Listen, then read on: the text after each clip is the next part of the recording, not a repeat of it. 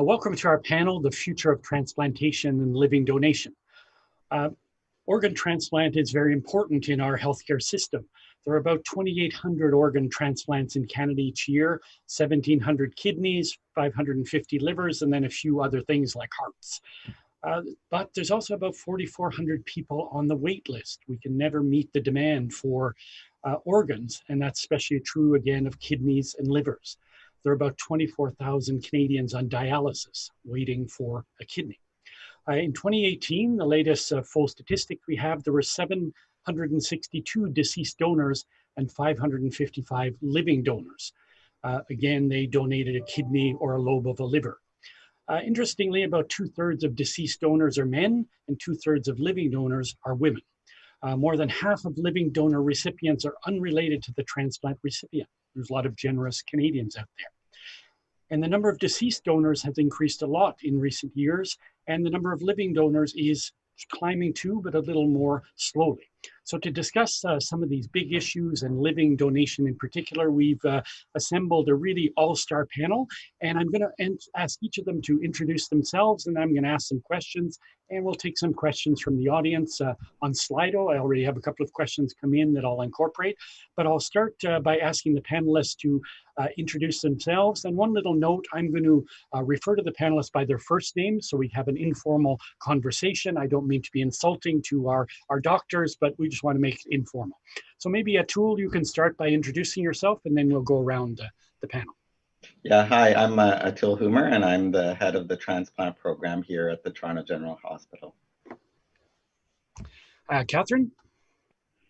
Hi there, my name's Catherine Tinkham. I'm a transplant nephrologist here at UHN. I'm the director of the HLA lab, which is where all the organ matching is done. And I'm the chair of the Kidney Transplant Advisory Committee for Canadian Blood Services. And Nazia? Hi, I'm Nazia Selzner. I'm a transplant hepatologist here at TGH, Multi-Organ Transplant Program. And I'm also the medical director of the live donor liver transplant program. Great. And Blaine, welcome. Good morning. My name is Blaine Amir Syed. I am a liver transplant surgeon at Toronto General and Sick Kids, and I'm the surgical lead for pediatric liver transplant at Sick Kids. Great. And Sunita? Good morning, my name is Sunita Singh. I'm the medical director of the UHN Living Kidney Donation Program and also transplant nephrologist here. I'm also the vice chair of the Living Donor Advisory Committee with Canadian Blood Services. Okay. Jason? Hi everyone, I'm Jason Lee, one of the urologists here at Toronto General Hospital, also one of the kidney transplant surgeons. Great. And Gonzalo up in the corner, I didn't forget you. Good morning, I'm Gonzalo Sapidotti, one of the transplant surgeons and liver surgeons here at UHN. Great, so as you see, we have a fabulous panel of people who know more about transplant than probably anyone else in the world. So we're going to take advantage of that knowledge. Now, Atul, I want to start with you with a very general question. Give us a sense, how is Canada doing in organ transplant overall? How do we compare in the world? How are we doing generally? Well, there's quite variable deceased donor rates across the country, but there has been a lot of success in the last decade where many jurisdictions have seen an increase in the number of deceased donor and living donors. Given that, though, there's still this huge unmet need, and it basically means that many of our patients are waiting years and years for a transplant, or even worse, some people are waiting so long that their health deteriorates, and some people do pass away on the waiting list.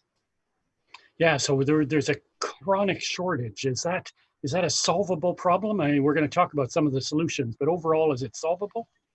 I think it is solvable. A big part of that solution is the reason we're here today, and that's living donation, but also, increasing deceased donor activity, increasing utilization of organs. These are all kind of pieces of the puzzle that can help us really solve this problem.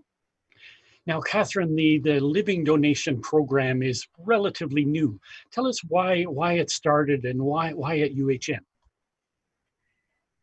So living donation at UHN is actually not that new. It's been going on for a number of decades, but the Center for Living Donation is a relatively new center. Just like Atul said, we are not going to solve the organ shortage for many patients without using living donation and really optimizing its use. This center is to elevate the profile of living donation in the public space, in everyone's conversation, to ensure that we deliver education, eliminate a lot of the myths around living donation, and importantly, to enhance the experience of patients and donors as they move through living donation, looking at quality outcomes and the best possible experience. Now, we have a very mixed audience. We have some real specialists, but we have just some families, people who don't know a lot about this. So, Catherine, tell me, some people are surprised that we can do living donations. You know, you can take away one of my organs and I'll still be fine. Explain how this works a little bit. So when we think about living donation, the reality is that we've actually are considering the outcomes of two patients. We've got recipients who need an organ and donors who are able, if they're appropriately healthy, if they pass numerous screening tests, really, really excellent healthy donors, are able to donate a part of their liver or one of their kidneys with anticipated excellent outcomes over the course of their lives. We wouldn't be able to do this unless that were true, but it is a very real possible solution for many people in need of an organ transplant. And is it risky? So no surgical procedure is without risk. I think we all need to accept that. But as living donation becomes more and more common, those surgical risks with experience are very minimal. And importantly, there is enormous attention paid to the workup of potential living liver and kidney donors to make sure they are in the best possible health, which minimizes any potential risk for ongoing complications. Now, Nazia, you do a lot with living donation. What would you say to someone who's considering this, who has a family member who needs a kidney, needs a liver? What would you tell them to think about? Well, we would advise them that in terms of the living donation, the outcome survival is equal, if not better than the deceased donation. Certainly for the liver, we have long-term outcome now after doing this for almost 20 years. Exactly 20 years is when the living donor program has started at TGH. And our outcome at short-term and long-term is excellent, is better than deceased donation. Part of it is, as Catherine mentioned, is because we are using donors that are healthy, they are young, and we make every effort to not jeopardize the life of any donor. So these are excellent liver that are used for transplantation. Now, not everyone's a match, right? You have to match. It matters. Blood type, things like that matter. Absolutely. Yeah. So how do you figure out if you can say I want to give my kidney to my brother? How do I know I'm compatible, if it's good for him? So I think that's a me question. Okay. So a couple of things that we look at. So first of all, this is assuming that someone has been cleared medically to be a donor. So the first thing we look at is blood group. Now, blood group is always easier if they're compatible, but if they're not, there are options in order to make sure that someone can still achieve living donation. And then we actually look at whether or not the donor and the recipient are matched at the immunologic level. Is the recipient likely to reject the donor? And that's the testing that we do in the HLA laboratory. We do extensive testing on the donor and the recipient to look at that degree of compatibility. Importantly, not every living donor who's medically suitable is going to be a match for their recipient. So that's where we need to look at other options, including list exchange, desensitization, or kidney paired donation. But what I'd like to believe is that if we have a healthy living donor who wants to donate, we hopefully will be able to facilitate a living donor for a recipient, either from their intended donor or from another donor within the system. Okay. And Sunita, you work with living donors a lot, kidney donors. I mentioned an example of giving to my brother, but there are people who give anonymously, right? Just out of generosity. That's exactly right. A donor can be donating to anyone. It could be a partner, a spouse, a sibling, a friend, but it can be a stranger. And we have numerous incredible people who donate their kidney to someone that they don't know because they want to help. And in fact, we often think of donation helping one individual directly, but our anonymous donors, or what we also call non-directed donors, can often be critical people in triggering chains of transplants in the kidney pair donation program, often triggering many, many transplants that otherwise would not have happened. So not only are they helping, an individual, but they're also helping numerous people. Now, we heard a little bit about this earlier in the conference, but it's kind of a domino effect, right? I give a kidney and then somebody else. Give me a little example, if you could, of how it works. That's exactly right. So you could have you can have a donor who wants to give to the recipient, but they're not compatible. Another donor who wishes to give to the recipient and they're not compatible. And you can have an exchange, but also if you have numerous pairs like that, where you can't find a compatibility, often that anonymous donor will trigger a compatible transplant, which will then trigger another donor to donate to somebody else and to somebody else and to somebody else, and eventually to somebody on the waiting list. So numerous people receive transplants, as well as people being removed from the deceased donor waiting list. And Jason, as someone who does transplants, I'm interested, I gave some figures at the outset about kidneys, but why do so many people need kidneys? Well, I think, unfortunately, with rising rates of obesity, metabolic diseases such as diabetes, high blood pressure, and there are genetic conditions that predispose patients to renal failure. So these rates for these metabolic diseases are on the rise. We know obesity is an epidemic, particularly in North America, but other places around the globe. So these are all different causes of renal failure. And there's not to say I'm drumming up my own business, but there are other surgical causes for renal failure as well. Patients may have kidney trauma, kidney cancers that require surgeons to remove kidneys. And so these can also lead to patients requiring kidney transplants, or at the very least starting dialysis and then considering transplant down the road. But isn't dialysis good enough? Do people really need a transplant? Well, I guess from a kidney perspective, we are lucky that there is something like dialysis. Some of the other liver physicians and surgeons here will speak to this, but there's no dialysis for liver failure, unfortunately. So, it's a good, backup plan, but we do know patients who are on dialysis don't do as well as patients who have had kidney transplants, whether it's living donors who donate a kidney to them or whether they received a deceased donor kidney. Depending on which area of the country and what data you look at, but the mortality rate of patients on dialysis is sort of quite high, scarily so. We know that for patients individually, but also society at large, transplantation is a significant benefit. And there's an economic benefit too. Dialysis is very expensive. It's hard on the person's life to do dialysis 3 times a week. Sure. I mean, the economic health system impact of living donation is immense. It keeps patients off dialysis, and the cost of that is immense. And so it can save our healthcare system quite a lot of money. And luckily, most of the time, these kidney transplants go very well. And so we really need to push the envelope on increasing the number of donors, whether it's living or deceased. Now, Gonzalo, you work in the cancer field. People might be surprised to learn that you can actually do transplants to treat cancer. Can you tell us about that, the circumstances? Yeah, I mean, my whole practice is both, as you mentioned, on removing cancers for patients that have, either primary cancers or secondary metastasized tumors to their liver. And I think, people really don't know that, the main risk factor to develop primary liver cancer, what we call hepatocellular carcinoma, is actually inflammation and cirrhosis of the liver. So it's a conundrum of patients that have liver disease and need a liver transplant because their liver is not working. But more importantly, that inflammation, produces tumors. And the only treatment, for those tumors is actually a liver transplant. So in fact, in our list, around 40 or 50% of the transplants we're performing, liver transplants we're performing, are actually in patients with liver cancer. And interestingly, the outcomes are very good after liver transplantation for this kind of disease. And do these patients, do they still get their chemo, radiation, but they also get a transplant?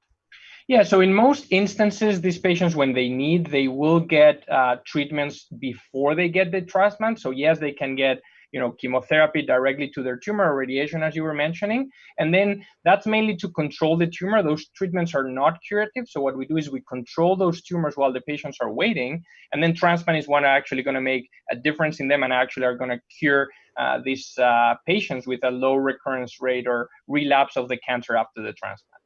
Wow. Now, Blaine, you work with children. We sometimes forget children get transplants as well. Can you tell us a little bit why? I imagine a lot fewer transplants for children, but why do they need transplants?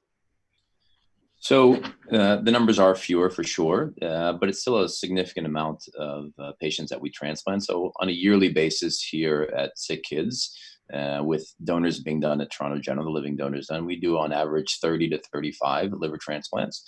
The majority of these children have basically congenital defects of their bile duct or liver system. That's probably around 60%. We, as Gonzalo mentioned, also transplant kids for tumors, which is not uncommon. And then there's other inherited or developed diseases of the liver or metabolic diseases for which we transplant children. And in all of these cases, it would be curative.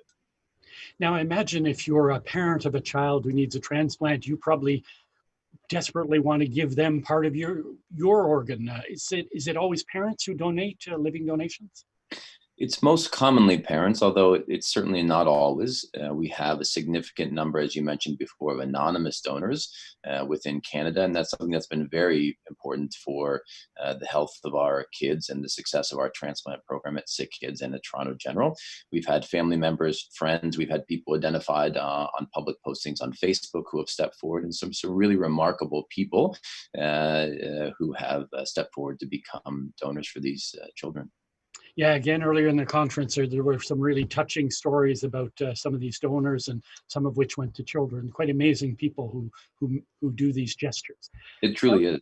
And if actually I follow up on one thing that Sunita said before, the other thing that we don't think about from a mental health perspective is, despite going through a real operation, the donors almost, it's not 100%, nothing ever is, but the vast majority say they would do it over again. It's really had a significant positive impact on their lives. It's given it more meaning. And I think that we sometimes underplay that. It's hard to make a direct contribution to somebody's life in our world. And for our donors, they can save someone's life literally. And it has a huge positive impact on their lives as well. Yeah, it's hard to imagine something more altruistic than literally giving a part of yourself. Nazi, I see you want to jump in there. Yes, I just also wanted to build on what Blaine was saying, that the satisfaction of helping someone is so immense and so intense that we had actually donor that started by giving a liver and then moved on to give a kidney or vice versa, just because this feeling of helping somebody has fulfilled their life. Wow. And I want to come back to these access issues and how people decide. But before I do that, I want to go back to Catherine, and I want to address the elephant in the room, because we're all living with this pandemic, with COVID. And I'm interested to know, how did the pandemic affect transplantations? Did you have to stop? Or you considered sort of, crucial surgery, or did you have to stop like everyone else? How did it affect the program?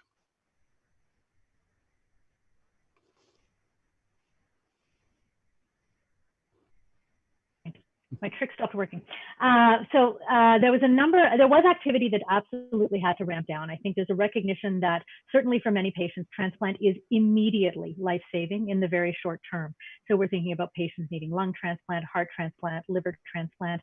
But for kidney transplantation, where we do have the benefit of dialysis, many of those patients, would be safer in the early days of the pandemic, where we didn't have as much information about the safety of giving immune suppression in the midst of a prevalent pandemic. It was a safer option to actually, pause on some of those transplants. But we have essentially returned to normal now. Even for kidney transplant, for people who are very difficult to match, we wouldn't want them to miss their only option or only offer. So the transplants for those patients continued through as well. Dr. Humar is also an infectious disease doc and can certainly speak more about the impact of COVID on transplant in general. Yeah, and Atul, has there been an impact, say, on donors? Are donors reluctant? Are there fewer donors in these circumstances? Yeah, so certainly when this all started, there was a pretty significant drop in both deceased donors and in living donors. And part of the reason is that everyone was scared and frightened, and we didn't want to, even us as physicians, we didn't want to take a chance and expose our living donors to getting COVID within the hospital system. And we were also scared that our recipients, because they have to go on anti-rejection drugs after transplant, which really suppresses their immune system, we didn't want them getting COVID after transplant and having poor outcomes. And since then, we've learned a lot more. We've developed pathways to screen all our donors, both living and deceased, for COVID prior to donation. We screen all our recipients prior to transplantation. We've developed pathways in the hospital that ensure that there's very limited risk of exposure to COVID. And we've developed care pathways post-transplant that advise patients how to mitigate that risk and make sure they stay safe after the transplantation. So as Catherine said, we've now pretty much returned to normal activity, despite there being ongoing COVID activity in the community. Great. And with a 1 hour panel, this is probably the longest any of you have gone without wearing a mask. So this must be a nice change of pace for you to be here à face découverte, as we say in French. That's true. Now, Sunita, I mentioned a minute ago access. So access is not always great. Racialized communities, people with lower income, they don't always know about living donation. They maybe have some concerns, some fears that don't exist with wealthier, more educated patients. How do we deal with those access issues? Yeah, I mean, that's a great point, and something we've been focusing on all week about access and equity and reducing the disparity to access to living donor kidney transplantation. We know that certain ethnic groups are disproportionately affected by kidney disease in general. So the burden of kidney disease is higher amongst South Asians, Black Canadians, East Asians, and Indigenous populations. We also know that lower socioeconomic status plays a role, and that there's more kidney disease amongst those with lower socioeconomic status. But we also know specifically with living donation that those who are of those ethnic minorities have lower probability of actually getting a transplant, specifically a living donor kidney transplant. And donors of those ethnic groups also have a lower probability of actually getting to donation. So a big part of, obviously there is a lot of heterogeneity within a particular group, but some of the common themes that keep coming up as why this is happening could be, one, a mistrust of the system, two, some differences in terms of knowledge about living donation and kind of awareness of living donation and the potential benefits, stigma and shame in certain communities about sharing that you have kidney disease and you need a transplant are part of the things that we're seeing. And, a big part of it is in terms of increasing the access is really understanding those barriers, working with people in those communities in order to try to improve access by improving awareness and breaking down kind of the misconceptions that exist. Now, Jason, Toronto's a very multicultural city. Canada's a pretty multicultural country. How do you address those different fears, those different perceptions of organ donation and organ recipients? Well, I think it's incumbent on us in the physician and healthcare field to sort of develop programs to really foster educating patients and their loved ones and sort of enlightening them on these issues and especially more so now than ever, the issue of equitable access to healthcare and to some of these programs. We're really realizing that we may not have done as good of a job as we could have or we should have. And so I think we are really putting a lot of effort into marginalized communities and educating them, going out into the community. It's not, it shouldn't be, the onus shouldn't be on patients to go look up something that they don't even know what questions to ask. And so it's incumbent on us to get out there, educate patients, and ultimately it will improve everyone's outcome. Right? I mean, by educating people with kidney disease, liver disease, and teaching them about the programs they have access to, it will help everyone on the waiting list overall. Now, Nazia, we've talked about inequities in economic inequities, racial, but there's also some gender inequities. There's big differences between women and men in terms of receiving organs and giving donors. Can you talk a bit about those gender differences? Yes, there are certainly some degree of gender differences, but in a bigger picture, more than just the gender, it's basically the size and the size of the person, the recipient, because the allocation of the organ, particularly for the liver, is based on a score, MELD score, that take into consideration creatinine and as one of the parameters. That's the measure of kidney function. And that measurement could be different, could be affected by the size, and that could potentially disadvantage smaller people, and that could be a smaller man or a smaller female in terms of access to organs. But also same thing true in terms of some diseases where the score is not reflecting how truly they are sick, this patient, and their score remain constantly low, even though they desperately need a transplant to get better. And that's where, this score disadvantages females, but also other causes such as etiology of the disease and size of the person who is need a transplant. Okay. Catherine, I see you want to weigh in there. Yep. So when we're thinking about this in the kidney context, it's really important to remember that the immune matching that you asked about earlier is critical. We know that if the donor and the recipient are not matched at the immune system level, the allograft is going to be rejected a lot sooner. You will not get the maximum lifespan out of that kidney.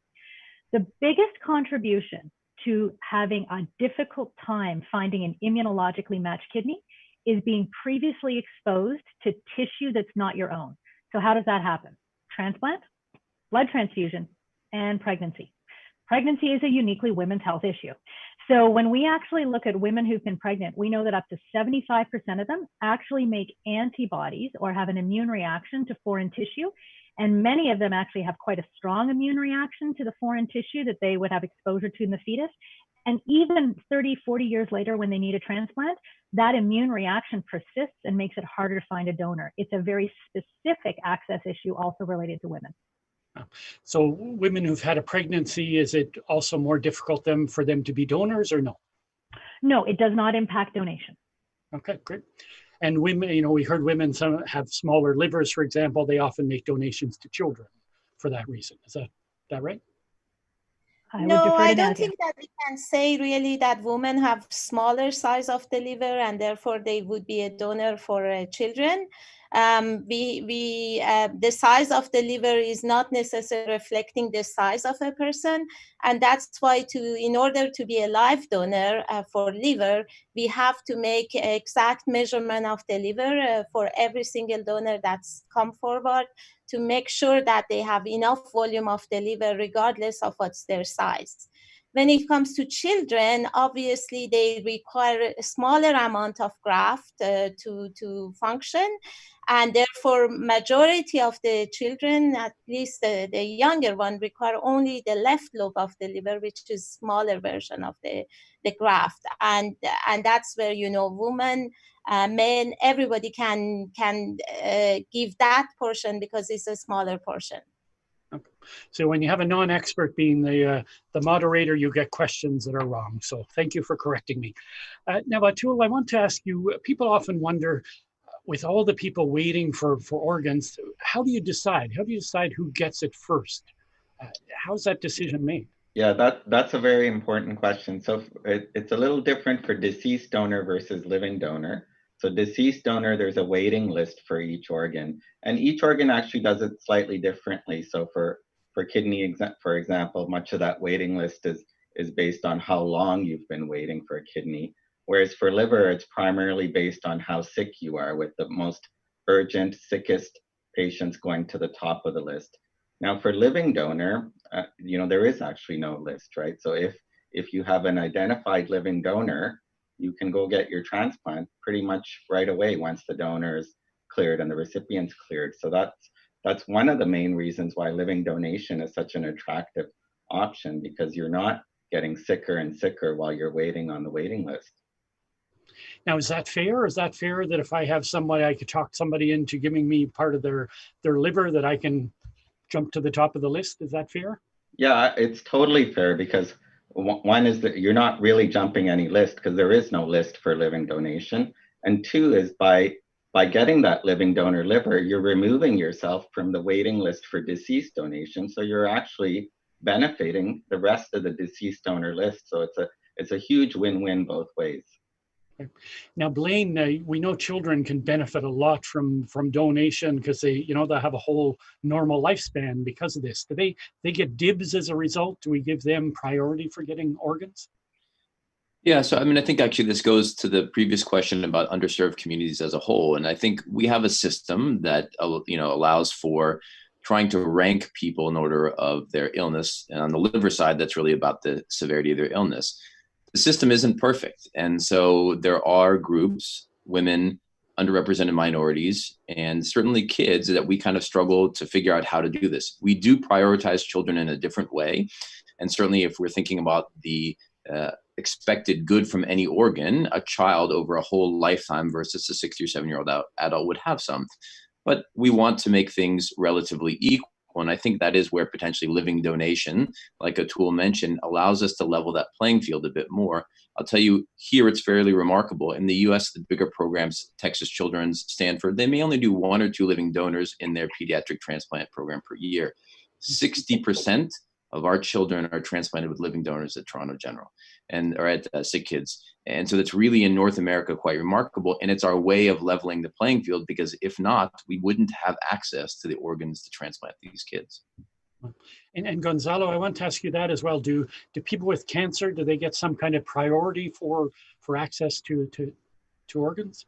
Yeah, thanks. So definitely, one of the issues is, as was mentioned before, in the liver transplant setting, basically patients are prioritized of how sick their liver is. And many of these patients with cancer, actually, their liver is sick, but it's not as sick as others. But obviously, there's a high risk that while they're waiting, their tumor progresses in a way, especially if it spreads outside of the liver. Over time, we're talking about transplant for cancer. We're talking about cancer confined to the liver.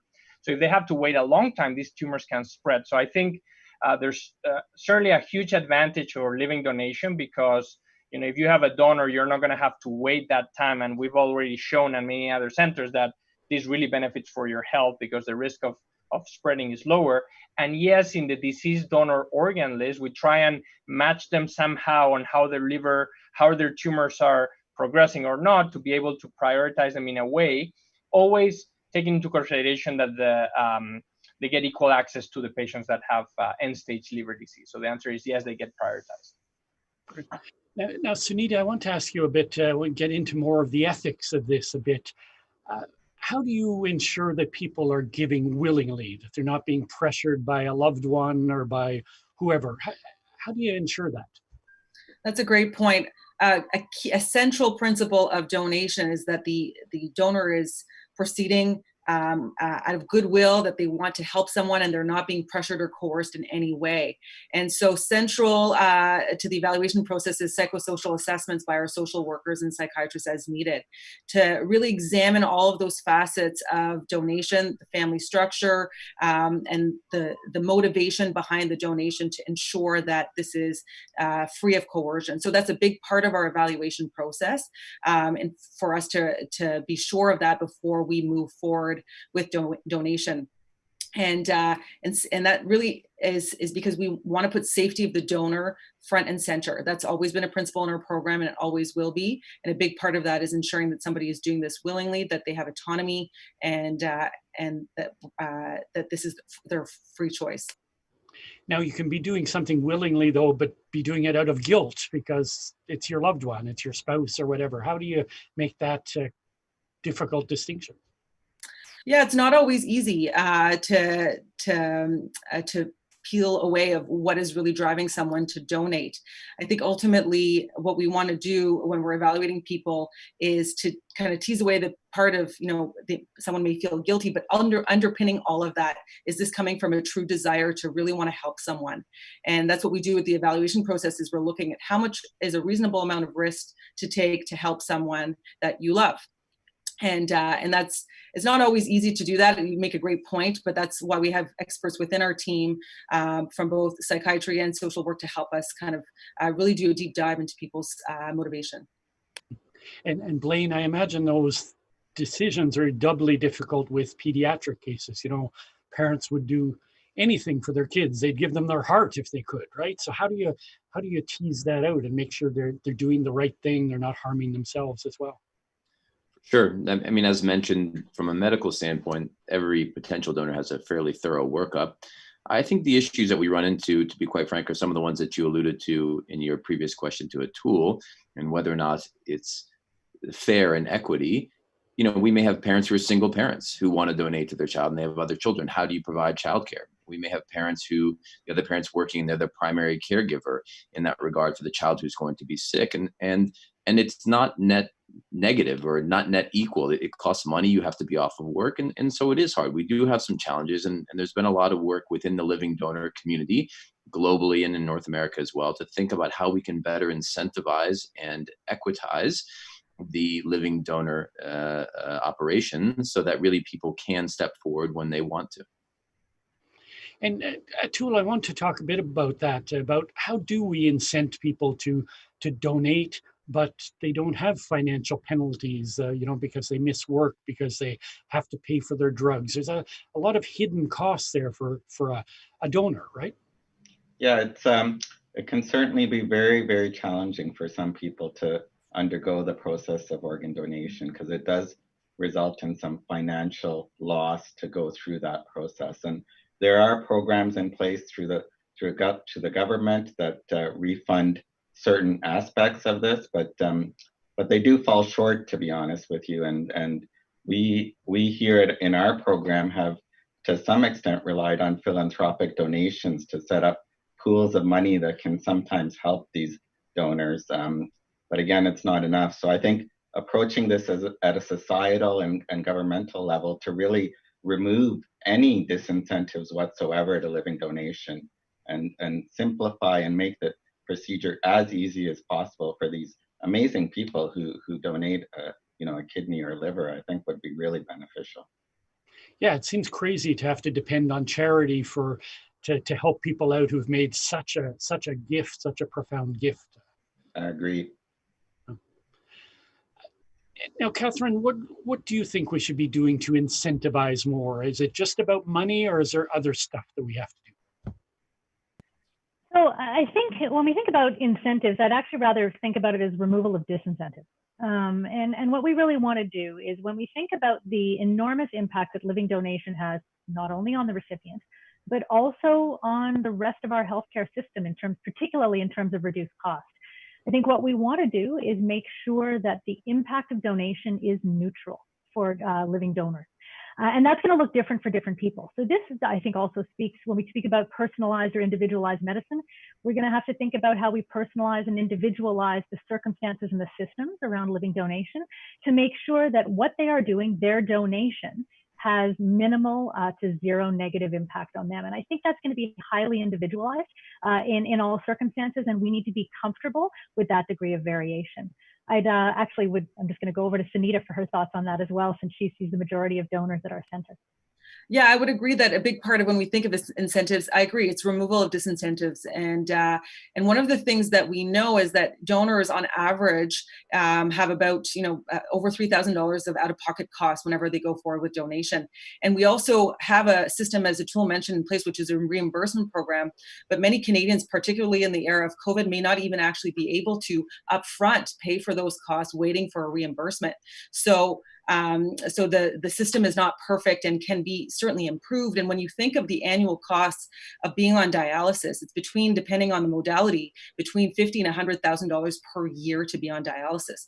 So to remit and to repay lost wages for donation is just a drop in the bucket as compared to the huge cost of keeping a patient on dialysis for per year. We know that living donors kidney transplant lasts a long time.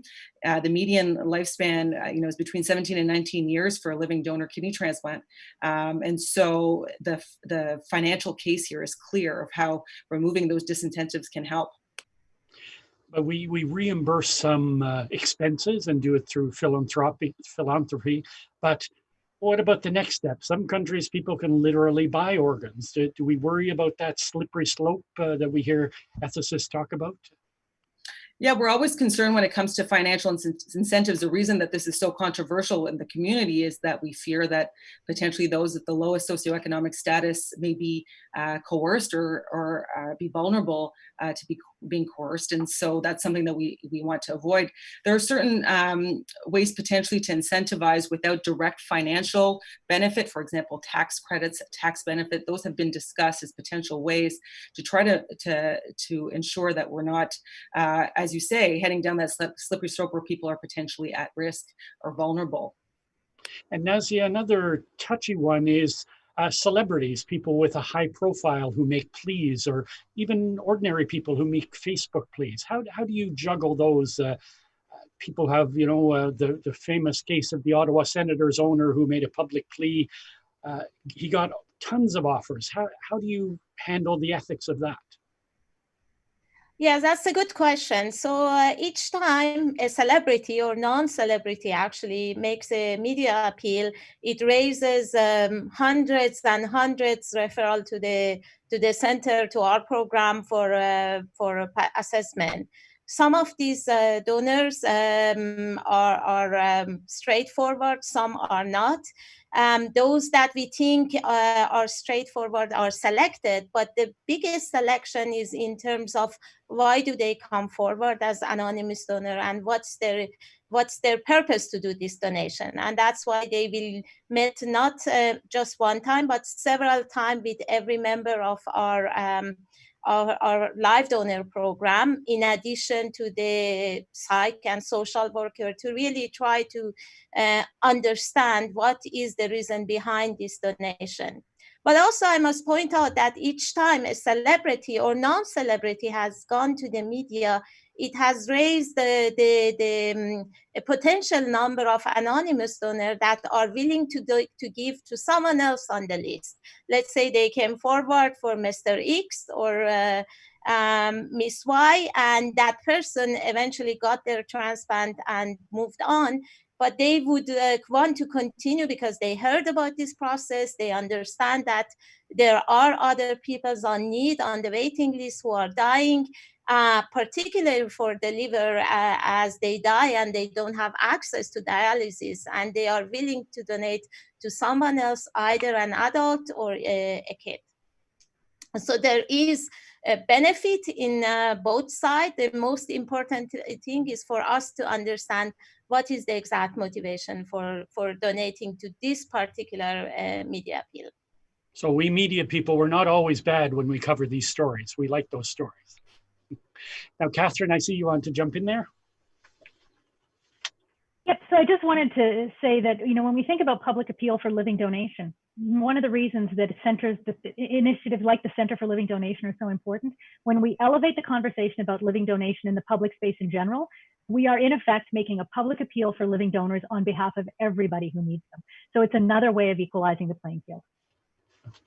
Now, Jason, as a clinician, when your patients are desperate, you sometimes nudge them and say, maybe a Facebook appeal would be a good thing.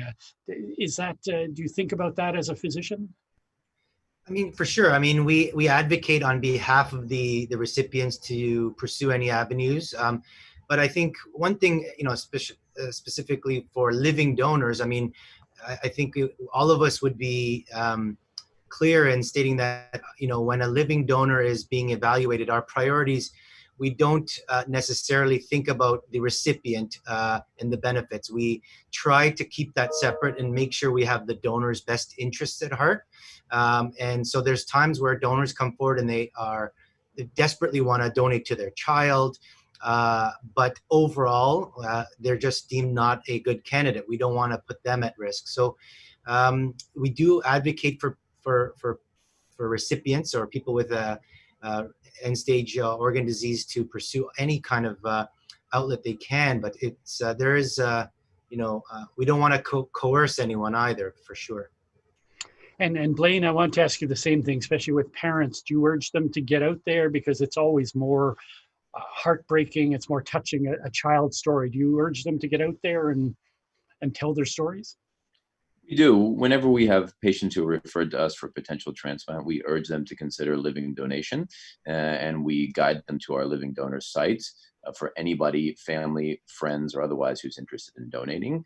And, to Nazia's point about, public cases, celebrities or otherwise, transplant occupies a very unique space in medicine and in terms of both deceased donor and living donor. Deceased donor Josh Meserich, a surgeon from Wisconsin, just wrote that interesting book about when death becomes life. It's a very unique concept. There's nothing like it in medicine. And similarly, from a living donor perspective, we generally don't put healthy people in harm's way for any reason, but living donation is one of those things, despite being that safe. And so public perception about transplant is incredibly important. Without public buy-in, we couldn't do what we do, which is quite unique in medicine. Now, Atul, as Blaine mentioned, transplants like nothing else. There's such a human connection there. Often the donors and the recipients want to connect. Now, there's some ethics involved there. How do you juggle that? This willingness to, they literally share parts of their body. They want to connect, but it's not necessarily a good thing. Yeah, so it's a very interesting area. I mean, and there's varying practices across different centers on this. Our own practice, and we have a big psychosocial team that's involved and really invested in this and actually actively doing research on this whole area. But our own practice is that, if there is an anonymous donor who subsequently after transplant does wish to be in contact with the recipient and the recipient wishes the same thing, we do allow it. We don't go out of our way to facilitate it, but we certainly allow it. And we have had many instances where that's happened, and it's been very touching. And the donor and the recipient have actually developed this bond, which is like a blood bond. It's like a family bond that lasts for years and years, and is very rewarding to both the donor and the recipient. Yeah, those stories can be very, very touching when we write about them in the media. But what's the potential downside? Why don't you just do it routinely? So there are donors who want to remain anonymous. They don't want to be involved in the outcome of the recipient. They're afraid that the recipient could have a poor outcome, or they're afraid that there may be some coercion and expectation down the line. And same with the recipient side. Many of our donors who have chosen to remain anonymous have said that, well, they did it because of altruism. They wanted to help somebody, and they don't want the donor to feel, the recipient to feel obligated after transplant that they owe them something. Now, Gonzalo, I want to ask another sort of ethical question about, these are not trivial surgeries. These are pretty important surgeries. Is there an obligation to do follow-up to make sure everyone's doing okay, especially an altruistic donor? Mm-hmm. Yeah, absolutely. I think you're making a good point. I mean, we do this very safely, and all the donors, as has been mentioned before, are, they go through a very, a lot of screening, and they're all healthy individuals, but it's a very big operation in both sides, both in the liver and the kidney side. And absolutely, I mean, we see the patients, obviously we take very good care of them. In general, kidney donors stay in the hospital for a couple of days. Liver donors stay in the hospital for around a week, and then we follow them in clinic. We make sure the blood work is correct, and we actually do some MRIs and imaging to make sure that everything is okay. Down the road, usually they go back to have a totally normal life, but they keep in touch with the program if there's any issues down the road, at least from the liver side. Obviously, we haven't been doing this for 100 years to know what happens, in 60, 70 years, at least on the liver side, and we'll have to follow them and see if there's any long-term consequences. But in general, all these patients or all these donors go to absolutely normal and go back to perfect health. Now, Catherine, I was reading something about advanced donations, paying it forward. Can you explain that concept a bit? Sure. So advanced donation is something that has been, I would say, trialed or initiated at some of the kidney paired donation programs in the US currently. It's not currently yet codified, or we haven't developed policies in Canada. But this is the idea where someone anticipates that someone in their community, family member, friend, someone they might need a transplant in the future, but doesn't need it now. And they want to actually make their donation now. And there might be a lot of good reasons to do that. They might have time constraints as to when they can, pause work and go and be a donor. They might anticipate that they would be too old to be a living donor at the time that this person might need a transplant. So this might be particularly true for children. And so there are now, I would say still early days, but strategies for those individuals to donate now into a paired donation program.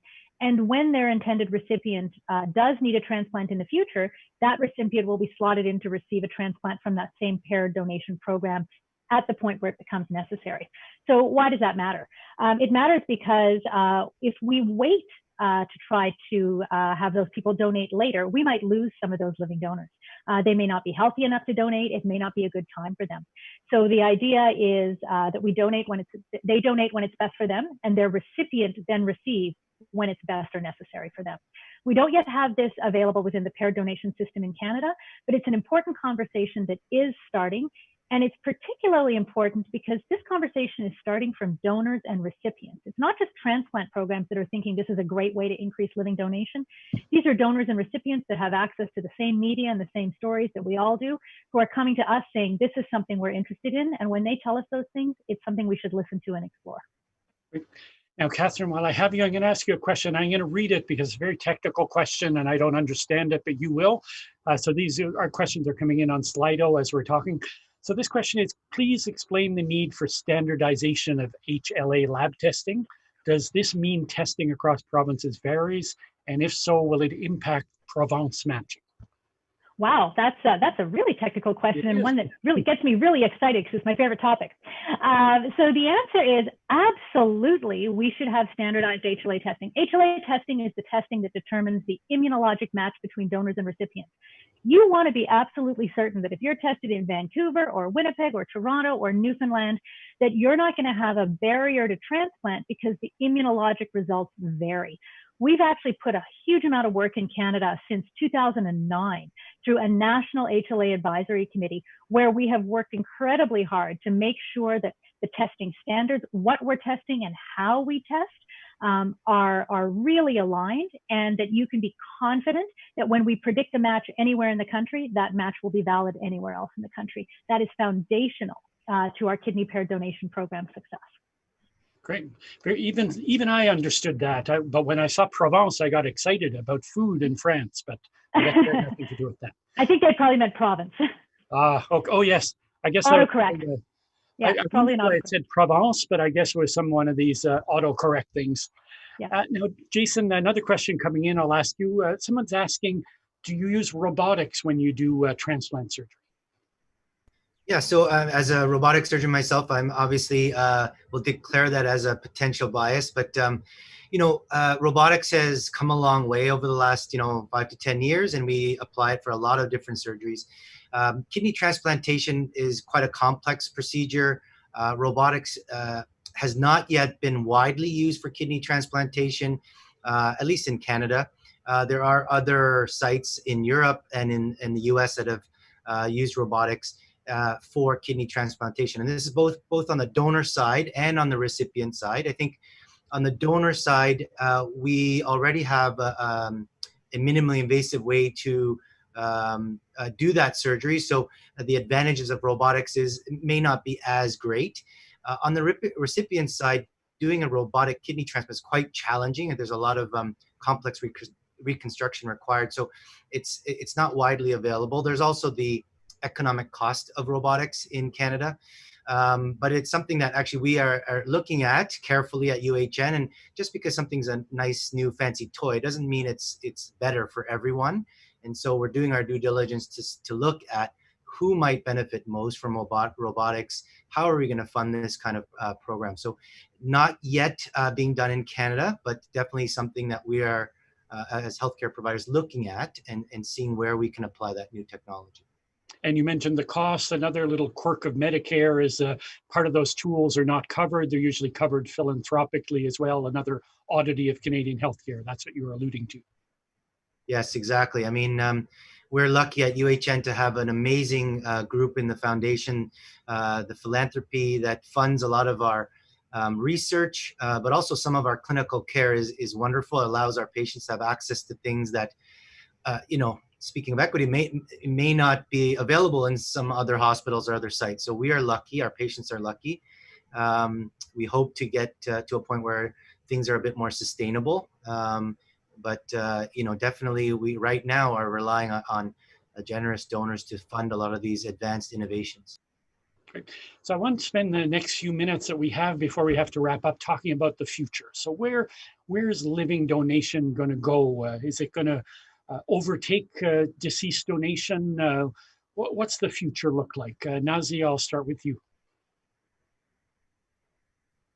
Well, I think that as long as we have that on our waiting list, at least for the liver, which is somewhere around 30% each year, living donation needs to go forward. Obviously, there is risk. So in an ideal world, we would like to avoid having living donation, but that won't happen. The benefit of live donor, as I mentioned, is that they are great liver, they are healthy liver, and their outcomes in terms of the recipient is superior to deceased donation, even when we look at the longer term outcome. The question is, how are we able to bring it up and how we can bring this to more outside to people to know about the benefit of living donation and the benefit that many recipients would get from having that opportunity. So yes, the answer is yes. I believe it's going to be the future. We are trying all strategies possible to make it more, to have more people aware of this and help them to proceed whenever they come forward.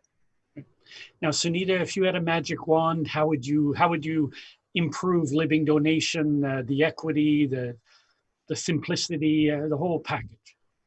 Yeah, so one of the things that we do as part of our assessment is that we look at donors, we look at their health status now, and we also try to predict what's going to happen to them in the future to determine how safe it is for them. We know that we're looking here to minimize the risk to our donors, and we're looking to take acceptable risks, which we take every day in everyday life. But one of the ways, if I had a magic wand, was that I could predict with much more certainty who is going to be 100% safe and who is potentially at risk right now, because safety for our donors is so important. If we are in a zone where we're not sure of the potential health of a person in the future, we decline them for donation because it's right now in their best interest. It's the safest approach. But if I had a magic wand, I'd be able to have tools available to me using the data which we're accumulating at the moment to be able to precisely estimate people's risks moving forward, and to be able to really make decisions based on that, on who should proceed and who shouldn't. Now, you talk about risk, but we have to remind people that this is a very safe surgery. The risks are very low for both the donor and the recipient. That's absolutely right.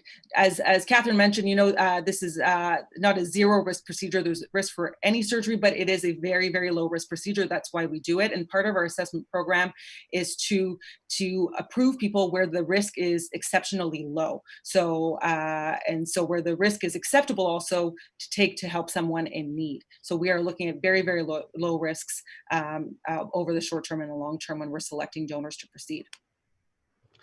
Now, Blaine, if you look to the future, how could a donation, transplant be better for children going forward? What would be your dream scenario? Well, I think the nice thing about medicine is you can look worldwide, and certainly in countries, particularly in Asian countries, living donation is the standard of care. In fact, 90% of liver transplant, for instance, if we're talking about liver transplant, is done through living donors, and they do it well and safely. We are unique in North America from a liver transplant perspective that we have really the largest, both the adult and the pediatric side, the largest experience of safe living donation. And so I think pushing the boundaries. We talked about blood group matching. When kids, actually, you don't necessarily have to blood group match. We have excellent outcomes with what we would say ABO incompatible liver transplants with kids under 2 years of age. We know that worldwide, expanding indications from cancer perspectives. And I know Gonzalo is very interested in the adult side. And so really, I think starting to push the envelope because from a pediatric perspective, our perspective is we shouldn't have any children dying on the waiting list. We should be able to find organs for all of them. And living donation here in an aggressive center like we are, and with the experience that we've had, we should be able to continue to expand those indications and our usage. Now, Catherine, transplant recipients have to take anti-rejection drugs, usually for life. Is that something, looking forward, can we take that out of the equation? Is that something we can solve? Because that's pretty onerous for people. Yeah, probably not by next Wednesday. So I think maybe the Wednesday after. No, just kidding. So you're absolutely right. I think, we know that we have to modulate the immune system. We don't have a way right now to make the organs less immunogenic, although there's actually active research here at UHN going on, looking at that type of work as well. you know, we certainly use a lot less now than we even did 10 or 15 years ago. There's new drugs that potentially come to market. There's new ways of combining them. But the hope is that eventually we will find a way to really modify either the immune response or the organ to either significantly reduce or eliminate those drugs. It's not the immediate future, but it's always the goal that we're striving for. And Atul, I want to ask you the next step of that question. Can we take people out of the equation altogether? Can we grow organs in labs? Can we use animal organs safely? Can we get people out of the equation so there are no more waits? Yeah, I mean, that's our ultimate goal. And actually our program is heavily invested in looking at those kinds of innovations. So either, you know, modifying organs outside the body, repairing organs outside the body, eventually being able to use animal organs, that's referred to as xenotransplantation.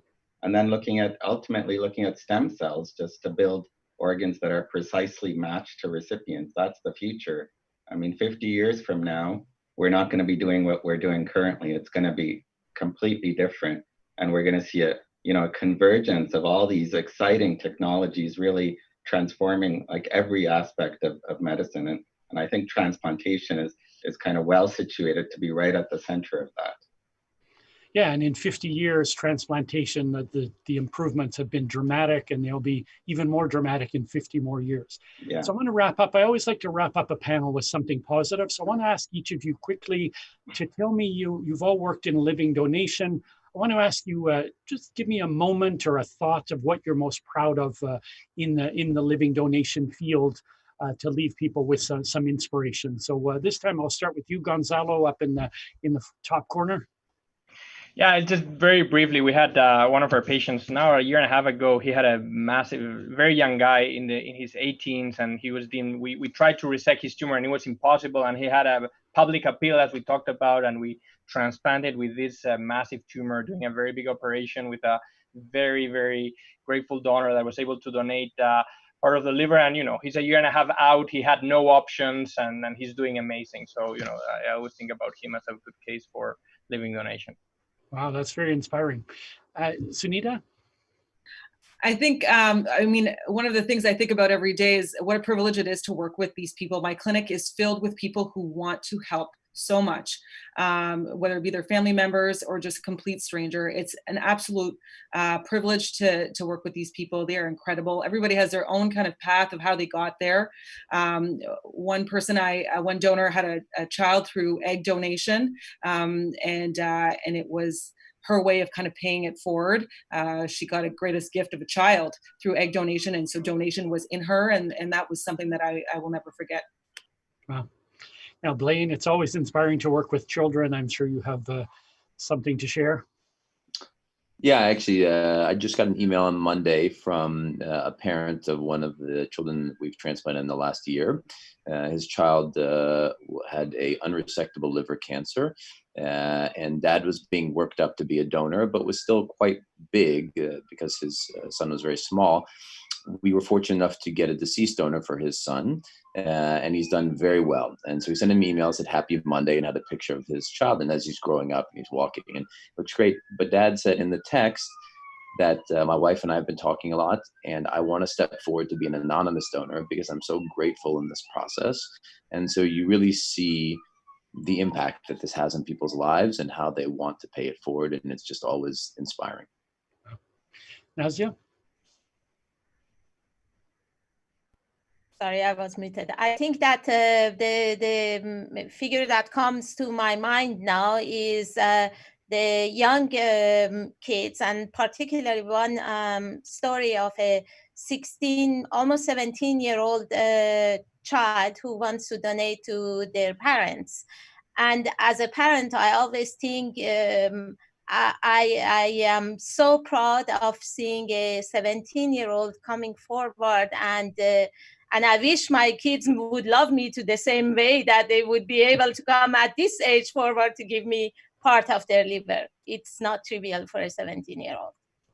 I'd be happy if my kids cleaned their room. I couldn't imagine them giving me their liver, but great story.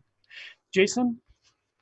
For me, I wear two hats. I'm a urologist as well as a kidney transplant surgeon. And, kidney transplantation is truly the the joyful part of my practice. Not that I am not joyful about being a urologist, but the stories that you encounter in transplantation are just wonderful.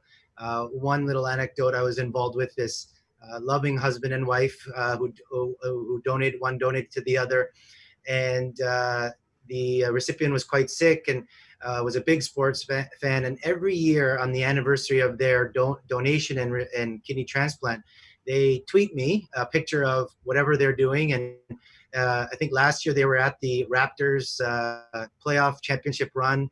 And they sort of just tweeted out about, how a year ago they were sick and in the hospital, and now they're at the Raptors game. I don't think I'm, exposing anyone because it is out in social media. But, whenever I see that every year, it's sort of very touching. It brings me back to their story. And there's lots of stories like that, but that's one particular couple that really touches me every time I hear their story. Yeah, people do have these rituals to mark this life-changing event of transplant. They're always fascinating stories. Atul, you must have many stories. Is there one that stands out? Well, I'll take a different tact a little bit. I mean, there's so many amazing stories out there, but I just, I also feel like I'm very proud of the colleagues that I work with. I mean, I think they're brilliant. They're pushing the boundaries, but you can see just from what the comments people have made is that really their heart is in this, and they're doing this for their patients. And that's what stands out for me, is I just feel very privileged to be able to work with such talented people here in our program. Not only is their heart in it, but their kidney and their liver as well. Yeah. So Catherine, we'll give you the last word. Very inspiring comments. We'll give you the last word. So I'm going to take a slightly different tack as well. I'm really proud of Canada, and hear me out. Transplantation can often be seen as a very local initiative where we're focusing on our donors, our surgeons, our recipients. But one of the big successes in living donation in Canada is the way that the country has come together, provincial ministries of health, ODOs, groups of surgeons, groups of physicians, coordinators, donors, and recipients who are willing to travel between provinces to facilitate living donation through things like the kidney pair donation program. We have gotten rid of interprovincial silos. We have gotten rid of interprogrammatic competition and really focused on what's important here. And in the context of living donation, we look at Canada as our village. And I am super proud to be a part of that. So people matter, but the system matters to make it possible for people to get help. Yeah. Great.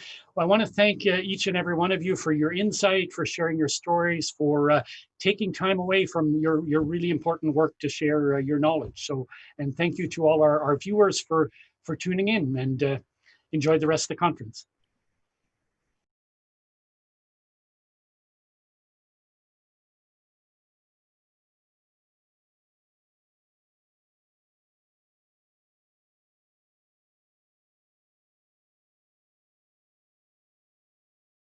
Hi, my name is Christina Howarn, and I'm a journalist with City TV in Toronto.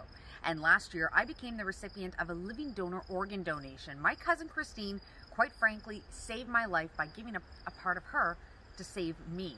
I no longer have to spend 10 hours a night, every single night, on a peritoneal dialysis machine, and my quality of life is phenomenal. I feel younger than I have in years, and it's all because of her and the fabulous team at the University Health Network. The surgeons, the doctors, the nurses, the healthcare professionals, and the administrators, every single person that touched my file there had a major role to play in making me not only have a good life, but an actual life. I am so excited to be asked to be one of the judges for this year's Innovation in Living Donation Care Research and Education Dragon's Den style panel. I can't wait to hear what all of the panelists have to offer. Their ideas could quite literally transform the lives of thousands of people all across the country. And I think it's so important to hear what some of these individuals have to say just in order to help create greater awareness. Now you can join me and listen in and be part of this online seminar. It happens on September 18th. And if you want to find out more details about the event, well, just head online.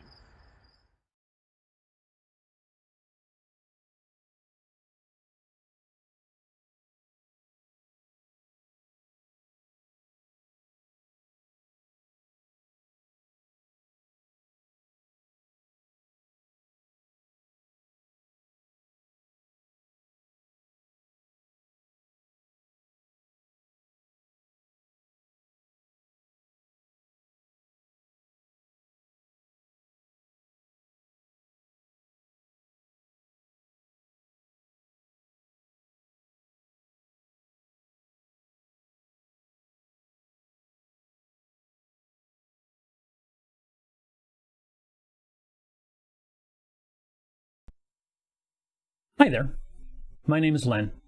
I'm a non-directed living liver donor. I'd like to tell you a little bit about the letters that I exchanged with my recipient's family after the surgery. Now, let me start by saying that as a non-directed donor, it's really important that I maintain my anonymity. In the letters that we exchange, we're not allowed to write anything that will identify ourselves to one another. So for that reason, I can't read my letters, as much as I'd love to do that, since my recipient might be watching this, so I'll speak in general terms. I started thinking about what I wanted to say in my letter to my recipient long before I sent it, long before the surgery even. It's really difficult to put thoughts and emotions into words, and I wrote and I rewrote that letter over and over, trying to get it to convey exactly what I wanted to say. The day after surgery, I had a visit from the recipient's surgeon with the amazing news that my little liver buddy was doing incredibly well. And that moment was the highlight of the whole event. It's like that moment it became real. There was actually a little person at the other end of this rope, and that added to the emotions even more, making that letter even harder to write. I finally got it down, though. It's hard to explain all that I wrote in a few words here now, but I wished them well, of course, and I explained that I was doing well so they wouldn't have to worry about me. And then I said a bit about my values and my motivations for doing this. And I sent the letter a little while after the surgery. You never know if you'll receive a reply, and for some transplant donors and recipients that I've talked to, the wait can be pretty difficult. But I did receive a reply back from the recipient family a little while later. I got an email from Chantel, my transplant coordinator, saying she had a letter for me. Now, I can tell you, it was all I could do to stop myself from jumping in the car and driving straight down to Toronto General to get that letter. I had a follow-up appointment in a few days, so I cooled my heels, as they say, and I picked it up then. I opened it on the spot, and I held back the emotions as I read it. It was the best news possible. My recipient saw remarkable improvements and was doing really well. As great as it was to hear from the surgeon the day after surgery, this was obviously way better. I have both my letter and the recipient's letter here in a double-sided frame that I keep on my desk. And I read their letter every now and then, especially when I need a little boost. It still pulls out those emotions every time.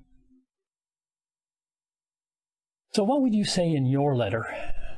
It's obviously very personal, and everyone will have their own story with something different to say. Thank you for listening to my story, and thank you to everyone that allowed me to do my little part in what's been a life-changing event for me, and hopefully for my little liver buddy too.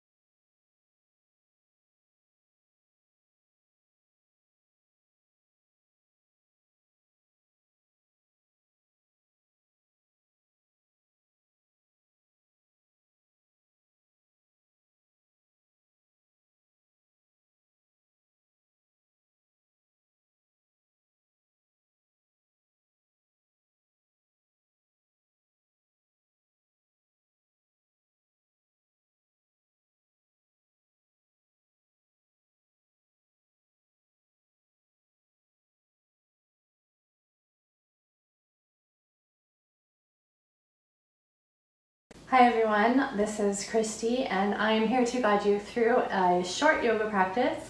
We're gonna do a little bit of movement and a little bit of relaxing and hopefully incorporate a little bit of meditation in. My biggest thing for you is to just let go of any judgment you have towards yourself.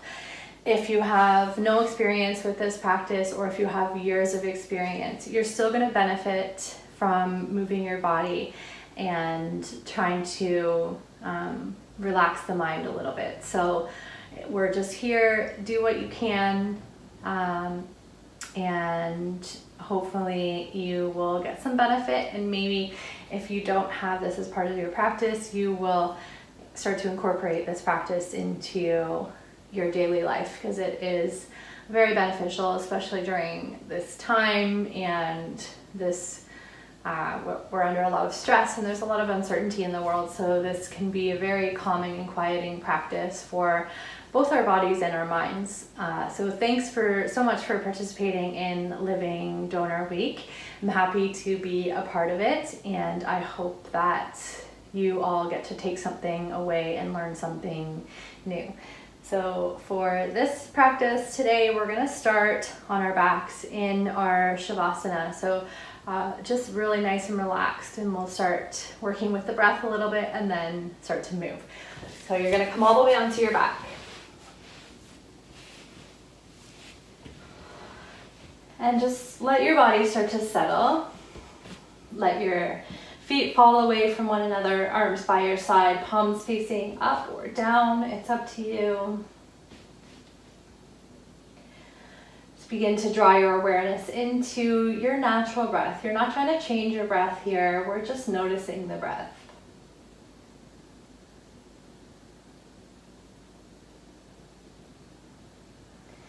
And one thing our mind does not do is shut off. So even when we're sleeping, our brain's working, and it is impossible to not think. So this practice, you're not going to stop your mind from thinking. You're not going to stop the thoughts from coming in. But what you can learn to do is just let them come and go, and let them not distract you, and just allow them to come and go as they please without you paying much attention to it. So we'll start that by doing an intro to meditation, and this is how I learned to meditate, and it's just by counting the breath. So in yoga, we breathe in and out through the nose, so we're going to start from the belly and inhale, and in your head I want you to start to count to 5.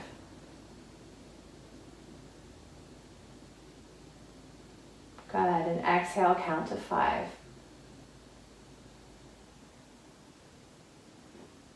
And another thing you can do, just keep breathing through this. If you don't want to count, you can put your hand on your belly and focus on feeling your belly rise with the inhale and fall with the exhale.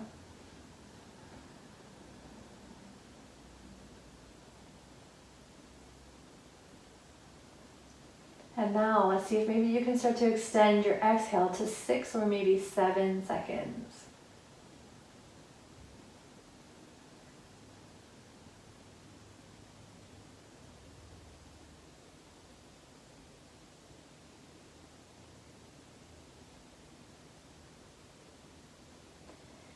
Good, and we'll start to get some movement into our body, wiggle our fingers and our toes.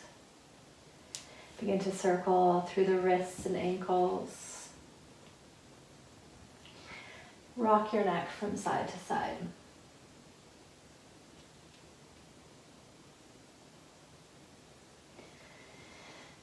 Good, and we'll start by drawing one knee into your chest, and you can wrap one or both hands around if you wish. And just start to get some stretching in the hips, and you can follow that by your opposite knee. And if you want to rock from side to side. And we're going to make our way up to seated position. So you can crisscross the ankles and just rock and roll yourself up, or just come on up however you see fit. From here, moving into our tabletop pose. So coming onto all fours, You want your shoulders stacked over top of your wrists. Knees stacked underneath your hips. Fingertips spread nice and wide, slight micro bend in the elbows. So here you have a neutral spine. We're gonna move through 4 rounds of our cat-cow. So this is really great for the spine. It both flexes and extends the spine. So we'll start, remember, breathing in through the nose. If you can, inhale, start to tilt your pelvis towards the ceiling. Let your belly drop and lift your head. This is your cow pose. And start each movement from your hips. As you exhale, scoop your tailbone under. Begin to round out through the spine, head down last. Good. Think about moving 1 vertebrae at a time. Inhale, tilt your pelvis towards the ceiling. Let that belly drop. Exhale, tuck your tailbone, round through the spine, 1 vertebrae at a time, head down. This is your cat pose. 2 more. Just go ahead, use your own breath. Come into your cow pose. And move into your cat, nice and slow. Last round, cow. And move into your cat. Good. Bring your heels together, sink down towards your heels. You don't necessarily have to reach your heels. Stretch those arms forward and rest your head, if you wish, on the mat or the floor. This is your child's pose. Soften those shoulders, 3 breaths.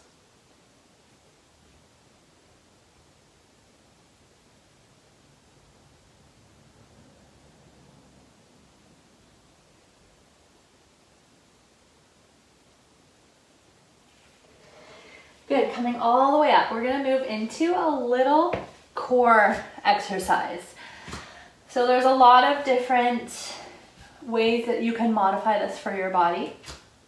So this works on core and it works on balance. So stay in your tabletop, and if you wanna sink back and just shake out the wrists, you can, especially if you're not used to bearing any weight on the wrists. It can be a little bit uncomfortable. Okay, so back to our tabletop. So we're starting on the left side. So we're gonna extend the left arm.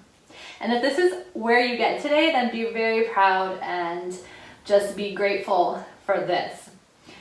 So next step, try to avoid kicking anything behind you. That right leg will come out. So we're balancing our body. We wanna ask the core to do a lot of this work. So you're gonna pull up on the belly, draw your navel towards your spine. This starts to activate the abdominal muscles. 5 breaths here. You can stay here for the 5 breaths, or we can take some movement. So you can inhale, bring your knee and elbow to touch. Exhale, extend. You can move through 4 more breaths, or you can start to pulse that back leg. This will help with the glutes.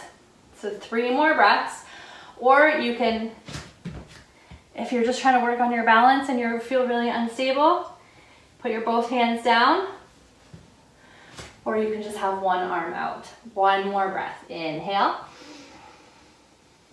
Good. Exhale, come back to your tabletop. We're gonna sink down into a child's pose, so you can come into a different variation where you bring your knees apart if you wish. 3 breaths in child's pose.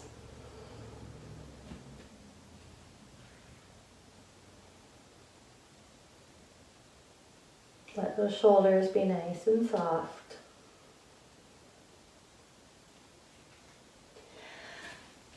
Good. Coming back to our tabletop, working on the other side. So this time, right arm comes out, left leg comes out. Good. So again, you can stay here, work on your balance, pull up the belly, draw navel to spine, or inhale, knee, elbow touch.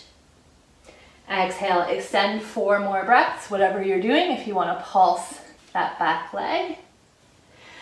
Or again, any combination of these activities.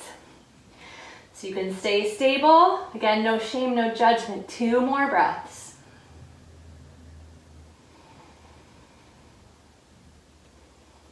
Last one, inhale. And exhale, bring yourself back to your tabletop. Again, we're taking child's pose. Stretching those arms forward, just let yourself melt. If you want to rest on one or left ear or right ear, you are welcome to do that.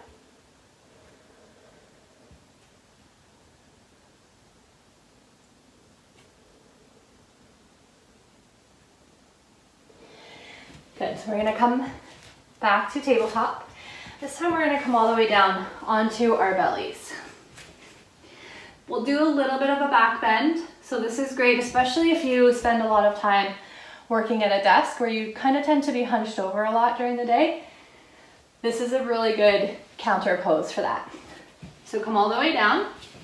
Your arms are bent. You want your thumbs in line with your shoulders. And the key here is to try and soften those glutes. They do have a tendency to sort of tighten up here, but I want you to try and just get them nice and soft. So you're gonna come up to your elbows. You can move your elbows further away from you if you wish, or if you're feeling any sensitivity in your spine. And this is it. We're just gonna look forward for about 20 seconds. Let those shoulders be soft, soften those glutes. And we'll give our back, the backs of our necks, a nice little stretch by just looking down. Soften those glutes. Try to soften the muscles in your face. 3 more breaths here.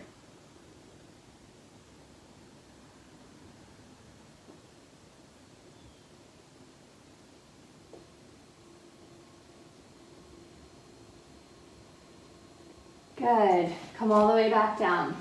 Use your hands, press yourself back up to your tabletop, but swing your legs out to either side.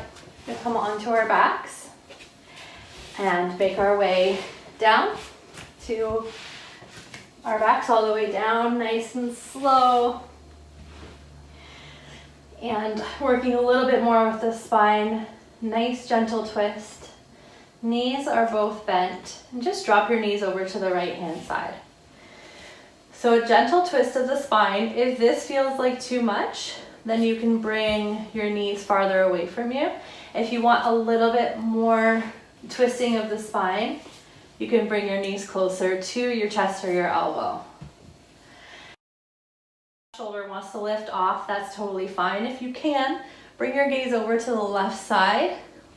And if both of your shoulders are able to come down onto the mat, then just start to soften them here. Your arms can really do anything, be anywhere.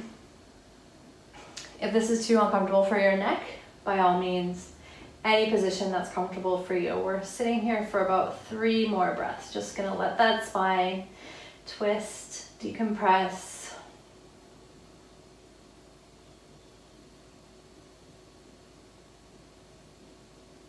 Again, counting that breath if you find that your thoughts are just flooding back. Bringing to mind one thing today that you can be grateful for.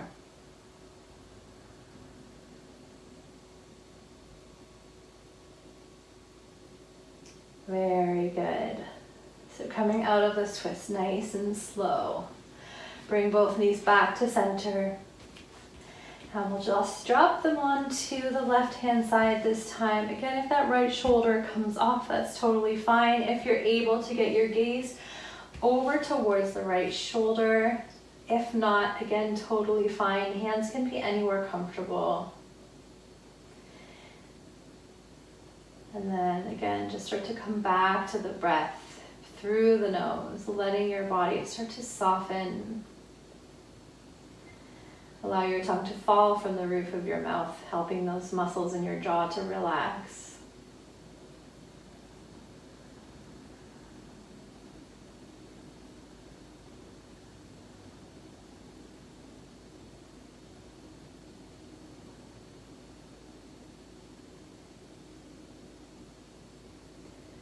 Very slowly starting to come out. Bring both knees back to center. And we're going to finish our practice in butterfly, reclined butterfly. So if your hips are really tight, this is really good for them. So you bring the soles of your feet together and just allow your knees to fall away from each other. So if this is too much, you can lift your bum and then place your hands underneath, palms facing down, or you can bring your feet further away from you. So making sort of a diamond shape. This actually will start to target the low back instead of the hips. Whatever is most comfortable for you here. And I want you to place your left hand on your chest and your right hand on your belly, allowing your face to start to soften all the way from the crown of your head as you exhale. Let each muscle throughout your body start to soften.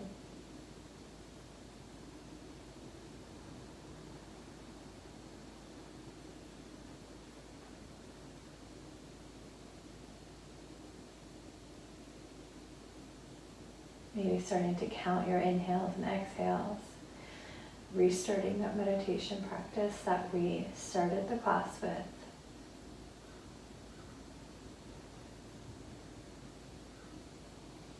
These last few moments are for you. So just give yourself permission to let that body go.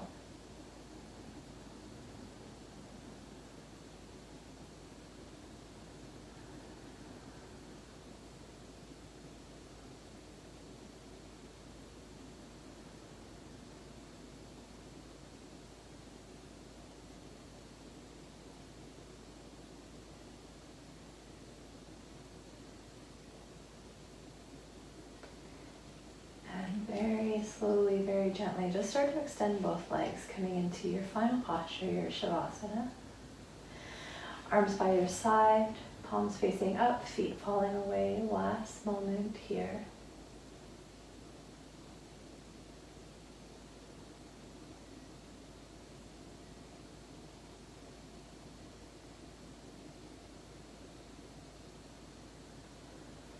With gratitude, start to wiggle your fingers and your toes, bringing your awareness back into your body. Circle those wrists and ankles, rock your neck from side to side. Slowly starting to open your eyes again. We'll do one full body stretch. Inhale, reach both arms overhead, stretch your toes forward. Hold this for 5, 4, 3, 2, 1, and then sigh that out. Let your body go. Rolling over onto one side, using your arm as a pillow. And then with that free hand, pressing yourself up to your final seated position. The most comfortable position for you. It doesn't have to be cross-legged. You want your shoulders nice and soft, arms resting comfortably. And just turning your focus inwards with love, with gratitude for yourself. Thanking yourself for practicing.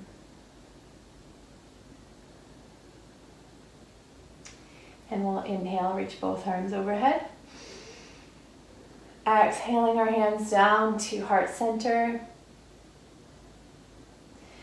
The goodness, the light, the love inside of me honors the goodness, the light, the love inside of all of you. And namaste.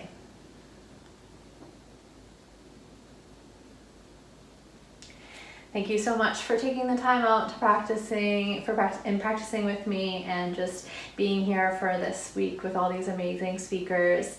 I hope that you all have a wonderful day, and love and blessings to you all.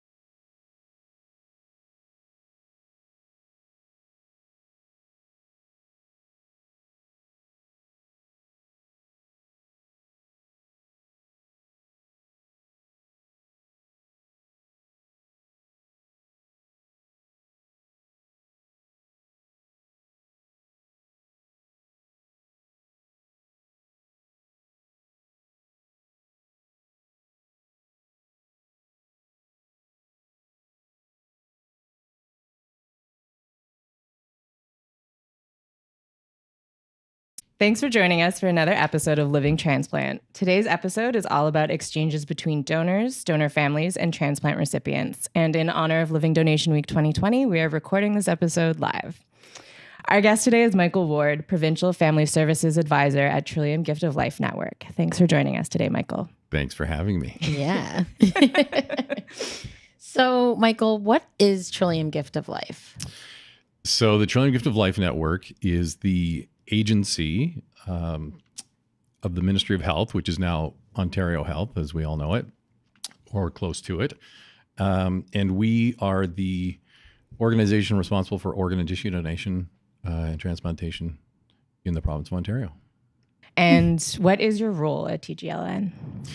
So I am what they call the Family Services Advisor, responsible for making sure that donor families post donation are looked after, for lack of a better word. I think it's mostly so that they realize that once the donation process is over, that we haven't forgotten about them. You know, their decision to donate, their decision to support their loved one doesn't go unnoticed or unattended to beyond that day.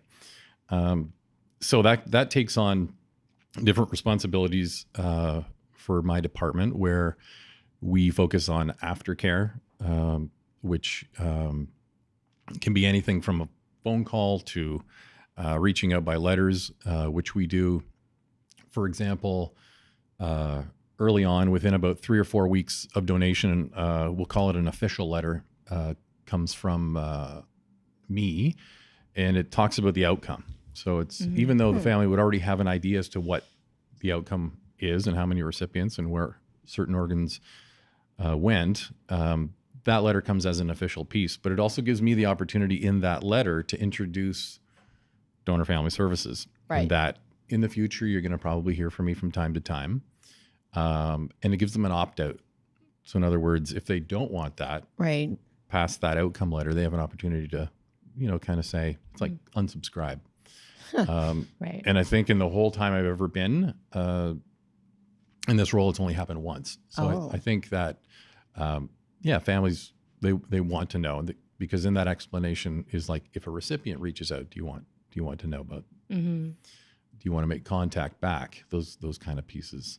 And we touch base at 1 month, 3 months, 6 months, 12 months, just by way of letter, just to say we're thinking about you and if there's anything you need. Right. Do you think that people opting out or unsubscribing from that is like a way of grieving? Although it's only happened once, but like, would you expect it to be some form of grieving process? I think initially maybe people have that thought, and then as they think about, as it's explained in that letter, it's like, they may have those moments, yes, in grief, where that intensity is so new that it's like, I don't want anything to do with it. It's over. But Right. I think the positivity of, the donation piece is what keeps them attached. Right. And where does letter writing come into your meetings with them? Like, is it something you offer to contact the recipient family, or is it just something you kind of tell them about and wait for them to ask if they can write a letter? Yeah, some donor families will ask right away, but in the 6-month letter, it talks about writing to recipients, and we give them that information in that letter. And the reason why we wait 6 months is mostly because the feedback from transplant programs, at least at the 6-month mark, recipients know where they're at. Like they're either well on their way, to recovery. And so within that 6 months, they're adjusting as well, and it just doesn't put the pressure on them. But some donor families will reach out. Some donor families will have already heard from a recipient at that point. And so there's no time frame. It can happen. It can happen early, or it can happen, later. Right. And roughly how many letters would you say go through TGLN per year between donor families and recipients? So I always give the number of 1,000 pieces, because there's about 500 coming in. In other words, the letters that are coming in either from recipients or donor families. And then there's obviously 500 going back out again. Right. So the handling is about was about 1,000. It's amazing, actually. Mm-hmm. Do people ever write and not get a response? Like, you know what I mean? Yeah, often. It's That's hard. But that can be based on a lot of things too. I think for donor families, as an example, most of them can't wait to know, right? Which Right. makes sense. But they also know that recipients, again, are Also recovering, and, from the transplants. Yeah. There are certainly instances where I can tell by the date of the letter, and I look at the date of the transplant, that a recipient, you would think that they're writing it in their bed before they're discharged from the hospital. It's wanting to shout it from the mountaintop, Yeah. kind of situation. Right. And then others will wait to their first year of their transplant, like their anniversary. And I think often, as I try to explain to donor families, if they think or ask why they haven't heard from them, it's because the post-transplant coordinators, who know their patients better than anyone else, give great information. They will say to a recipient, we don't want to tell you not to reach out, but we understand too that your donor family is going through their year of firsts without their loved one. In other words, that birthday has to happen, that anniversary, a holiday. And so you being mindful of that can be helpful sometimes. But that's not to say that if you want to write that you can't, because I have donor families that just can't wait to hear, right? So it runs the gamut of just depending on the situation, how the donation came to take place, whether it was a sudden death, Yeah. in that it was a tragedy. And so, yeah, we're all different that way. I think each of us would probably have a different answer for what we think would be a realistic time frame around a letter going out or a letter coming in. Right. For sure. So walk us through the process as if we are, I guess, who would be if we were working with you? We would be a donor family, right? Correct? Well, generally, it's recipients that reach out first. Recipients. Yeah. Okay. Yeah. Okay. Or I'm a recipient. What do I do? There we go. Okay, we'll pose it that way. So recipients are aware of the process based on information that would be with their post-transplant coordinator. So if they said, I want to reach out to my donor family, there would be a similar process as from my end to their end. So there's a knowledge of what they can or shouldn't write to disclose their identity. Right. Now, some kind of forget because they get carried away, but Right. we can talk about that later, how we redact and edit that out. So they bring that letter into their transplant coordinator or post-transplant coordinator. They then send it directly to me. And then because I have the knowledge of where the donor families are, I then make sure that letter, is suitable to go out. And then I send it directly to the donor family. Michael, is there only one of you? Correct. Wow. No, I'm kidding. I'd like to say that. Oh, I was like, wow, like the amount of letters that you're getting. Yeah, like, we have. There's two of us. Okay. And so we split that process Okay. because there's other things going on, obviously, that are just not correspondence letters. So we, Okay. we keep busy that way for sure. Yeah. And how has COVID affected letter writing and letter exchanges? I would say that it really hasn't. But in the beginning, as everyone else, was trying to absorb what was going on around us, personally and professionally, I think there was probably maybe a couple of weeks where we noticed that, the volume, was a little bit down, but then it kind of went right back up again. And I think people then realized, maybe this is the opportunity to reach out, both ways. And so we also, in about mid-April, sent a letter through our newsletter to our donor families that we do 3 times a year. Just a little note that talked about, the vulnerability of a recipient and how they might be feeling. And so I'll share a paragraph or two of that letter that went out. Now more than ever, we know how crucial it is to stay connected with others. We've been receiving correspondence between recipients and donor families during these days of isolation. Playing a role in the exchange of words of gratefulness and encouragement is a wonderful part of our family services program. It reminds us all that the initial altruistic act of human kindness does not end at donation.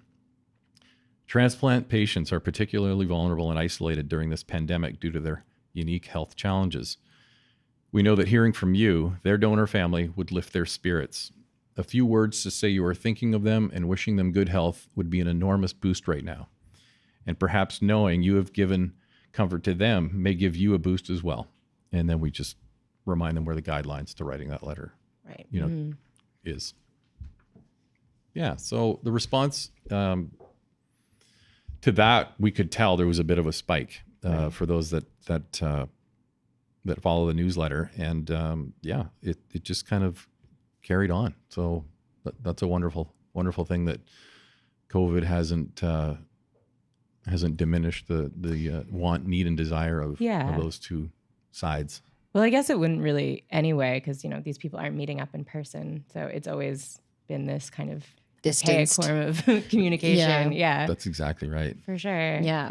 Have you read any of the letters that have been? Well, I mean, obviously you have. Are there any letters you can share with us that have been written during COVID? Yeah, for sure. So this particular one was interesting. The timing had nothing to do with the letter that we sent out. Yeah. This actually kind of spurred on the idea to send that note out in the newsletter. Excuse me. This one's a little longer, but this came from a donor family to a recipient. I shared this also network wide, like in our organization, because I just thought nobody's in the office. Every once in a while, I'll send an internal letter just to just kind of let everybody know this is the work we do as an organization, and it's just a good reminder of no matter what department you live in, here's the baseline. Right. Mm-hmm. So this comes from a donor family. To our dear recipient, we are so happy that you are doing so well in your last note to us. It is so very helpful to our family when you write. These past 3 years have moved both quickly and painfully slow. There are the times that make us pause and reflect deeply. This week has been one of those weeks. Not for the loss of our daughter, but for the real-time day-to-day events as they unravel and make us all pause in disbelief. We want you to know that as we all navigate this unknown future, you are very much in our thoughts and hearts. We know for recipients that this is always a priority to protect your health. Please know that we have our arms of love and support around you. We don't know you, but knowing of you makes us think of how we would support all family members through this time. You are most definitely an extension of ours. We can't take away your fear or anxiety around staying healthy, but we can most definitely promise you that we are following all of the recommendations that will help stop the spread of this virus. We hope that it helps you, knowing that your donor's family is on this journey with you. Your donor would have been leading the charge for our family if she were here right now. Always the organizer and the one to remind us of how we can shift between having to be right or be responsible. We can assure you that in our small corner, we are being responsible and doing our part. For you, all recipients, our family, and our community. With so much love, health, and courage, your donor's family. Perfect. Pretty succinct. Yeah. Doesn't get much better than that. Yeah. And to think that they just knew to reach out. Yeah. And I have no doubt that there's other donor families who have thought the same. Mm-hmm. Have letter exchanges always had the same type of role or process? Like even maybe not during a pandemic, but hearing about different viruses or illnesses or during the flu or any type of situation in the past? Has it always been like that, where a donor family may reach out to their recipient and be like, hey, I know it might be a really scary time, or is this kind of something that we've just noticed through COVID? Yeah, I would say just noticed through COVID, because we've never really had anything this big. Yeah. That stopped all of us in our tracks. That's right. Yeah, and that affects us all. Mm-hmm. Yeah. Made everybody like literally look back in their life and be like, hold on just a second. Yeah. Lots of reflection for sure. Absolutely. So what's been the biggest change since you started your role at TGLN? Nailed it. Yeah. Come on. You guys, of all people, should know that in healthcare, we live in the world of acronym. Oh yeah, right, 100%. But TGLN is not so much a mouthful. Yeah, just the email address. Pretty much volume. And I think where that stems from is more donors equal more transplants equals more recipients. Right. And as long as donation increases, which is the goal, right? Yeah. That's why we do what we do. That will be a natural progression for those to increase. And I think too, there's also a culture of understanding, whether it's just better education, that people, they know to do it, right? Even in some of our communication to donor families and through, the education to recipients from their post-transplant coordinators, it's the right thing to do. That acknowledgement piece. It doesn't mean that it's going to be easy or that everybody's going to do it, but certainly the awareness that back and forth can take place keeps growing. So. I don't know if you said this already, but I'm just wondering when and how the letter exchange program started, and if it was a struggle to try and allocate resources and support for letter exchanges, and how did people kind of defend the need for donor families and recipients to be in touch with each other? So Trillium has been around since the early 2000s, and when I came, it was a well-oiled machine as far as correspondence and letters. Before us, there were two other organizations that were doing a little bit of that, but not on the same scale. And I think that was based on resource. So when Trillium came into being, they made sure that Family Services Department was there, and made sure that that process was a priority. Michael, do you see any changes coming in how letter exchanges, the process of how letter exchanges happen in Ontario? I knew you were going to ask that question. So probably, yes, I did, because it's probably the most asked question by donor families. Oh, okay. So I'm kind of hiding it in how you've asked the question. But it's mostly about changes in being able to meet, right? And so, or how much information that they can share in those letters. Changes to the act that allow for, when I say the act, the Privacy Act, that would allow for donor recipients to meet. In Ontario, it's embedded in legislation. So that's different than other provinces where the organization creates the rules or the policy around information that can be exchanged. And so British Columbia, Alberta, Nova Scotia are now saying we're going to allow for that. Now, there will be criteria that will surround the ability as to how that goes. And I'll share that because people are always so interested. Yeah. And if and when the day ever comes that that opportunity can happen in Ontario, that criteria may look like they have to at least exchange 3 letters within a year. Okay. Because that also gives someone in my position who can share it with someone else, within the organization, that this seemingly looks like a healthy, relationship. Right. Yeah. And then, beyond that, there would be, the sign off, on both sides that this is really, what they would like. Right. Just not quite sure what that is going to look like when the day happens. And I know that my colleagues across the country who I talk to weekly on all different reasons, because as you know, organs do leave the province. Right. And so we have that connection piece to different provinces. They're treading very carefully and slowly, but it's happening. And so I foresee other provinces following suit, and it makes it difficult because now we're seeing stories in the media about people meeting and not just people who met maybe by chance.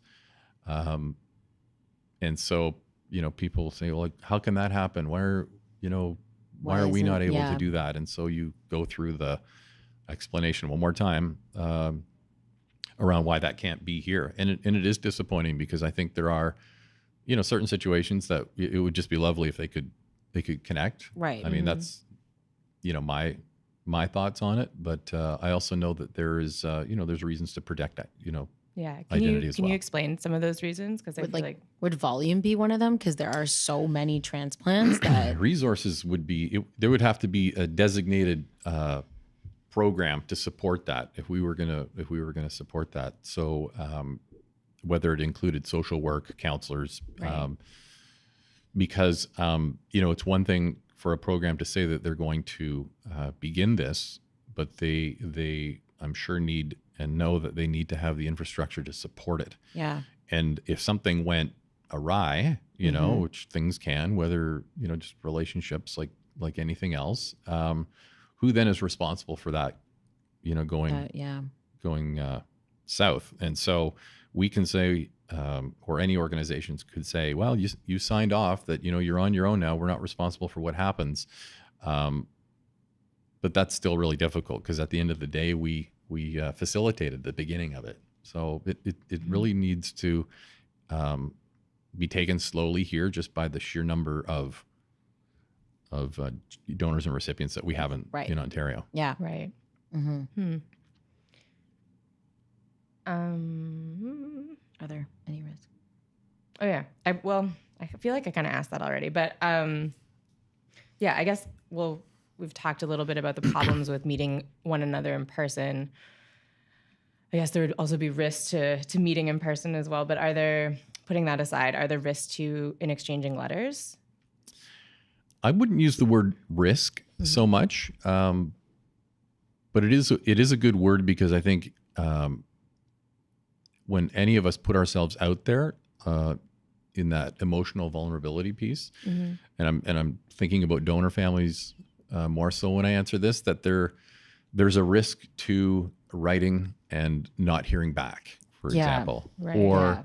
or there's a romantic notion of what all recipients must be like, right, and so they can receive letters back and forth that it's I wouldn't say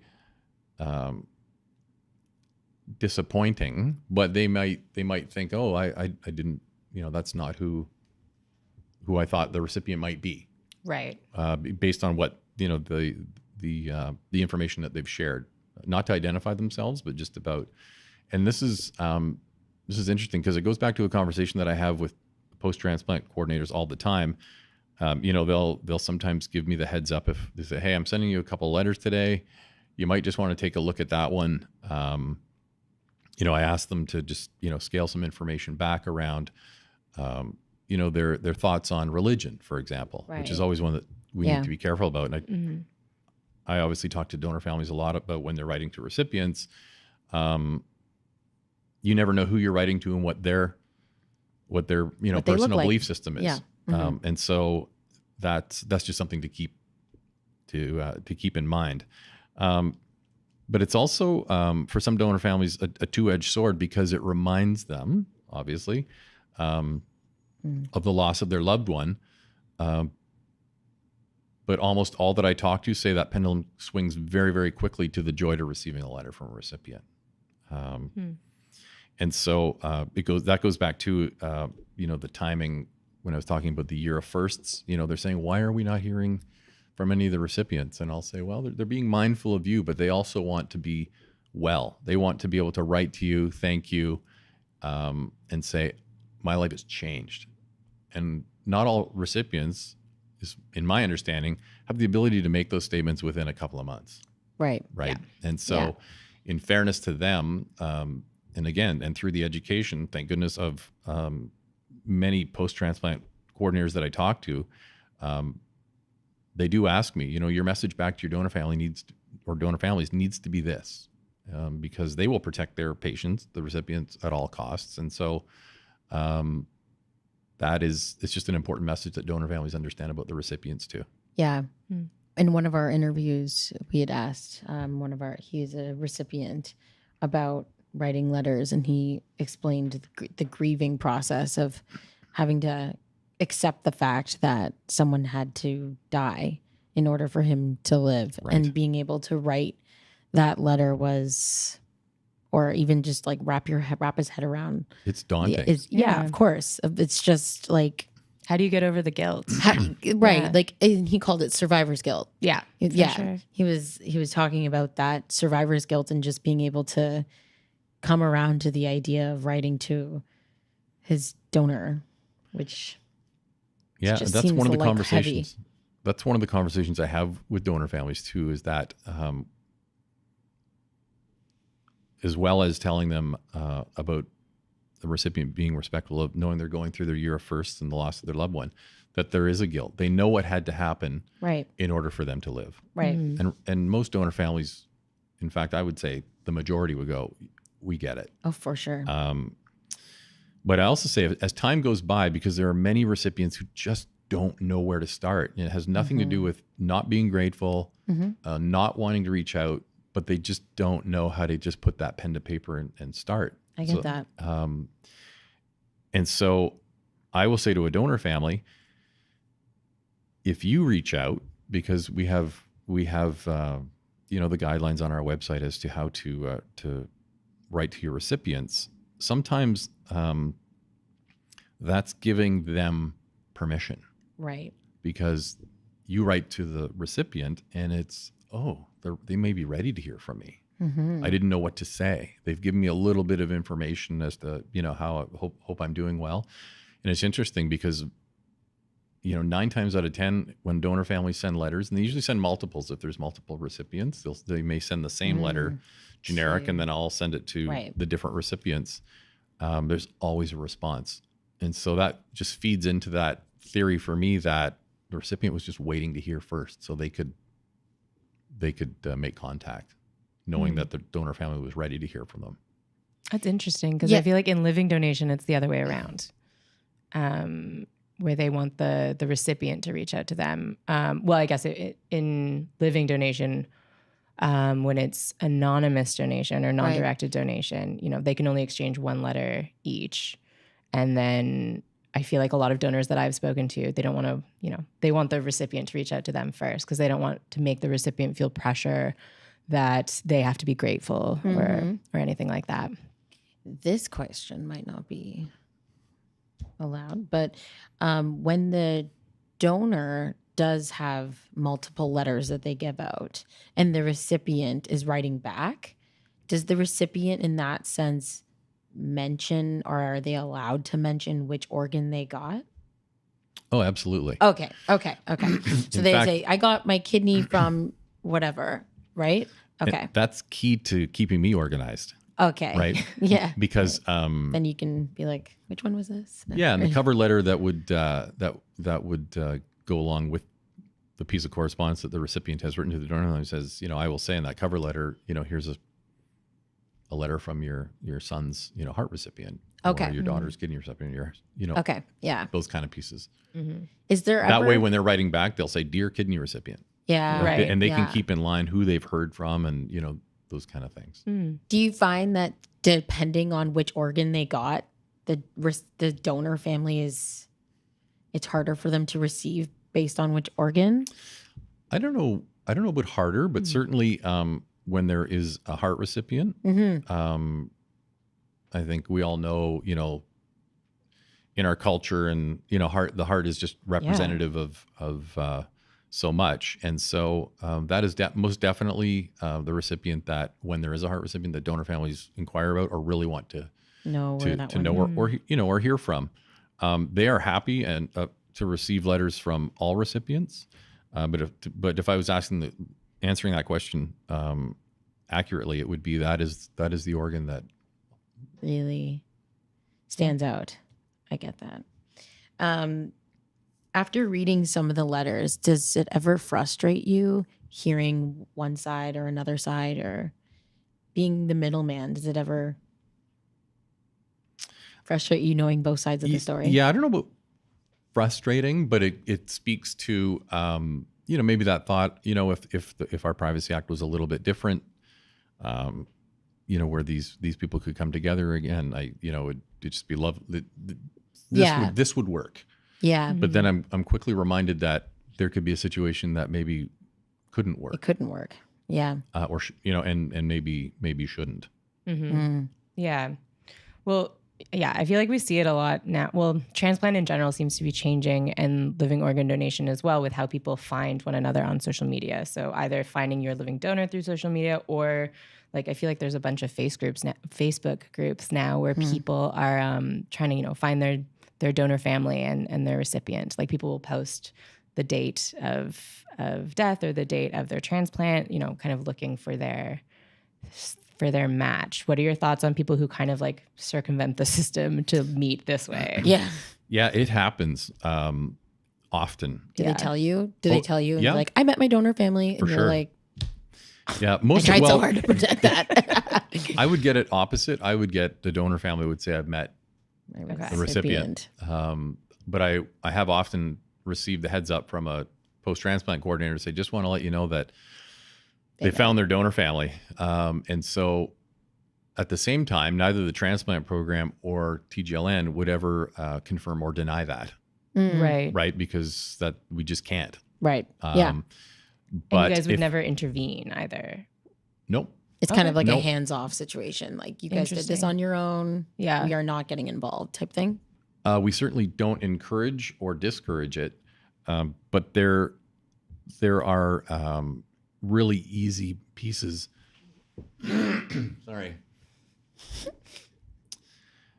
We certainly don't encourage or discourage it, but there are easy markers that will show both sides whether that in fact is their recipient or their donor or their donor's family. Because if they've written back and forth a couple of times, and as Courtney has said, on social media where there are Facebook groups and all that kind of stuff, they just have to post their letter, and then there's your confirmation. There's your confirmation, right. Which is, we know transplant programs and TGLN, we both know that that's generally how it goes. So when reading some of these letters, do they ever affect you personally? I wouldn't say personally, but they stop you in your tracks someday. And I think mostly, for me, it's always peds, right? And it's often we don't talk about, we think of donors as being adults mostly, right? But in a perfect world, that would be the case maybe. But we have a lot of pediatric donors. And so though the letters between the parents of the recipient to the parents of the donor are just, you need to like get up from your desk and go take a walk generally after reading them, because the emotional exchange is there's nothing like it. Do you have any? I did bring a couple. One, interestingly enough, which I've shared often, and with permission, I might add, was from a young girl, like very young girl, who was in grade 3, and in handwritten, as a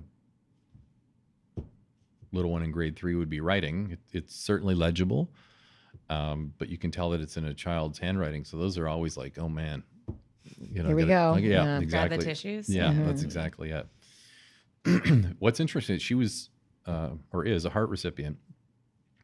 And I'm going to start that again. I don't like the was. Sorry. Okay. She is a heart recipient, and she's talking about how everything is going for her, but it's her one question that kind of really threw me, because it's just so cute. So I'll read this letter. To my donor family. I'm in grade 3. I'm always smiling. Checkups are great. I love my cat and dog. I like Legos and Barbies. Wow. I have a question about my donor. Did my heart come from a boy or a girl? And so in talking with the transplant coordinator about this, she'd never played with Lego much. And not that girls can't play with Lego, but she just like, learned, like, now I so like she Lego. thinks, though, that must be a boy thing, which we all know it's not. But it was just so cute for her to write, I like both. So what does this mean? Yeah, was my donor a male or a female? So Then she closes, "Thank you so much. The greatest hero I never knew was the organ donor who saved my life." Yeah. Sorry. That's really cute. Yeah, so One cute. day. Oh, Britt. Yeah, welcome to my world. Aw. The best job in the world, I will add. This next letter, I'll read a paragraph. This is from a recipient's mom to the donor family, and just one of the paragraphs, which is a great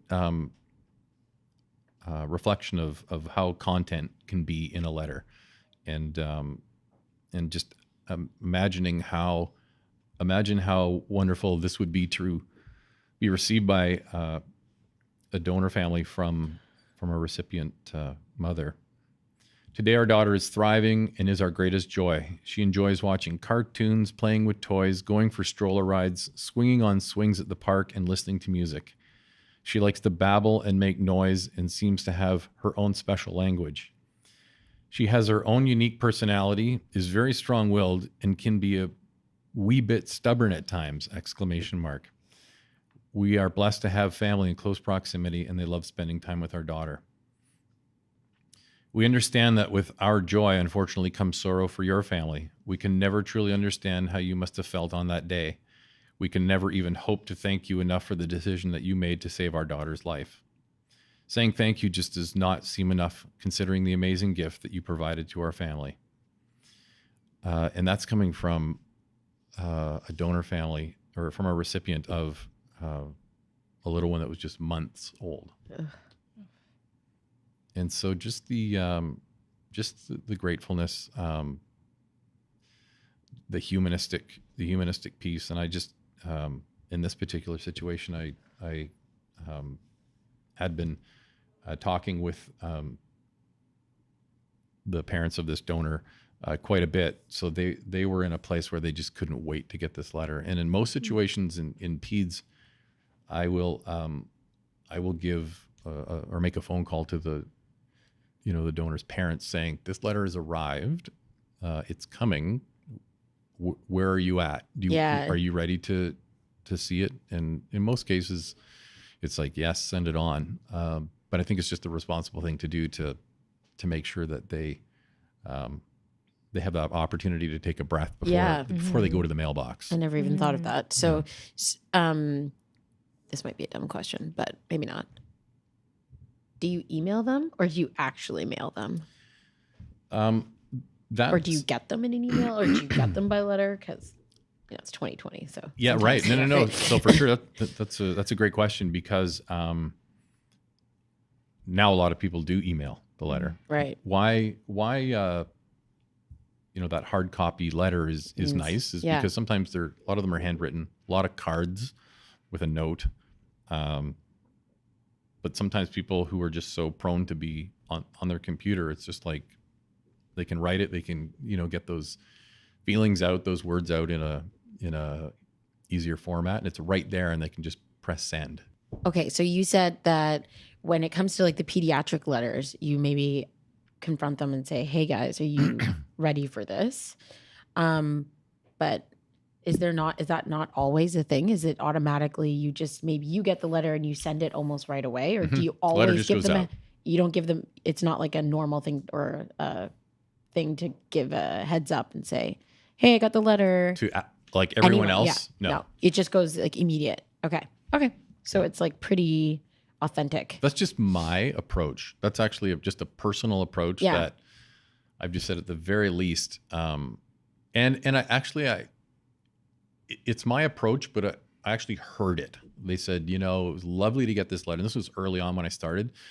We could have just would have liked the heads up. My wife was alone. She opened the mail. I was at work. And it's like, I get it. I apologize. And they weren't really they were not upset. He was just saying FYI, that would have been better. We love the letter. I just would have been nice to have it and read it together, not knowing that she just opened it because it's like, "Oh, what's this?" Yeah, TJ Lynn's sending me something. So it was a learning, that was a learning curve for sure. I can only imagine that writing the letter, whichever side you're writing from, is pretty daunting. Do you have any advice for people that are hoping to write? And what are some of the tips or the advice that you would offer them? Yes. So for recipients, if and when I'm asked, the answer is pretty basic, and it's just like if you can't put a bunch of words together, then just a thank you. Mm-hmm. You know, and we do receive cards that's all it says. It says, you know, thank you. And donor family would rather hear that than nothing at all. Mm-hmm. Yeah. It's be hard if you don't hear anything. And so the number one tip is to acknowledge the death of a loved one. Yeah. Mm-hmm. If I'm going to give like a tip right out of the gate. And then you can go on to talk about, you know, how grateful you are for the gift, that they said yes. You know, talk about how it's changed your life. I don't have a lot of interaction with recipients, but there are some that I do because we have recipients that may have been transplanted in Ontario, but they actually live in another province now. So they really don't have the same connection ability to their post-transplant program because they're probably being seen by, you know, a specialist in the province that they live. And so then we just kind of, we have that one way street back to us. And what that does, it just speeds it up. So it's like, there's not a delay from where they used to be seen. Right. Coming to me, like it just eliminates. What are some of the longest letter exchanges that you know of? And is there a limit to the amount of letters that someone's allowed to give? Sorry, those are two big questions. Sorry. So we have donor families and recipients that have been easily, especially in the kidney programs, that have been exchanging letters for 20 plus years. Awesome. And thank goodness they do it regularly, because some donor families move. Mm-hmm. And then they don't, you know, they might make a change of address or everywhere, but they don't think about TGLN. Mm-hmm. And so if a recipient who, finally has the ability to reach out and thank their donor family, and for some, realistically, it can take years to do that. Mm-hmm. Sometimes we can't forward their letter because we don't know where the donor family went. Yikes. You know, right. Our last known address was this, you know, and then it comes back. Sad. Mm-hmm. That's sad. Yeah, it is. It's unfortunate because, you know, maybe that donor family would have really loved to hear. And as well, disappointing as well for the recipient, because, you know, something could have been started as well. And I'm sure they may be wishing they had written earlier, but that's no fault of theirs because they just weren't in a place to do it. Right. Mm-hmm. Yeah. So is there a limit? There's not a limit then? No. Per year? No, not at all. No, just keep going if you can or want to. Most that have that ongoing, it's, you know, for sure, like the anniversary around the transplant, some recipients will call that like their second birthday, you know, those kind of things. Mm-hmm. There's always a major surge in December at just before Christmas. Right. It's usually like end of November. It's like there's generally a lot going back and forth, and it's equal. People reaching out, and they will sometimes use that date versus their transplant date, I think, just to take away from, as it was explained to me once, the date of the death. So let's turn it into like, you know, a holiday, not assuming that everybody, you know, celebrates Christmas. Right. And especially in this day and age, which also leads me just to a quick point around why some donor families don't hear from recipients, because sometimes there's language barriers that just don't allow them to do it. Yeah. And not that I can ever, you know, confirm that that's the case or why they haven't heard from. Right. But in speaking with some post-transplant coordinators, they'll say, you know, the likelihood of them writing their donor probably isn't going to happen because there's just not the support, you know, to be able to do it. Mm-hmm. That is also unfortunate. Yeah. And just going back to your question about like, you limits of letter exchanges. So for living organ donation, for non-directed donors and their recipients, they can only ever exchange one letter each. So we have, should we read ours? We have like a copy of, the only letters that these people will ever send back and forth with each other, which is pretty crazy. Yeah. Okay. So this is from the donor to the recipient family. So they donated to a child. Dear recipient and family, I hope this letter finds you and your family doing well. I don't know what it has been like for you and your family to live with a failing liver, but I imagine it hasn't been much fun. It is my sincere hope that your recovery is going well and that you will soon be able to enjoy life to its fullest and will have the chance to spend many quality years to come growing and being with family and friends. I feel honored to have been able to offer a little piece of me in the hope that you will have a life of health and happiness. That is all the reward I need. It was absolutely my pleasure to do this. I am fortunate that my recovery couldn't have been better, and if I could do this again, I wouldn't hesitate for a moment. I'm the type of person that is always looking for an opportunity to help people. Sometimes it's just a little thing, like paying for the order for the person behind me at Tim Hortons drive-thru, or putting some coins in the cup of a homeless person. Sometimes it's something more. Whatever it is, I try to make the world a better place, even if just one act of a kindness at a time. That's what brought me here. I am so pleased to have the opportunity to help someone like yourself. And while I certainly hope it helps you, it also allows me to give back. Perhaps someday you can pay it forward in your own small way, and we can all help make the world a better place. I wish you a speedy recovery and a long, happy, healthy life. Thank you. I feel like I'm the recipient Amazing. now, and I'm going to read back my response. Okay. Dear donor family, it has taken us some time to write this letter because there are no words that could ever express our gratitude and appreciation. You have given us the best gift possible, the gift of life, and for this we could never thank you enough. Living with liver disease was hard and scary at times, but immediately after the surgery, we saw remarkable health changes. We now have a healthier and happier child, and this is because of you. Thank you so much. We received your letter and brought tears to our eyes. It is truly amazing that there are people like you that want to make this world a better place. And what better way to do this by saving the life of a child? Your act of kindness and selflessness has inspired us to make a difference. We want you to know that our family is committed to making a difference, and we will help this world a better place. We are so glad your recovery went well. There are many times during and post-surgery we wondered how you and your family were doing this. How we're doing. It is nice to know that you are doing well. From the bottom of our hearts, thank you and your family for being our donor. We will be forever grateful to you, and we love that a piece of such a kind and wonderful person will be in our little one forever. We wish you a life full of happiness and good health. Love always, your liver recipient and family.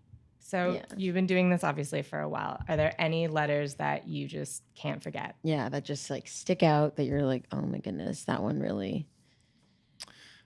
Yeah, the one that I read for sure, it's a favorite because of that question, right? Because it's just so innocent and childlike. I think I don't have a favorite because I'm amazed every time one comes across my desk. Whether it's from an adult or a pediatric patient, it's what's next. And so what that does for me is there are some standouts, as like the one I shared, but it just keeps adding to the story for me as to just how people in that altruistic moment rise out of their situation and say yes to donation. Mm-hmm. And so getting a little bit post that process where I get to learn a little bit about them because they're writing back and forth. It just amazes me. So every letter for me in its simplistic form, or even some that are long, and there have been some that are like 7-8 pages. It's just, I have the greatest job in the world. Yeah. I won't speak for all nurses, but I will speak for myself that I don't feel like I get to see the humanistic part of it as often. Like, we're very busy and we don't really get to talk to them as often as I think we'd need to in order to get that experience. So I think what I've learned today is I can't work in peds because I wouldn't be able to do it. But amazing to hear those stories and just hear that other perspective outside of these walls. It's a lot. Well, it's a reminder that life is fragile, and because, and not to focus on the pediatric piece, but it's just one of those reminders of, the innocence of an expectation of, those that have a family and children, and then it's like, what just went wrong? Yeah. Whether it's the health of a potential recipient or losing, a child. What's amazing is that organ and tissue donation can create something positive, and it is, because that's the word that's been used to me out of a terrible loss, and that is what helps in the grieving process. And from my standpoint, in my department, that's our aim, is to make sure that donor families don't feel like on that day it's over, and we get to try to help them along and walk with them on that journey. Mm-hmm. Amazing. Mm-hmm. You get a little piece of this too, right? Like letters. No, I don't have anything to do with letters. I interview a lot of living organ donors, so I get to hear like really, really happy stories. Like there's not really, there are some tragic ones in terms of what inspires people to become living donors. Right. But for the most part, I deal with just like very happy stories. Yeah. Yeah. I wouldn't say, I think I'm like in between both of you, because I maybe not hear the stories, but I definitely see them. Mm-hmm. I like the before and afters, I guess. Mm-hmm. Yeah. For sure. Well, thanks so much, Michael. Thank you for having me.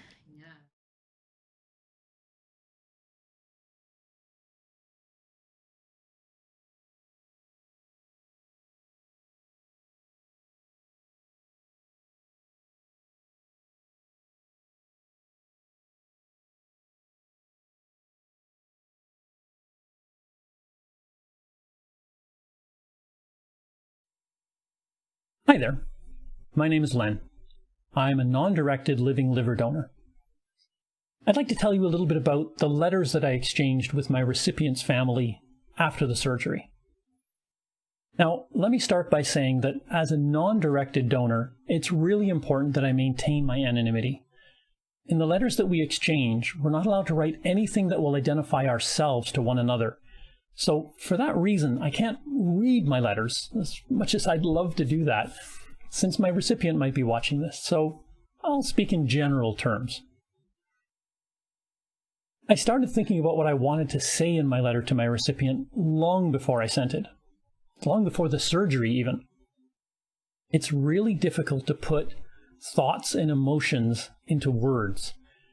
And I wrote and I rewrote that letter over and over, trying to get it to convey exactly what I wanted to say. The day after surgery, I had a visit from the recipient's surgeon with the amazing news that my little liver buddy was doing incredibly well. And that moment was the highlight of the whole event. It's like that moment it became real. There was actually a little person at the other end of this rope, and that added to the emotions even more, making that letter even harder to write. I finally got it down, though. It's hard to explain all that I wrote in a few words here now, but I wished them well, of course, and I explained that I was doing well so they wouldn't have to worry about me. And then I said a bit about my values and my motivations for doing this. And I sent the letter a little while after the surgery. You never know if you'll receive a reply, and for some transplant donors and recipients that I've talked to, the wait can be pretty difficult. But I did receive a reply back from the recipient family a little while later. I got an email from Chantel, my transplant coordinator, saying she had a letter for me. Now, I can tell you, It was all I could do to stop myself from jumping in the car and driving straight down to Toronto General to get that letter. I had a follow-up appointment in a few days, so I cooled my heels, as they say, and I picked it up then. I opened it on the spot, and I held back the emotions as I read it. It was the best news possible. My recipient saw remarkable improvements and was doing really well. As great as it was to hear from the surgeon the day after surgery, this was obviously way better.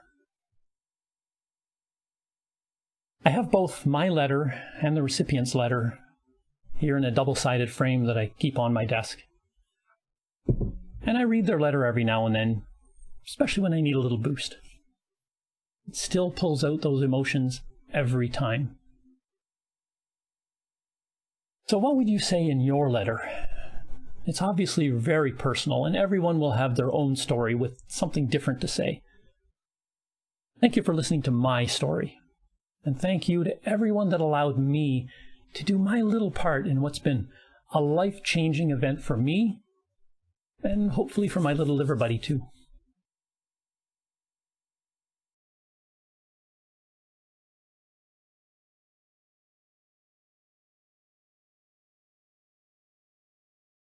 So thank you everyone for joining us this afternoon for a conversation with living donation transplant recipients and their wonderful living organ donors. For those of you who don't know me, my name is Joanne Carney, and 3.5 years ago, I received a kidney from a stranger, and my husband Brendan donated a kidney to a stranger through a program called the Kidney Paired Exchange. For me, it was truly a gift of life, and it was absolutely transformational. And for Brendan, he says it was the most extraordinary experience of his life. And that is something that we thought was very unexpected, something, a gift out of this whole process that we didn't expect to feel. And I wish he was here to be able to join us today, but he's in meeting. So to be able to talk about that extraordinary experience, because he's far more poetic than me at times. But why are we here? Why did I need a kidney transplant? I lived with chronic kidney disease for almost my whole life. I was diagnosed at the age of 3, and by the age of 5, I had my left kidney removed. But then I spent the next sort of 25 years of my life with very little impact of my sort of very slowly progressing kidney disease. It wasn't until I turned 30 that it started to more rapidly deteriorate. And by 34, it became obvious that I was sort of in kidney failure, and that I either needed to explore dialysis or explore transplantation. And for me, at that age and that stage in my life, I had a goal, which was to avoid dialysis if I could, because I had heard a lot about kidney transplant and how I would be a very suitable candidate to be able to skip the dialysis phase and go right to transplant. So that was our plan and that was our goal. And from day one, Brendan was very adamant he was going to be my living donor. When we went through the process, it became, we did find out that we weren't a match. And that was a bit heartbreaking for us at the time. And because it was our plan. And we're very sort of, we're busy people, we have an active life, and we thought we had a plan and off we were going to go. And it threw a bit of a wrench in it. But we, at Toronto General, we quickly became aware of the Kidney Paired Exchange, which is this really awesome program where they enter pairs who aren't compatible with each other into a program that uses computer matching algorithms to match a number of different chains of individuals, of those in need and those who are willing to give an organ. And I got, as a result of this paired exchange, what I was told is a fabulously matched kidney. And for Brendan, he not only got to give a kidney to me indirectly, but his kidney went further. I was able to receive a gift of life, and he was able to also give his kidney to a directed donor. So it's a wonderful program, and it's because we had access to Toronto General Hospital, the North America, I like to say the world's leading transplant program, that we were able to have such a positive outcome. And when we recovered from the surgeries, and we were sort of 6 months beyond our transplants and our surgery, and felt great and thought, how can we give back, and how can I say thank you to Brendan other than waking up every morning and saying thank you to Brendan? We thought, well, how we had such a positive experience, how can we help ensure that the thousands of Canadians who live with organ failure also have access to this amazing program and to this amazing treatment. And so we were inspired by the transplant program's vision to not only care for transplant recipients, but to also care for their donors for life. And that's why we became involved in the Center for Living Organ Donation. What brings us all here today?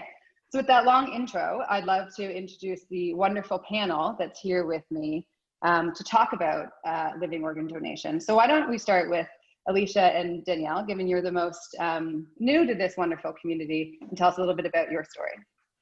Sure. So my name is Alicia Alvarez, and I received my living liver donation earlier this year in January. So rewind a little bit, and I was first diagnosed with ulcerative colitis, which is an autoimmune digestive disease, at the Hospital of Sick Children in 2010. And soon after that, after being a patient at Sick Kids, they noticed that my liver enzymes were abnormal. And that led to a series of tests and biopsies. And eventually I was diagnosed with a second autoimmune illness called primary sclerosing cholangitis. So at that point, I was 14 and just entered into high school, and I was diagnosed with 2 autoimmune diseases. And at the time, my ulcerative colitis was more active, but the liver disease was kind of in the background. But my doctors did let me know that most people, the progression of this disease ends with liver transplant, because, and especially at a young age being diagnosed, it meant that I would need to have it at some point in my life. They gave a rough estimate of about 10 years down the line, you may need to have a transplant. So it was kind of always in the back of my mind. And at that time, my mom, when we were told that, she asked our family doctor what everyone's blood type was so that we could kind of get an idea of who would be a match for me. And her and I were told that we were a match, blood type wise. So we kind of had this idea that eventually when it came time to go through the transplant process, she would try to be my living donor. And then years went on and my liver disease stayed kind of in the background up until 2016. That was when I had a couple episodes of cholangitis and being hospitalized, and my doctor started talking about transplant again and living donation. And they said that if I was sick another time, I would need to start seriously considering transplant and going through the process of being assessed. But then I didn't get sick a third time. I got better and my liver seemed to be stable. So that kind of went back on the back burner up until August of last year. I switched doctors and I was told by my doctor that she thinks that now is the best time for me to be assessed by the team.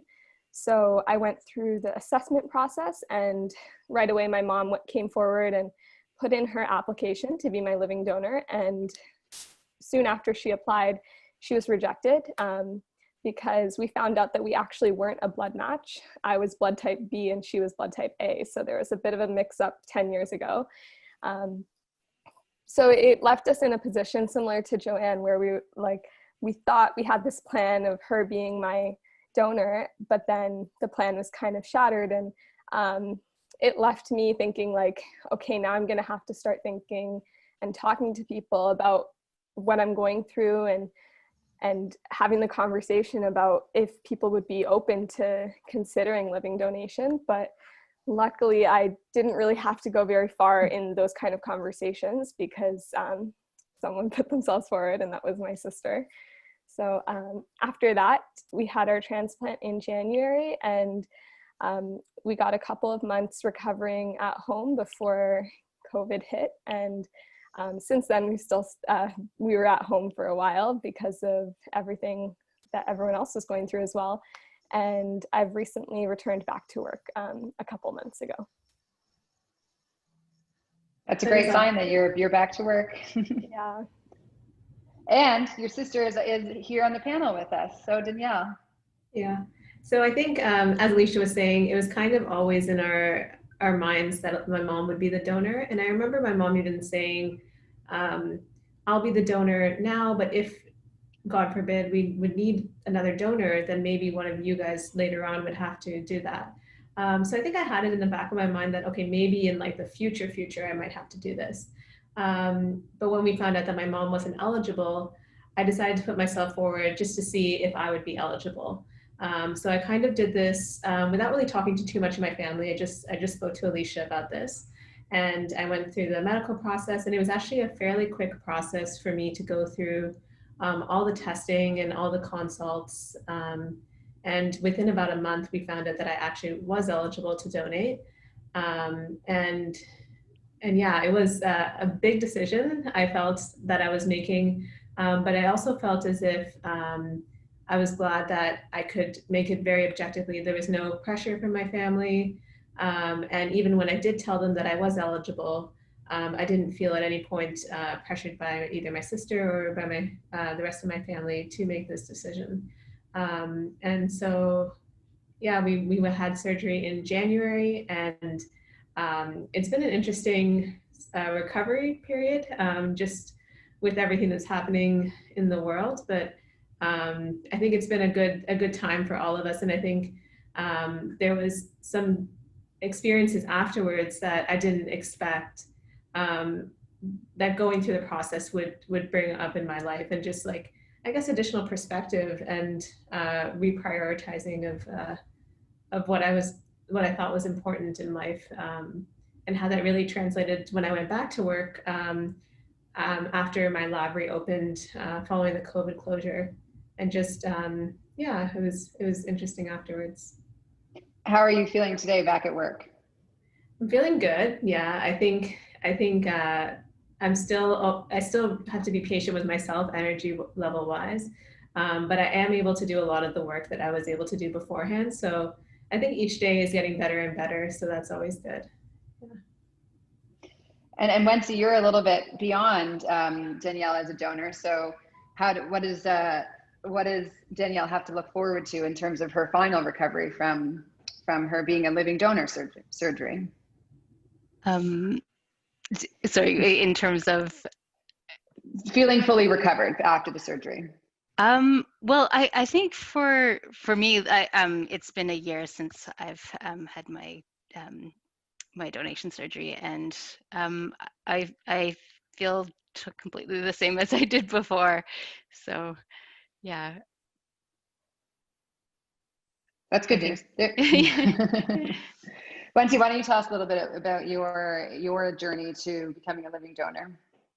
Yeah, sure. So my story is quite a bit more simple in that I did not have an intended recipient for my organ. I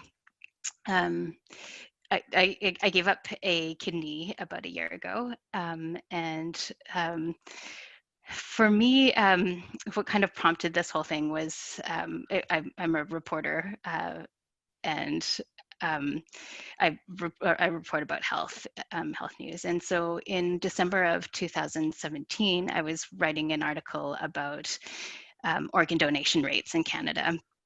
And what stood out for me was the number of deceased donors was on the rise, which was great, but the number of living donors was on the decline. And it just got me thinking, you know, it's really great that everybody, that there's a big effort to try to get people to sign their donor cards. But when it comes to living donation, I thought that there probably was more that needed to be done to encourage more living donors. And when I started thinking about it, I thought, well, you know, how would I expect someone else to raise their hands and become a living donor if I didn't do it myself? So I kind of enrolled, and it was kind of an easy decision for me to volunteer to be an organ donor. It was a little bit more difficult to try to decide which organ to give. But yeah, so in the end, I decided on kidney and had my surgery last spring. And did it feel like the heroic act it is often considered to be? Yeah, so that was something that was kind of kind of tricky for me. And I think Danielle went through the same thing. Is I really didn't tell people about what I was up to, and through the whole workup process. So for me, I went through the kidney paired donation the program. You know, I wanted to make sure that my kidney kind of kicked off a chain of other donations and kind of get the biggest bang for my donation. And so it was quite a long process. It took about 15 months between the time when I first sent in my papers to the time that I had my surgery. And during that time, yeah, I really didn't want people to know about it, because I really worried about, you know, what people, how that would change people's perspective of me, or kind of have them think about me in a different way. I didn't want people to kind of think that I was like some sort of saint, or like, you know, that this somehow made me a good person, when I felt like, you know, in a way, I don't think that that being a kidney donor has actually changed who I am in any way. So yeah, so I think, you know, it's a lot of people have this perception that organ donors are these great and wonderful people, and I think there are great and wonderful people out there who do donate organs, but I kind of think that that's not what defines who I am. I find that a very fascinating part of the discussions with living donors. They don't, you know, it's the halo effect that the program, the recipients, everyone around them definitely views living donors to be heroes and to be these amazing people, and you are. But at the end of the day, you know, for you, it was an easy decision, and it was, you know, and every living donor I've met is so humble in that decision. That it often leads to a question, how do you say thank you? Because for most living donors, this is something you do, and their ask is more people to consider doing it. It's simple, it's easy, and it wasn't a big deal. But for the recipients, it's how do you say thank you, and how do you acknowledge, okay, you don't want to be a hero. You know, Brendan would never let me send out an email that references him as an email if we're talking about organ donation. So how do you say thank you? And it's this interesting juxtaposition in the world of recipients and donors. And I'd be interested in Janine, and you know, you have a similar story in living kidney transplant. So I'd like to hear your story, and then how you also reconcile that notion of these amazing donors and wanting to thank them, but also wanting to realize that they feel they're just people doing this simple act. Well, I'm, like you said, similar situation. My donor, I'm still in contact with her. Her name is Christy, and she said the exact same thing. She said that it's just something that you should do. So just to address quickly what Wendy was saying, you are amazing for what you've done, because you've saved someone's life. And without that, you know, I wouldn't be here having this conversation with you right now. And so, although you might not feel that it was a big deal or a big gesture, it is like you've saved someone's life. So I just want to address that to Wendy first. But yeah, my situation was quite similar. I was diagnosed, well, first I have lupus, give you a little background. I was diagnosed with lupus in my 20s, about my mid-20s. And I was told that eventually it would lead to kidney disease. But at that time, you're in your 20s, you're living your life, you're doing your thing. I knew, you know what, it's not gonna happen to me anyway, so I have nothing to worry about. So I just kept doing what I had to do, took care of the lupus. I felt fine. There was no kidney issues in my mind. And as time went on, I started going through, you know, kidney failure. My doctor told me that, you know, eventually, yes, you are going through kidney failure right now, and eventually you will have to start thinking about a kidney transplant. Once again, I was in denial. I was thinking, you know what, that's not gonna happen to me. I'm doing the right things, I'm eating right, everything's fine, I'm exercising, I have nothing to worry about. And then slowly but surely, the nausea started kicking in, and then the vomiting, and then losing weight, and unable to keep your food down, and all this stuff. And that's when reality kicked in for me that, you know what, this is real. Like, this is something that I have to start thinking about, getting a kidney donor. How do you start this process? At that point, I didn't even tell my family that I even had lupus. So much less say, oh, by the way, I got lupus and I need a kidney. Hey, who wants to donate? You know what I mean? So I was just like, I was stuck. I didn't know what to do. And so I was torn for a while. And then eventually I started, bringing it out slowly to my family members. And of course, my mom was the first one to jump up and say, you know what? I'll get tested. And she was a match. So we're like, yes, everything's great. But unfortunately, because of her age, they said that she couldn't donate. So she was crushed, I was crushed. And, at that point, we didn't know where to go from there at that point. But one day my mom was having a shower and she had this big epiphany while she was in the shower, and she jumped out, she gave me a call and she's like, listen, you need to put an ad in a newspaper. What? You need to put an ad in a newspaper, Jenny. And I'm like, okay, what are we going to do? Like, what are we saying? And she's just like, appeal to everybody, just appeal to them, explain your situation. You have, that time, my daughter is 12 years old. So you have a 12-year-old and you need to live to be here for your 12-year-old. You have to, I was given 4 years to live. You can't disappear when your daughter is 16. Like, you need to appeal to everybody, explain to them your situation. So I said, you know what? She's never failed me this far at this point in my life. So you know what? Listen to your mom, because your mom knows best. So I went ahead. I put an ad in the newspaper, and actually it was Now Magazine, because the newspapers didn't really want to put the ad. Like, I reached out to all 4 major newspapers, and they're saying, you know what? They're kind of hesitant about it. It looked like organ harvesting. I think they thought I was going to take it and possibly sell it on the black market and all that stuff. So eventually, last ditch effort, reached out to Now Magazine. They're like, yeah, sure. What do you want to say? So I'm like, okay. So wrote up a little blurb, sent it to them. And after that, it's history from there. Like, everybody started reaching out. Everybody started, reaching out to me, because I put my actual phone number in the ad, and so many phone calls from New York, Chicago, across Toronto, Hamilton, Indonesia. I had an email from Indonesia reaching out saying, they want to donate, all across the world. And I felt so blessed that all these people want to come out and save the life of someone that they don't even know. Like, they have no idea who I am. And I posted it on Facebook as well. And my cousin Maggie, she posted on her Facebook page.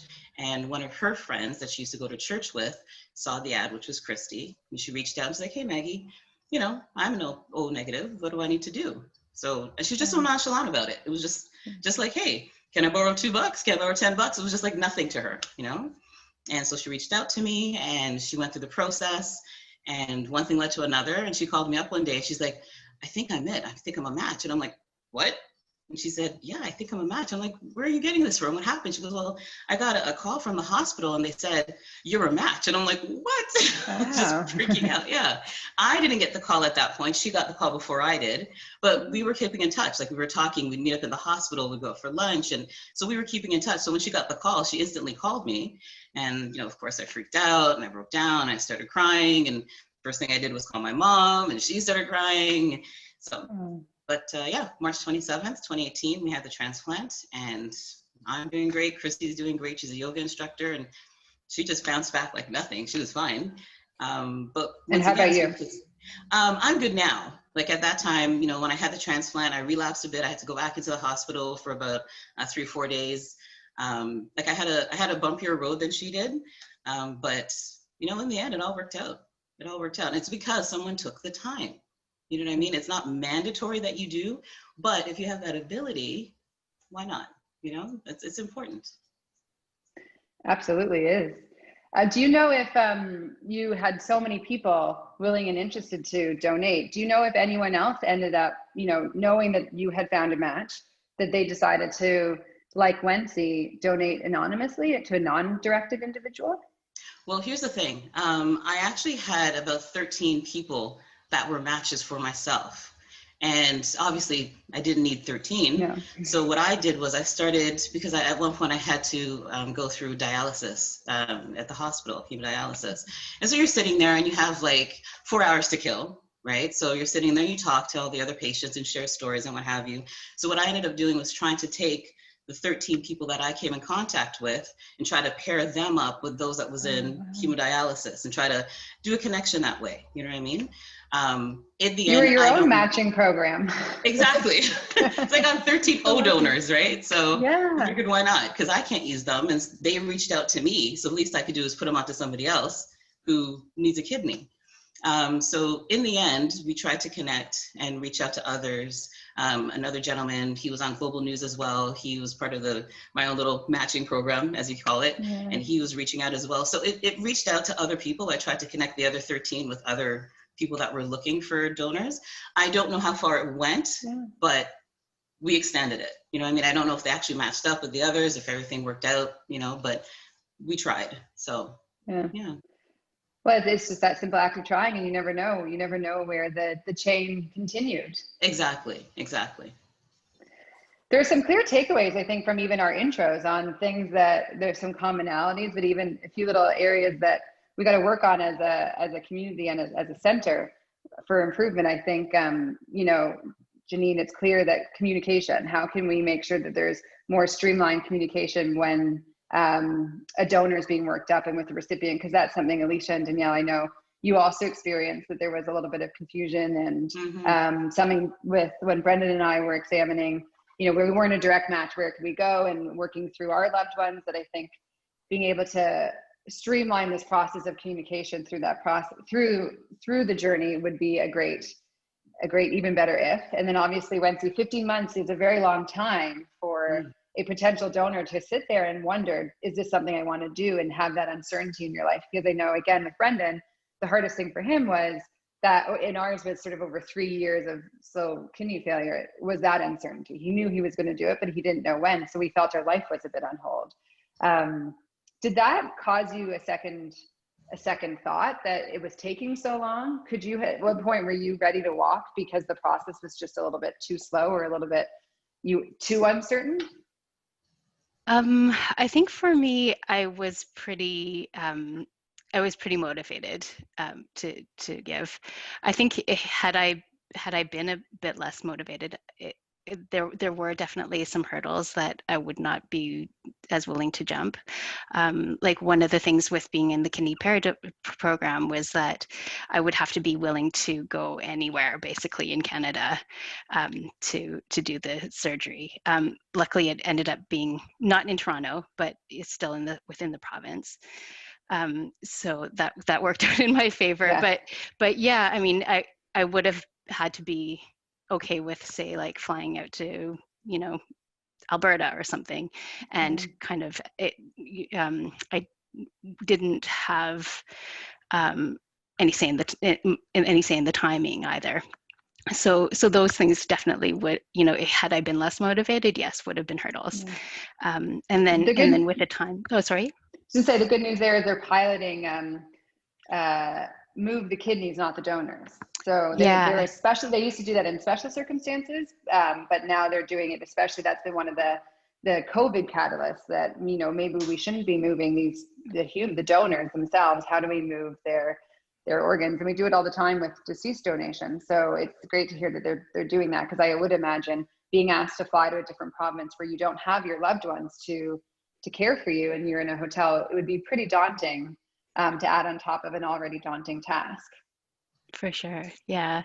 So the other part of being it part of the chain, and why it took so long, was because my chain ended up collapsing at one point. We had a surgery date, and I was ready to go in, and for whatever reason, someone in the chain wasn't able to proceed. So the entire chain collapsed, or sorry, I shouldn't say the entire chain collapsed.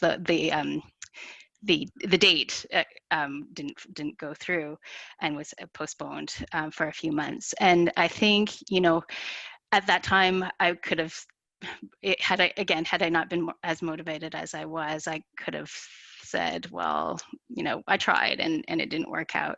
But for me, the fact that the surgery date didn't proceed kind of made me feel like, oh my gosh, there's this poor person at the end, at the other end of this, who didn't get it. And like, that kind of made me more determined to see it through than ever. So yeah. A few years earlier with us, we were in the opposite of that situation, where a chain also collapsed, which is fairly common in the kidney parent exchange, unfortunately, because there's so many moving, it's like a house of cards. We got a phone call saying a chain had collapsed, and we were able to fix it by Brendan and I going in, and we would only have, the surgeries were happening in 2 weeks, and were we ready? And my first reaction was, well, I don't know if we're ready. And then the second reaction was, of course we're ready. And then the third was, you know, a sense of sadness for the individuals who weren't getting this chance that I was now getting. And I remember reading your Globe essay, Wency, where you talked a lot about the themes of hope and loss. And there's so much of that in the transplant community that often there is loss associated with great hope. And it's this theme that you balance throughout the journey and throughout the being in this community, that I like to focus on the hope aspect and what it all opens up and what it all ends up offering to recipients and to donors themselves. Alicia, I know that for you also had a bit of a timing change with your surgeries, and tell us a little bit about that. Yeah, so kind of similar to you in the sense of they gave the date so quickly. Like our workup was pretty quick in the sense of Danielle was, she applied in October, end of September, I think. Which one was it? Yeah, end of September I applied, and then by the time I did all the medical tests, it was beginning of November that I heard back and I found out that I was eligible. Yeah, so we were obviously in contact, she's my sister, so she told me that she got accepted, and that was the first I heard of it. And her surgeons were talking to her about dates, but I had heard nothing on my end from my team. And they basically said, we can book you as early as December, so the next month. And obviously, like, getting your liver is so exciting, but I guess I might have been like in a different headspace of thinking at the time, although I was in liver failure and I did need a liver transplant, I was also pretty like high functioning in the sense that I was working, I was volunteering, I was seeing my friends like after work and stuff like that. So I was living a pretty busy lifestyle, and Danielle and I both had plans for New Year's. So we were like, if we have our surgery in December, like what's gonna happen? So luckily they allowed us to like book it in January. So initially it was booked on the 6th of January, and we had that kind of set in our minds, and like probably a week later they came back to her saying that they're moving the date by a week. And then she told me, and just hearing that news, like as the recipient, and I'm sure you can also speak on your end, but for me personally, like it was very upsetting because there's so much uncertainty in the whole process that the things that you are certain about or you think you're certain about, I kind of like grasped onto that as like the things that I know for sure are like, this is the date and I can prepare for that date. And then getting told it's going to be pushed back by a week was hard, but looking back on it, it was actually such a blessing because I ended up getting the flu that week, a couple days before that day. And as anyone who's in the transplant process knows, you can't get sick before your surgery. Otherwise, your surgery will be canceled. So I went to the hospital a couple days before and I got tested and they said that I had the flu and they gave me medication and I stayed off work that whole week. And I went back to clinic a couple days before the surgery was scheduled and they cleared me for surgery. Thanks be to God. So our surgery still went through, but if it didn't end up going through, looking back now, it would have been postponed till March because that's when the next available surgery date was. And that's when COVID was like shutting everything down. So it was so like such perfect timing that we had it when we did. When you heard that, so you were post-transplant at this stage, you got through the sort of schedule changes, if you will, and then you got to early March and you heard that they had canceled or indefinitely postponed those surgeries. How did that, because of COVID, how did that make you feel? Yeah, for either of you. Danielle, do you want to go? Oh yeah, so I think, so for me, I had decided to take a semester off school. So I had basically planned, I'd take January to April off, I'll have my surgery beginning of January, and then by the time it's April, it'll be like 3, almost 4 months. So thinking that that some of these people who had planned their lives around the surgery date that could have been in March, and then it getting postponed, I just felt very sad for them. And I think even just having the surgery date switched from January 6th to January 13th, it just seemed like such a big deal for me. I'm like, but like that's like an extra week. What am I going to do with that week? I don't know what to do with myself. And yeah, there's a lot of mental preparation that kind of goes into the surgery. And I think I was just uncertain of how everything was going to work, and what if it changes again? All that uncertainty. I don't know, Alicia, if you want to jump in. I think also along with the mental is just the emotional aspect of it. And it's a very emotional time as a recipient. And so like when I found out and I heard the news about certain transplant surgeries were being canceled for people, I could really like feel that emotion that they must be feeling of, like I said, like that uncertainty, and also being told that your surgery isn't important enough to happen. Like that's not what the person going through it feels, you know, like for all of us, it was a life-saving surgery. And so it's interesting how some of those surgeries were canceled. Yeah, absolutely. You know, I felt, how can they say these are not life-saving? And never say no to an organ. If you have people there who were living and willing, or you had opportunities for deceased transplant, you know, obviously COVID had a lot of very relevant concerns and issues, but to see that transplant was not always deemed as a life-saving surgery was very hard to process, I felt, even though I'm 3 years later. I don't know, Janine, did you have a reaction to that? You were so passionate, both in speaking with Wency here and in your own advocacy, how truly life-saving these surgeries are. Yeah, when I heard that, I felt for them. I really felt for everyone that was looking forward to it. Like, you know, like Alicia said, like when you hear that news, at that point, obviously I already had my transplant, but when you hear that news, I could only imagine like your heart just sinking. You know what I mean? Like myself and Christy, we had an option. We were given, you know, dates. Did you want to do it in March? Did you want to do it in February? And just like Alicia and her sister, we're just like, okay, well, you know, she has her yoga studio that she's doing, and so she wants to have surgery and enough time to recover and then jump back into doing yoga afterwards.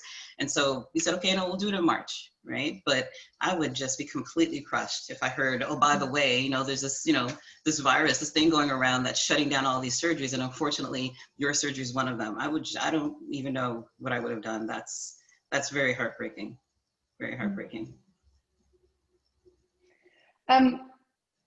You know, going back to more positive side of things, Tatiana, when you were with your mom and she was going through the journey towards transplant, and knowing that it was in her near future, and knowing that her life would, you know, was promised to be transformed, and obviously that was delivered. How was that as her daughter and loved one for you? Well, it felt good to know that my mom would have a longer life to live. We get to go do girl things, go shopping, go to the movies, get our nails done, all that stuff. It's really heartwarming to know that she got to live a longer life with me and have all the experiences, walk me down the aisle when I get married, all those things that she gets to see me do when I'm older. Did you notice a difference between your mom pre-transplant and post? I did. Pre-transplant, she was puking a lot and it made me sad. But now, post-transplant, she's more radiant now. She keeps her food down. Radiant. Great, I love it. You are. She has all the fun stuff together now. So I'm happy she looks better now. She's keeping her food down. She doesn't have to worry about puking all of her food. She says keep it down, and that's it. Janine, would you say you experienced transplant euphoria? Definitely. Definitely. I remember waking up like after the surgery, and I was still out of it, but I felt different. And then everyone was around me. My mom was in the room, my husband was in the room, and it was like, oh my gosh, you're glowing. Your kidney's working, you're glowing, you know? And then I definitely felt different. I was groggy and the drugs were in there and everything, but you have this feeling of, yes, this is how I should feel. This is what I felt like, you know, 2-3 years prior to. I feel like a woman again. I'm me, you know what I mean? So I definitely felt that euphoria and that, you know, I'm back. Yeah. I'm here. I know what you mean. I said to my surgeon, or whoever was in the post-op room with me, the first thing I said was the itching is gone. I had just that itch, like, you know, from the toxic blood, and I just was itchy all the time. And my first feeling post-surgery was, it's gone. It wasn't in my mind. That actually existed. And I was saying to Alicia last week that every day I think of something. And, you know, I didn't associate with being sick. I felt very lucky that I got to sort of navigate to transplant in a very healthy form. But obviously when your organs are failing, you are sick. Yes. And I notice things every single day of my life still today, 3.5 years later, that, wow, I wouldn't have done this 3.5 years ago, or I wouldn't have felt this way, or just the amount of energy I have, or the amount of, you know, energy is probably the best. There's no better explanation for me. So I feel that transplant euphoria, not just on day 1 or month 6 or year 1, every single day. So Alicia, I know you're still in the recovery phase, but something to look forward to. And have you started having small glimpses of it? Yeah, I would say I have, but that's interesting that you guys describe it as like right away after surgery, because I did not feel like that after surgery. I think I had a very like rose-colored lens view of what it would be like after surgery. So I was just very excited and looking forward to receiving my organ, that I didn't really dwell upon what it would feel like after surgery. So I think it hit me very hard waking up and feeling a lot of pain and all of that. Like, I think it was more my family that noticed it first. They would, like, in the hospital, they would be like, Alicia, like, I had jaundice in my eyes and in my skin. But being a person of color, I didn't really notice the jaundice in my skin until after, when I started to see my cheeks were rosy again and stuff like that. But my mom would be like, Alicia, I can see the whites of your eyes again. And I really didn't believe her at the time. I was like, no, it's probably just the lighting, because that's happened to me a lot. I had jaundice for about like 4 years leading up to the surgery. And there would be moments where people would say, oh, your eyes don't look yellow again. But it was usually just because it was in yellow light or something like that. So I was very skeptical to think that I was getting better, even though my doctors were saying I was. But yeah, definitely over time, I've noticed, like, I also experienced the pruritus, the itching kind of thing, and just realizing, oh yeah, like that doesn't happen anymore. That's amazing. So yeah. Danielle and Wency, when you hear transplant recipients, whether it's your sister or, you know, others that have this sense of transformation, how does that make you feel as donors? Danielle, do you want to go ahead? Oh, sure. Yeah. I think, yeah, being with Alicia and just realizing, so she was so active beforehand, but she was also like very sick, and just realizing the difference in her, it like makes it so much more worth it. Like, even though it was like a hard decision, it wasn't a difficult decision to decide to donate to my sister, and knowing that the effect that it's had on her life, and yeah, it just makes it all much more worth it. Wency, how about you? I think for me it's a bit different, because I love hearing stories about people's recoveries from after getting an organ. For me, it's a bit complicated in a way, because I don't know the recipient, and in a way, like I think it was intentional on my part to not have contact with the recipient, because I feel like, you know, if it hadn't worked out, or I don't know how I would feel. That would have been probably quite crushing. So yeah. But I'm really great that it worked out for all of you, and that is really heartening to hear. Do you think is there a donor euphoria that we perhaps don't talk about enough? Yeah, I think I'm just still trying to understand the effects of having the transplant, but I feel as if there's, like, I feel different. Even my coworkers, when I got back to work, they're like, you seem different. Like, you don't live your life the same way. And so I think my perspective has changed, and my priorities have changed. And I guess that's the type of euphoria that I'm kind of experiencing now, but I'm still trying to, I guess, understand it more and live through it more. Yeah. I guess Brendan, sorry, go ahead, Wency. No, go ahead. I think for me, it's funny because it's a bit the opposite. For me, like, it's just kind of been something that I did, and then I don't really think about it much anymore. So yeah, I think it's probably different for everyone. Do you feel like when you see your scar, like you're reminded of it, or you don't really notice it too much? Yeah, I guess I don't really notice it very much. Yeah. Wendy is definitely one of those people that's just like, so like my donor, just so nonchalant, just, I gave an organ. Yeah, no big deal. It's just like nothing. You pick up the newspaper, have some breakfast. It's just like nothing. And that makes me feel good because I'm thinking like, she's just so, what's that word? Modest about the whole thing. Like Wendy's just so modest about everything that happened. It's just, it's just like nothing, but like I said before, I can't stress, you saved a life. That's major, you know what I mean? But that's the same thing I was going through with Christy, my donor. She was just like, she'll reach out, how you doing, blah, blah, blah. And it was just like nothing. It was just, it's just no big deal. Just gave you a kidney, gave you some more time on this earth to spend with your family. Went grocery shopping. It was just like, it all falls in line with, your normal everyday routine, so yeah. I think that in a way that that is a bit of a barrier in terms of how people talk about organ donation, and especially for people who are either intending to donate or who have been donors, is when other people expect it to be a big deal, then it kind of makes me shy to talk about it, and hence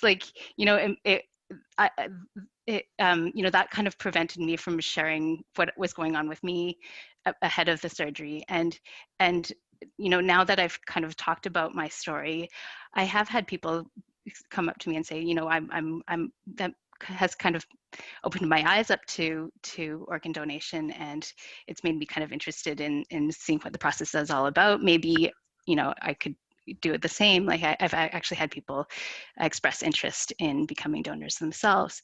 And I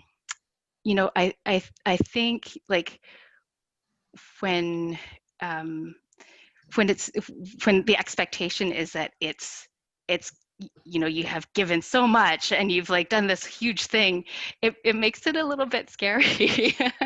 So well, on my end, sorry, go ahead, Joanne. I was going to ask, I was going to say that I can definitely relate to what Wency's saying, because before surgery, I didn't really tell anybody, only really close friends and family members. And even after, I had a really hard time trying to talk to people about it, because people kind of put this, I guess, hero lens on you. Whereas I just felt as if it was something that I just did.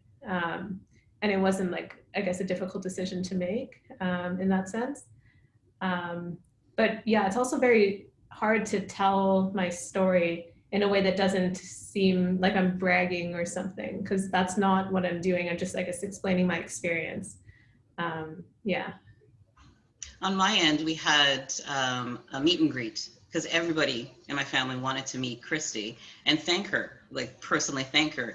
Now we're talking about like 80 plus people. So I said to her, if you don't want to do it, I completely understand. Like, I don't want to make her, because she's quite similar to the other donors on this panel, like just very laid back and nonchalant about it, wanted to donate and just kind of move on. You know what I mean? So I said to her, if you don't want to do it, that's fine. Like I can tell everybody, thank you, and we'll pass along the thank yous and leave it at that. But she's like, no, it's okay, we can do it. So she went ahead. We had this party for her. It was like a little meet and greet, and everybody came out, mom, cousins, everybody came out. Her family members came out as well, because they want to see who she's giving her kidney to, right? So it was a big party, food, drinks, and everything, and it was really nice. It was really nice. Did you do that before or after the surgery? That was before. That was before, yeah. Great. So everyone knew each other during when you were recovering and healing together. Exactly. So when we were in the hospital, my family member would go down to the other floor and visit Christy and vice versa. We actually want to be in the same room, like have our beds in the same room, but I guess that was too much to ask for. But yeah, everybody knew each other. I met her mom, she met my mom. It was really nice. It was really nice. It was interesting talking about being at the hospital. Danielle and I were on the same floor, but because we have the same last name, they really didn't want that because it's very confusing for the nurses. Yeah. So they tried to get us to like move to different wards and stuff. Eventually I was brought to a different ward, but the same floor. So yeah, that's funny. Tatiana, did you meet Christy? What was that like for you? It was very exciting. Get to see the woman who's going to save my mom's life and give her a longer extended life to live is kind of made me a little bit emotional because I've never experienced something like this, but it was a nice experience overall. They even named my kidney. I came out of surgery and everybody was saying, "Hey, how's Andy?" And I'm like, who's Andy? What are you talking about? I had no idea. But beforehand, her and Christy had their own little conversation when I wasn't aware of, and they came up with the name. It was Andy. So after surgery. What inspired it? What inspired the name? I just like the name. It's a nice name. So Andy it is. There we go. Chatting about, the gift of life and giving you many more years. Janine, do you ever think about the fact that you may need a second kidney at some point in your future? And how does that make you feel? The thought has crossed my mind, but I don't dwell on it. I just, I don't know if you want to call it denial but I just don't dwell on it. I figured, you know what? I was given this gift. They said it was like a 92% match, which, was really, really high. Usually that's family members. So I was just like, maybe I should talk to my father and find out what's going on because 92%, right? So I'm like, you know what? We're 92%. I'm great. I'm not going to dwell on, 30, 40 years from now if I might need another one. This is going to carry me right through. And that's it. I just leave it at that. Positive thinking. Very good. Alicia, I mean, you're so, I shouldn't even be asking you this because you're only months out of transplant, but is it something that your medical team talks to you about? Yeah, so living with what I used to have was an autoimmune disease. There's the possibility that even though I have a transplant and I'm technically cured right now, like I don't have the disease, it can come back into my liver. So it is a thought that's crossed my mind, but similar to Janine, like I don't dwell on it. And I'm, like you said, I'm very new out of transplant, so I'm just enjoying what it's like to live without liver disease. And hopefully once I get past the recovery phase and am like living like normally to the, I guess, extent of a transplant recipient, I'm excited to see what that life is like, It's good. Stay focused on the positive, and like you guys have the same outlook. This is 30, 40 years is the exact same time frame, Jean, that I always reference myself, and then I add it's a really exciting time to be in transplant because if I got, like you, this almost perfect match now with this matching algorithm and machine learning, which had been around for 15 years, and now, I mean, that was artificial intelligence 15 years ago. Look what we've done in those 15 years. What are we going to do in another 30 to 40 years? Exactly. And then what they're doing for like living donor. I mean, robotic surgery is making the living donor surgery even less evasive and even less of a major, such a big recovery needed. And there's so much happening in transplant. It's all happening here, right, in Toronto at TGH. And that excites me. So it's saying, one of the reasons I stay so involved is I want to know what's up, what's next, and what cool innovations are happening. And let's spend a lot of time trying to make one kidney for life or one liver for life. But then if that's not going to be the case, how can we innovate and how can we make it even better for second time recipients, but also for, of course, those who need it the first time. And I find even Brendan, I shouldn't say this on YouTube, but I will. Even he jokes that when the time is right, he wants to donate his liver, and so he even thinks about a second surgery, even though he has no need to. But it speaks to, it was just so easy. It was just such a simple thing to do the first time. I think liver is a little bit more of a recovery, Danielle, likely than kidney, but it gets him excited, that's for sure. Yeah, and even just seeing how the plan of thinking my mom would be my donor and that not falling through. But then like there being that, like God providing a donor through Danielle, like I think that if I ever did need a second transplant, like it'll happen. Like if it's meant to happen, like there will be a way. And like people like Wency who have just like put themselves forward, you know. I think also, you know, Janine has also highlighted something with her story where there are so many people out there who are willing to be living donors. And, you know, one of the challenges is just to take advantage of that. And there are people out there. It's just a matter of finding them and you know, a lot of the time they just them. don't know how. They don't know what to do. They don't know how to reach out. Where do we go? You know, they just don't know. That's most of the, that's what I've encountered, that they just didn't know, like, where do they go? How do they reach out?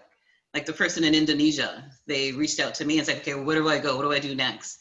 You know, so I think that's the main thing as to where do I go? How do I take the next step into being a donor? I want to donate. How do I, you know, go proceed with it? So also on that note, oh yeah, sorry, go ahead. Go ahead, Alicia. Oh, I was just gonna say, I think also it comes down to like people in need sharing about it. Yes. Because the more you share about it, then people like they know that there's this need.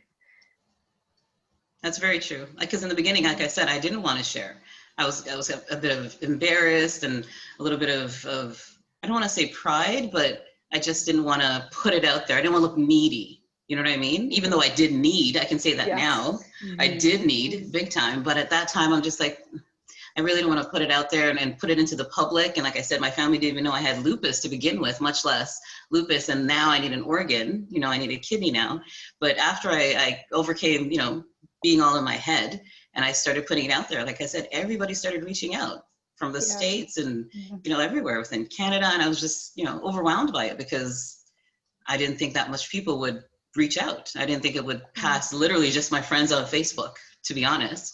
But yeah, you have to say something. You have to realize in order to get help, you have to ask for help. So I think that's a very common experience for people who live with, you know, a progressive organ disease, that you don't talk about it. It's not obvious that you're sick, and it's not obvious. You don't live as a, you know, very sick person. So in retrospect, talk about it more, because then you have more awareness when you get to that stage of having to find a donor. So it's certainly a big key lesson for me was, why didn't I talk about it more? Why didn't I talk about what it was like living with kidney failure? Because I think it's about creating awareness. Is there any last advice we would give to, there's a lot of practitioners who are joining us today. There's a lot of potential organ donors and their families. Is there any last advice you'd want to leave today about living organ donation? Don't all jump at once.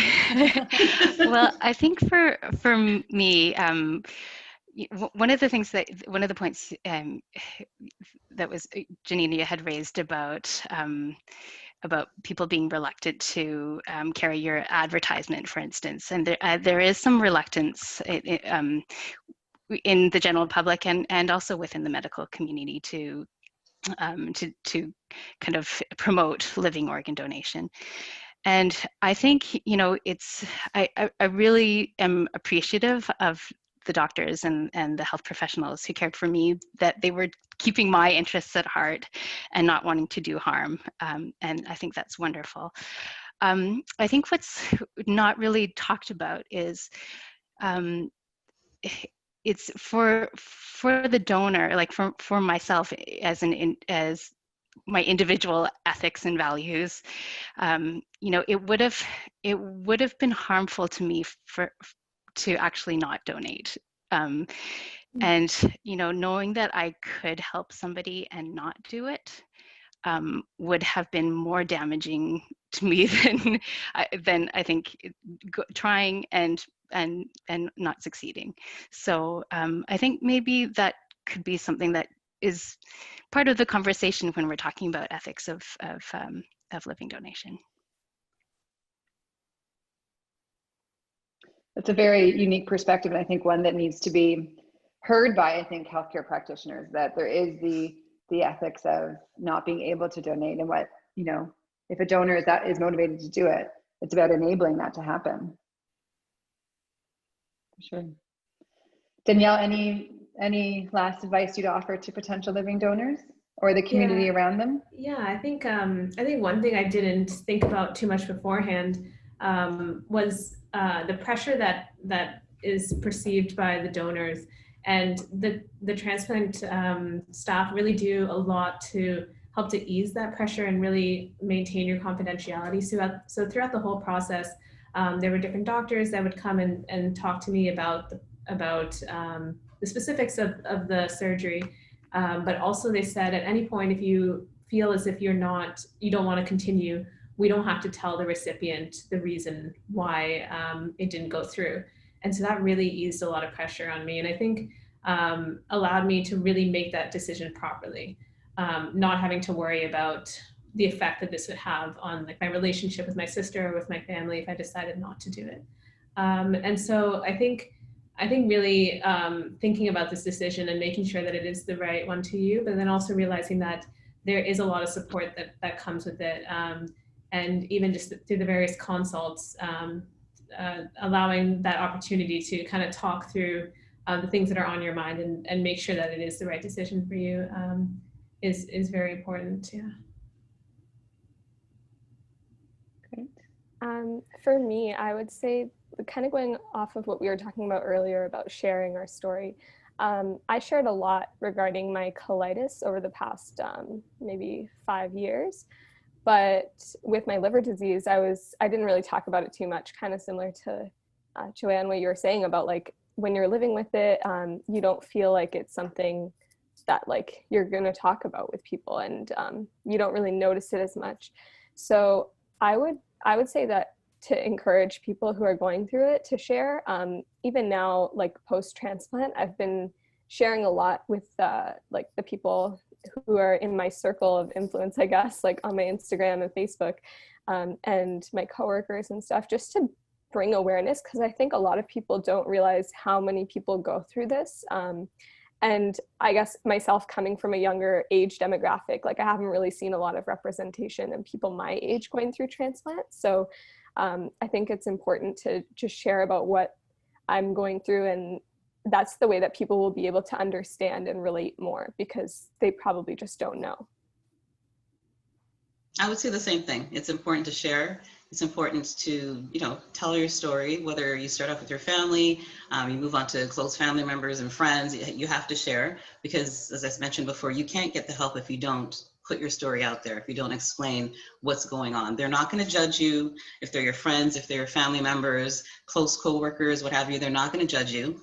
And you have to put the story out there. And once you have this idea in your mind, like for example, with me and my, you know, or technically my mom's thought process of putting an ad in the newspaper, I was told by several people that it was a crazy idea, or it's not really going to work, and, you know, don't get your hopes up, you know, that, you know, someone's going to respond to the ad. Don't get your hopes up. You have to be in that frame of mind that, you know what, this is what I'm going to do. You got to stick with it. You can't let the naysayers or the doubts or anything like that hold you back. You have to stick to what your plan is. And you just have to follow through that way, and it will work out. You just have to have faith, and it will work out for you. Just be patient. And as I said before, it is important to donate. You must donate. You have that gift. It's important to share that gift. Regardless of what the organ is, you should share that gift, because you're saving a life. You're extending someone else's life. You're allowing them to be there for their family. So if you have the gift, if I had the gift to give, because you know, with all these drugs in my system, I don't think anybody would want me anyways. But if I could give, I would give it a heartbeat. And like what Wendy was saying before, yes, you know, there's that notion about signing your donor card, and that is important as well. But the situation like ours, living donor, that's what we need. That's what's important. Just as important as signing that donor card. You know what I mean? So please give. It's very important. Well, I think the big takeaway from everybody is well, give and share and talk about it and be open. And I think everyone will always be very pleasantly surprised by the generosity of everybody, of people, of humans. And but if you don't ask, or if you don't put the story out there, people don't have the opportunity to come forward. But we're always so surprised by the generosity of those around us. And so thank you. Speaking of generosity, thank you very much for giving us your time today. And thank you for having this very open and personal discussion. I really enjoy talking to fellow members of the transplant community, and I hope that those of you watching enjoyed the conversation too. I think in vain, please share your stories. The center is always looking for more stories, and each one of us got to where we are because of talking about it and because of people being willing to talk and share and eventually donate. And the more of that, we can help move the dial. And Wendy, you quoted the fact at the beginning, living donation is unfortunately going down. And so we all want to see a reverse of that. And I think conversations like this help. So thank you. And of course, thank you to the transplant team, because I think we'll all agree, maybe we don't want to call living donors heroes because you are these amazing, humble people who don't want that halo spotlight. But I think the transplant teams are heroes because they make this all happen. So thank you to the entire UHN transplant program and to the UHN hospital and to the foundation for supporting this world-class program and allowing it to be the best in the world and saving so many lives every single day. Enjoy the rest of Living Donation Week. Thanks, everybody. Thank you. Thank you. Thank you.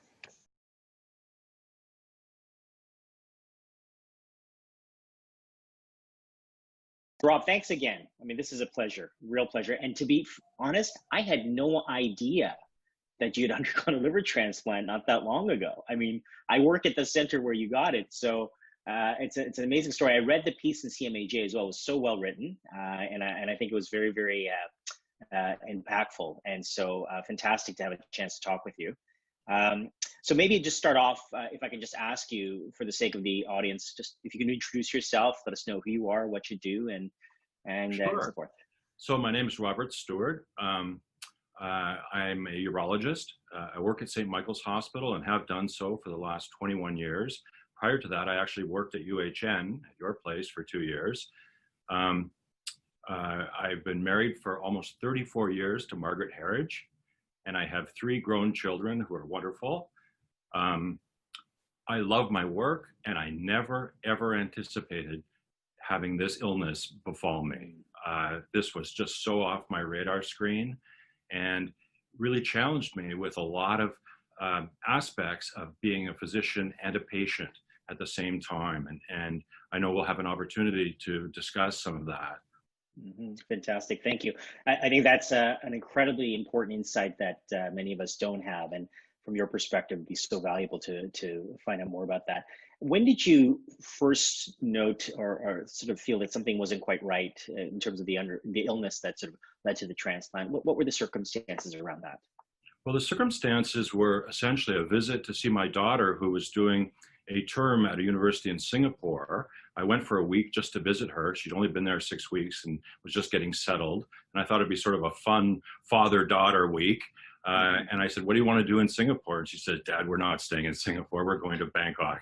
And she said, it's so much more fun, because she was 21 at the time. And so I said, well, I'll take care of all the arrangements, Sarah. Just get me a ride on an elephant, if you would. And she said, Dad, that's animal abuse. You can't do that. But she said, I can take you to an elephant sanctuary and you can pet them and feed them, etc. And so we hired a driver who took us to this place outside of the city. It was really sort of in the jungle somewhere. And on the way, we stopped at this outdoor food market to buy elephant food. Well, I didn't know what that was, but I quickly learned it was corn and bananas. And that seemed easy. And so I was wandering around this market and saw this pile of bananas and on this low table. And I reached into the pile and I felt a bite on my hand. And then I saw this gray snake slither away. I didn't see its face bite me, but I saw the holes that it left in my hand. And I immediately Googled it to figure out whether this was a poisonous viper and that I needed to get to an emergency room quickly, or whether this was probably a non-venomous snake. And I cautiously concluded it was the latter, and I would just get on with my day because I was going back to Toronto the next day. And I thought, I'll deal with whatever eventuality happens when I get back to Toronto. And so that's how it kind of started. And by the time I got back, I had a pretty wicked cellulitis from my fingertips all the way up to my shoulder, and got off the plane after a 21-hour flight with a temperature of 40. And I was really feeling, distinctly unwell. And so the next day, a plastic surgeon at our place probed my hand looking for a retained fang. And I said to her, well, isn't that what x-rays are for? She said, well, I think maybe your tendons are infected. So she put me in a plaster cast, but and put me on some antibiotics. But I noticed after a few days, it just wasn't getting better. And so I consulted an infectious disease expert at your place. And he said, I don't know what lives in the mouth of a Bangkok snake, Rob, but you need to ramp up the antibiotics, which we did. And it cleared the cellulitis, but then I developed all of these symptoms of Stevens-Johnson syndrome. And I got a rash that lasted a couple of months. I started to develop high fevers that sort of came back after they had subsided a little bit, and arthralgias. And then I sloughed all the skin on my lips and the inside of my mouth. And, you know, and I had this profound fatigue. You know, I've just never felt so fatigued in my life. And, you know, he was so nice and supportive of me and said, you know, there's not a lot of really good treatment for this. It may take 6 to 8 months to resolve completely, but just be patient, sit tight, it'll probably go away. But in the background, I sort of knew that there could be complications of Stevens-Johnson syndrome. And I was aware, I'd heard stories of some people ending up in renal failure, for instance. I was aware of liver disease as a result of this immune reaction. And so it was lurking in the back of my mind. And after 6 to 8 months, the fact is I wasn't getting better. I was starting to get worse. And I was becoming encephalopathic. And I was finding it really, really difficult to do my work properly. This is now November. And so I just took a voluntary medical leave of absence to get a proper diagnosis, find out what was going on. And it didn't take more than 24 hours of blood tests and scanning. And then I was in the liver transplant clinic for an assessment. So it all happened very, very quickly. Just sort of came crashing down on me in a way that was shocking. And I was so ill prepared for it. Oh my goodness. That's an incredible story. I mean, that's unbelievable. And it did accelerate fairly quickly at the end there, where you mentioned that essentially after a little bit of a workup, you're noted basically the liver wasn't functioning. Oh yeah, that all happened within 24 hours, and then I was, you know, seeing the hepatologist in the transplant clinic. Wow. And in that process, did the discussions around living donations start when you had those initial meetings, or did that sort of take a little time? No, it was right at the outset. You know, they said you should look for a donor, and I thought, I don't know how to begin. There is no clear algorithm for this. And while, you know, you folks in kidney transplantation are dealing with the people who are just at the entry point of this search for a living donor, but we as transplant surgeons get involved much later in the process. And so I really didn't have a lot of experience with this, but I got some very good advice from the liver team who suggested that Margaret, my wife, be my advocate, because they said it's just so awkward for you to be the person who's asking, and also for the potential donor, it can be really awkward as well. So if someone can advocate for you, it really helps the process. But we didn't really know where to begin. But Margaret took it on. She did it with incredible energy, and she was up at 4 a.m. sending emails all around the world, literally to colleagues everywhere and every day. That's what it took. That's what it took. But then it ultimately circled back to my own hospital, a colleague, a physician I know. And so that was really kind of ironic that after this international search, someone I work with in the same hospital became my donor. That's a fantastic story. And actually, of course, I know Marie as well. And it was just really well laid out in that article. But and I know your wife quite well. She's a few doors down, and I have no doubt that's the kind of energy you talked about and the commitment that she had. There's no doubt that I could see that happening. That's wonderful. And I guess ultimately then it worked out that you had found Marie had agreed to be a living donor. And just curious from your perspective, how did the assessment process go about, and how did you experience it? What were your thoughts about it? And then moving forward there afterwards through the surgery and the recovery, just your sort of sense of it and your experience of the whole thing. Well, the assessment was extensive, as you might imagine. I mean, I think I've had every square centimeter of my body imaged at least once. And so it was really extensive. And I first got this glimpse of the idea that being a critically ill patient is a full-time job.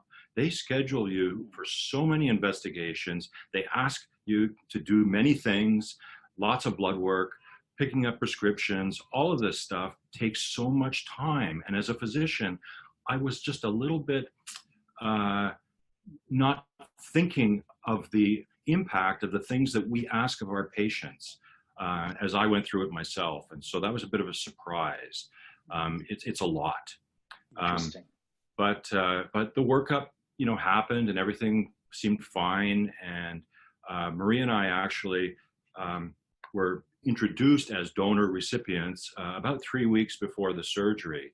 And so we I was surprised because I had no idea that she had come forward. And this is another point in the process that I know you're very familiar with, and that is the separation of recipients and donors. And I fully understand why that has to be that way, because a potential donor can have a change of heart, et cetera. And you really need that anonymity initially. But I'll tell you, for the potential recipient, it is just frustratingly opaque. The analogy that I use, it was like it was being told to run a race by my doctors, but not being told where the finish line was, and just being cheered onward saying, we'll tell you when it happens.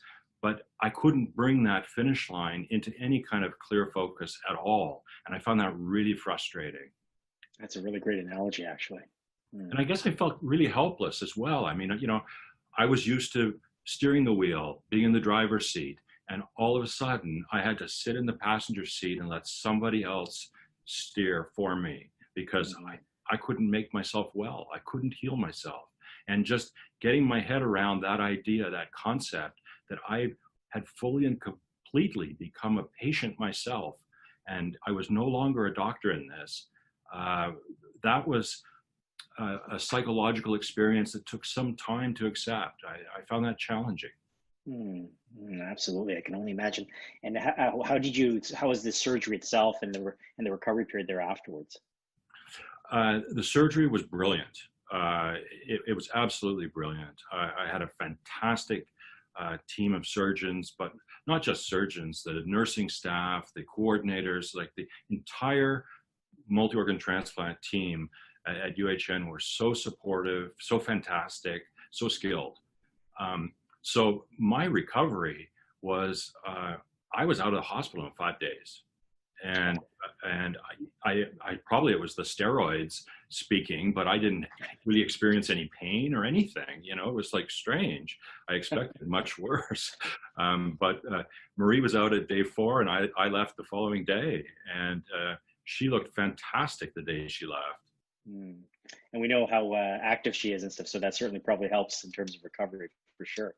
Oh, I'm sure. Yeah. And then subsequently, of course, you've continued your follow-up and hope you look really well. It's great to see you. And yeah, so I hope all is going well and you're feeling well. I feel 100%, absolutely 100%. My mind is clear. I've been back at work for over 6 months, 8 months now. And I'm working virtually full time and enjoying it immensely. It was really hard to be away from work for that period of time. But everything has gone so smoothly, and the function has been perfect. And, I've been so fortunate. I really do feel very fortunate. Well, that's amazing. Rob, you mentioned earlier your experience as a patient and how that sort of intersected with your knowledge and, of course, your work as a physician. Could you elaborate on that a little bit? I think that's an extremely important point you raised, and something that none of us would be able to even imagine unless you actually experience it firsthand. So how did that all come about, and how did you sort of resolve some of the internal conflicts and difficulties that you encountered? Yeah, thanks for the question. I had to learn to become a patient. It took time. Initially, I would go to my clinic visits and I would sit in the waiting room and try to convince myself that I'm not like this person sitting beside me. there's something different here. I'm not really a patient. I'm not really as sick as they say I am, or whatever. It's that medical mantra that we have, push harder, push even harder, which is so not conducive to healing. It's something that we are challenged with, and I think that that's something that our whole profession needs to embrace and reflect upon.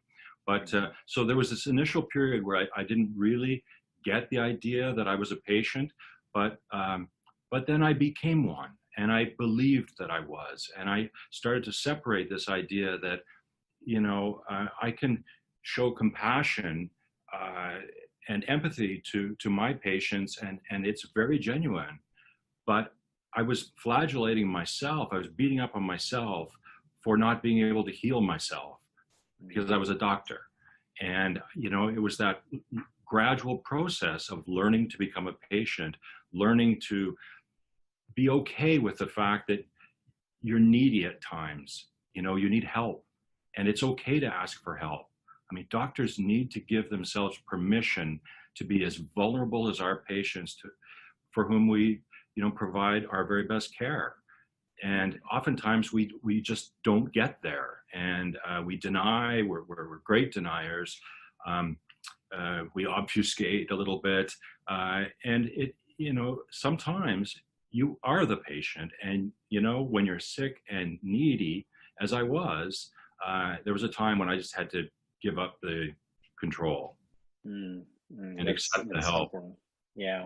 And I guess traditionally we're the culture and the teaching is that physicians should always sort of just suck it up, and it's we're supposed to be in a position where we are healing, but very, very rarely are we asked to think about our own sort of mortality and the need to heal as well. So those are incredibly important insights.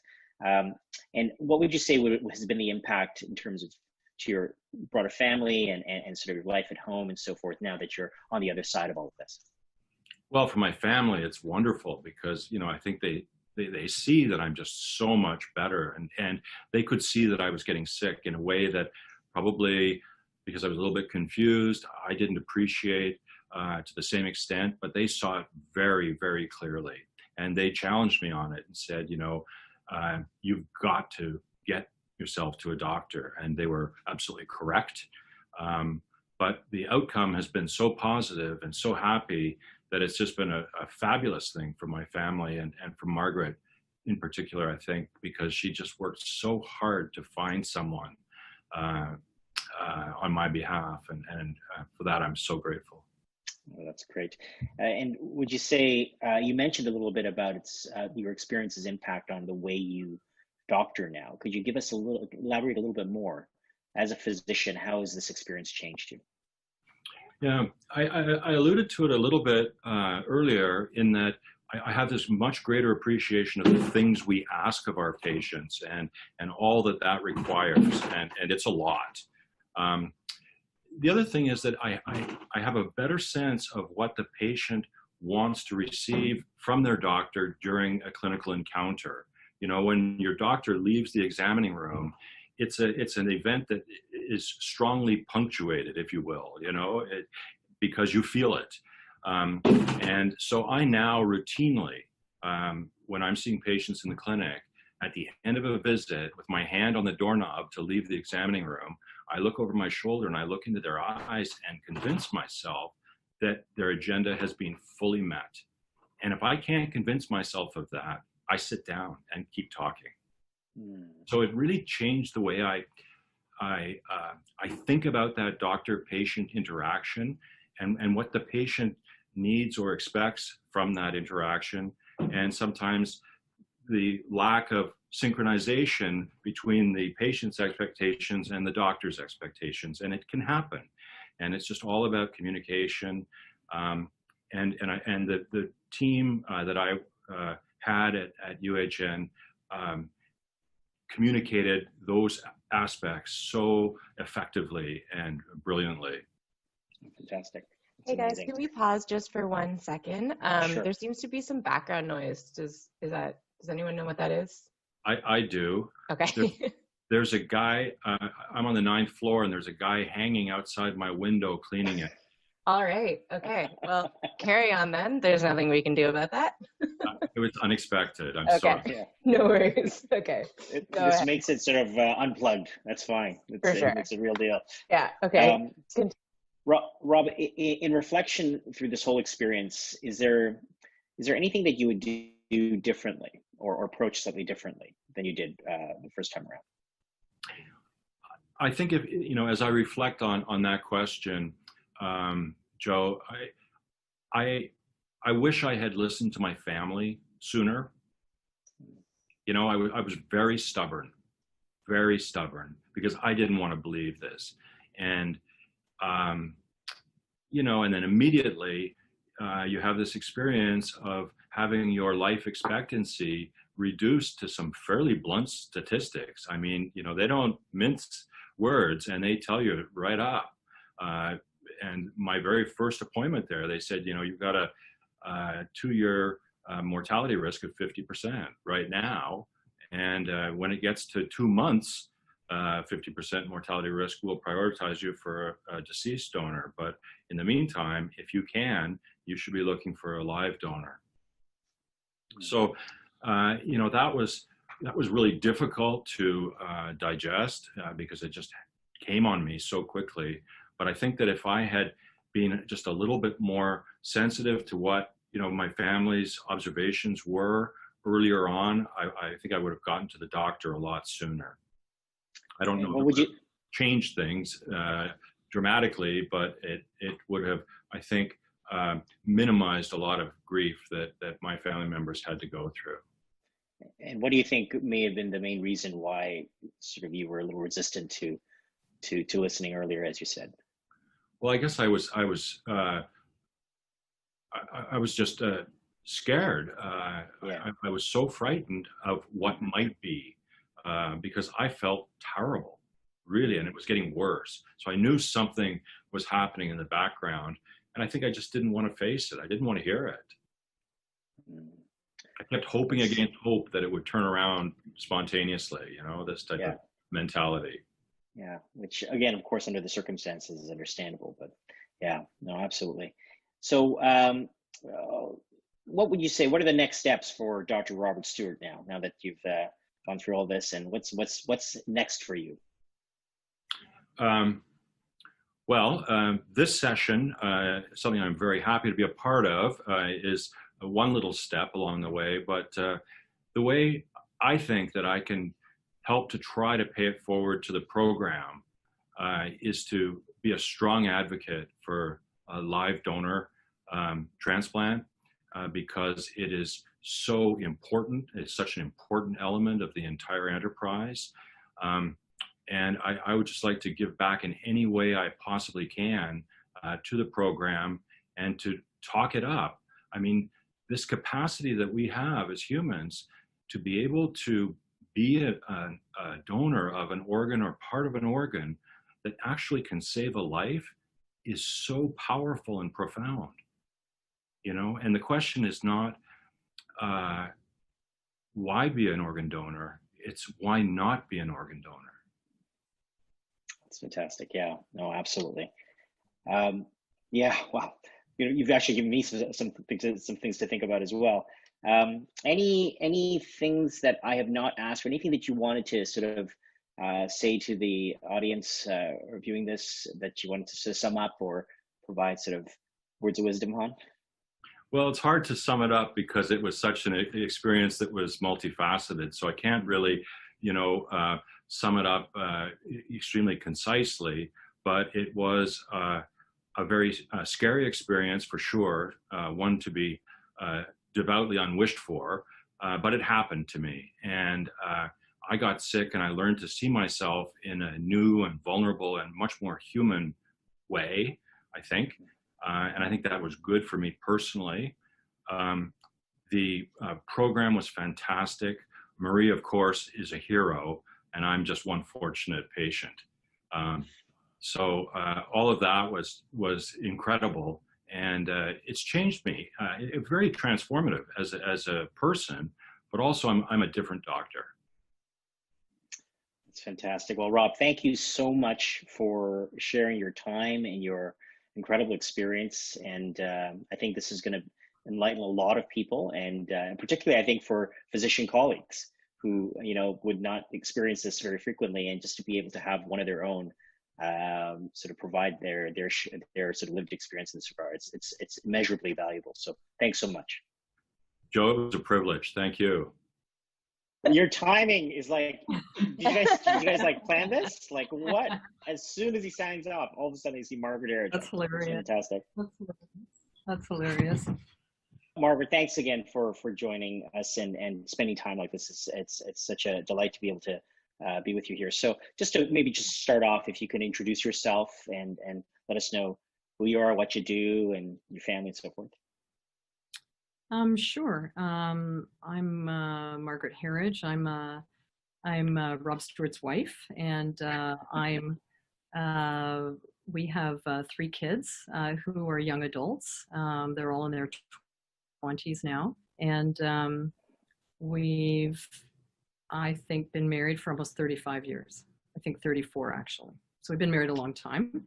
That's who I am personally. I'm a respirologist and a critical care physician at UHN. I've worked here for 23 years, and I work in the medical surgical ICU here at UHN, and my research group does research on outcomes for patients and families after critical illness. Great, thank you. And Margaret, when did you think, and maybe there isn't a critical time, but when did you start to think, something's not right here with Rob? This is something more than just something that'll just go away. When did you start to have that sense? Well, I have to say, when he came back from the Singapore trip visiting our daughter, and I sort of saw the extent of his cellulitis. I don't want to get too medical, I don't know for this, but I saw the extent of his cellulitis.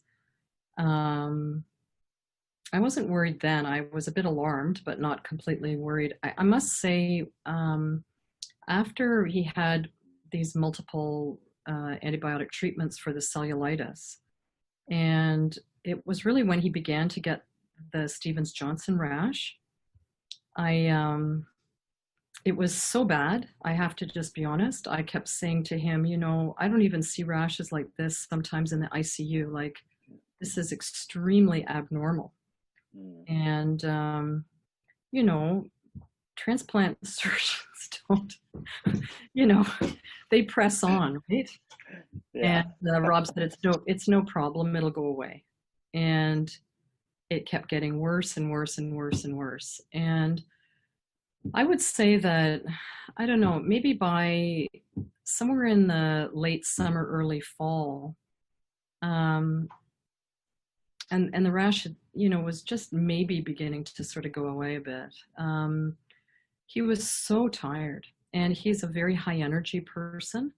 And that's what I noticed first. I just, it's so unlike him to be fatigued, or to even comment to me that he was so fatigued. And then into the fall, later fall, he began to lose weight.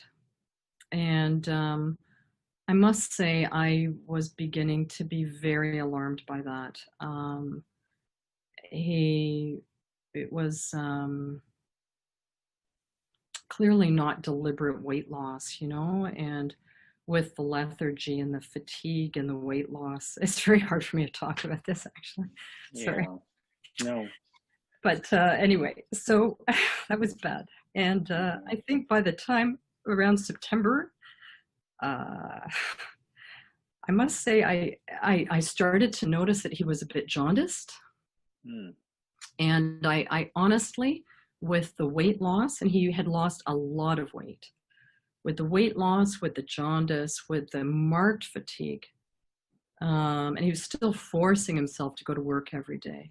I actually became sort of convinced that, maybe this was a presentation of some aggressive metastatic cancer, actually.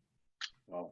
And I began to feel that he was dying from some malignancy that hadn't been diagnosed, because he'd been to see a lot of consultants. no one really had a great understanding of what was going on. And I knew that. And so I was very, very worried and frightened. I would use the word frightened. I was frightened about what was about to happen and how, we were all going to get through this, and I was going to get our kids through it. Wow. Actually. Yeah.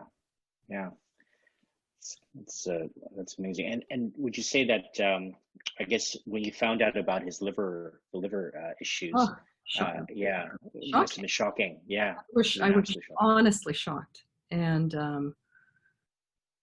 I honestly began to wonder, I began to notice he had some bruising too.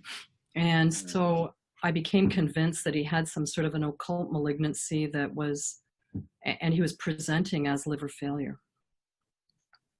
And so when it seemed, when he had that diagnosis, then I thought, oh, that's it. I mean, he's got a liver full of tumor or something, and we're looking at a very limited survival.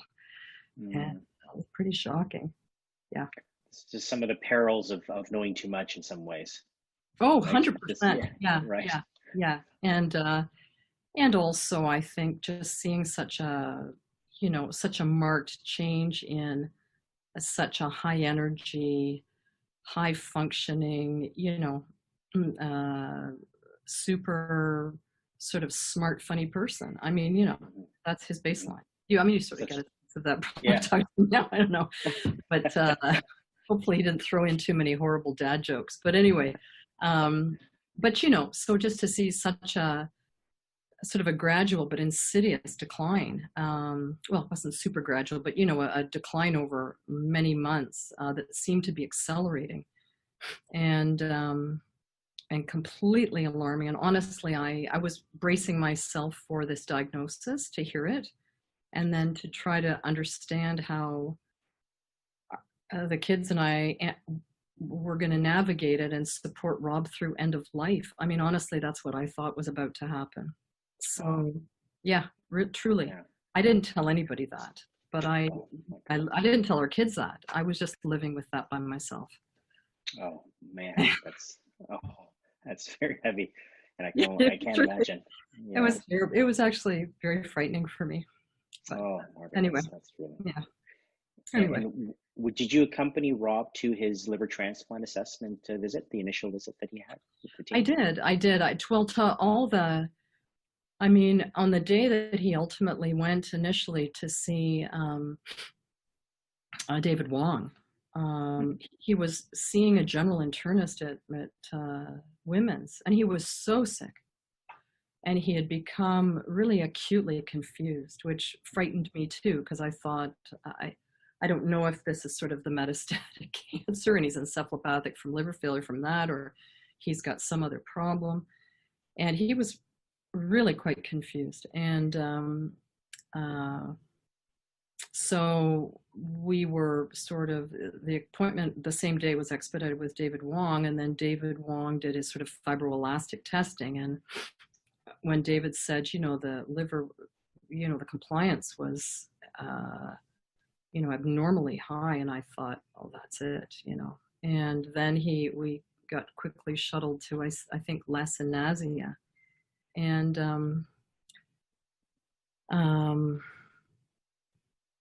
yeah, I mean, I was there for all of it, and for the initial appointments too, until Rob went on rifaximin and got so much better initially that he said, I'm fine to go by I don't need my mother at the appointments, Mark, is what he said to me. And I said, I get it, but I want to know what's going on too.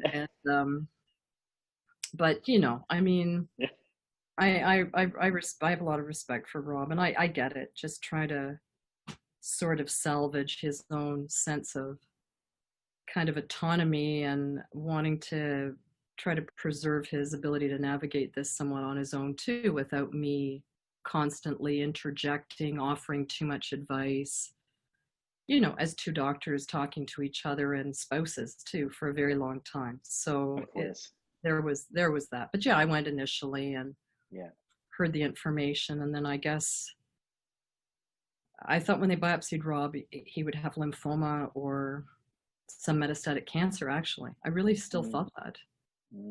So I was really quite surprised that, he had cirrhosis, and I don't know, it was pretty weird. I guess he had some giant cells. I don't know. It was just pretty shocking. The whole thing was pretty shocking, Joe. Yeah.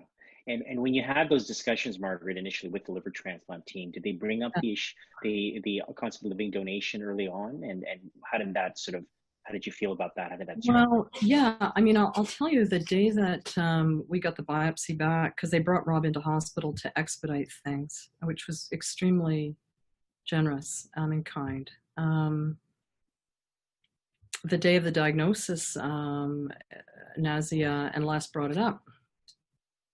Both transplantation and live donor transplantation. And I said to Rob, I'm there. We're going to do it. I'm going to do it. He said, you can't do that. And I said, of course I can. I said, I'm going to do it. It's going to work out. I'm going to do it. So I wanted to do it during the initial sort of discussion about his diagnosis. And I really wanted to talk about it right away. And he was very upset with me. He did not want me to do it. And it took a while for him to accept that, maybe we could do this, Mm-hmm. Yeah, he did not want that. He felt it was too burdensome on me and the kids, actually. And I understand, how did that process then sort of go about, and ultimately, I guess, we were able to, with Rob told us about your involvement in your sort of after hours, whatever time you needed to sort of be reaching out for potential people who might be willing to donate, and for that to come all the way back to St. Mike's. I'm just really interested in that process and what you went through there. Yeah, for sure. Well, I think that David Grant David spent a lot of time talking with us initially, and I work with David and Mark and all these guys, and I told David right off the bat, that I wanted to do this despite Rob's objections, and I think it made Davis a bit nervous thinking about operating on me, to be honest with you. And I mean that just in a good way. Like I think it's really hard to look after colleagues, because it's a bit frightening. When we all know that things can go wrong in the best of hands, and it's a lot of responsibility, and it's a bit terrifying. I feel that way if I'm looking after colleagues in the ICU. So I get that. But he spent a lot of time talking with us and educating us. He said to me right off the bat, I don't think you're going to be tall enough or big enough for Rob. He said that to me right away. Nor is your daughter. Rob and I have twin sons who were, well, at the time, they had just turned 19. And were just, they'd taken a year between university and between high school and university. They're twins. They're really close friends, to travel and to hang out, and because they knew they were going to go to different places for school. And so, David said, I don't know. I mean, I'm not sure if it's the right thing for them to go forward either. I think you guys have got to talk about it as a family. But in the meantime, just start asking other people. And I think really, I just said to him, how does one do this? I mean, I don't know how anyone does this. And he said, just think about, who are your people, who's your community really? And so Rob and I aren't religious people, so we don't have a church group or anything like that. We have a big network of friends and a large network of family, and a large network of colleagues, actually. So these are the groups that I began to contact, actually. First to update people on what was going on and kind of the shocking news that I was sharing with everybody, and then to see if anyone was interested. And what began to happen was just so many people, and kind of,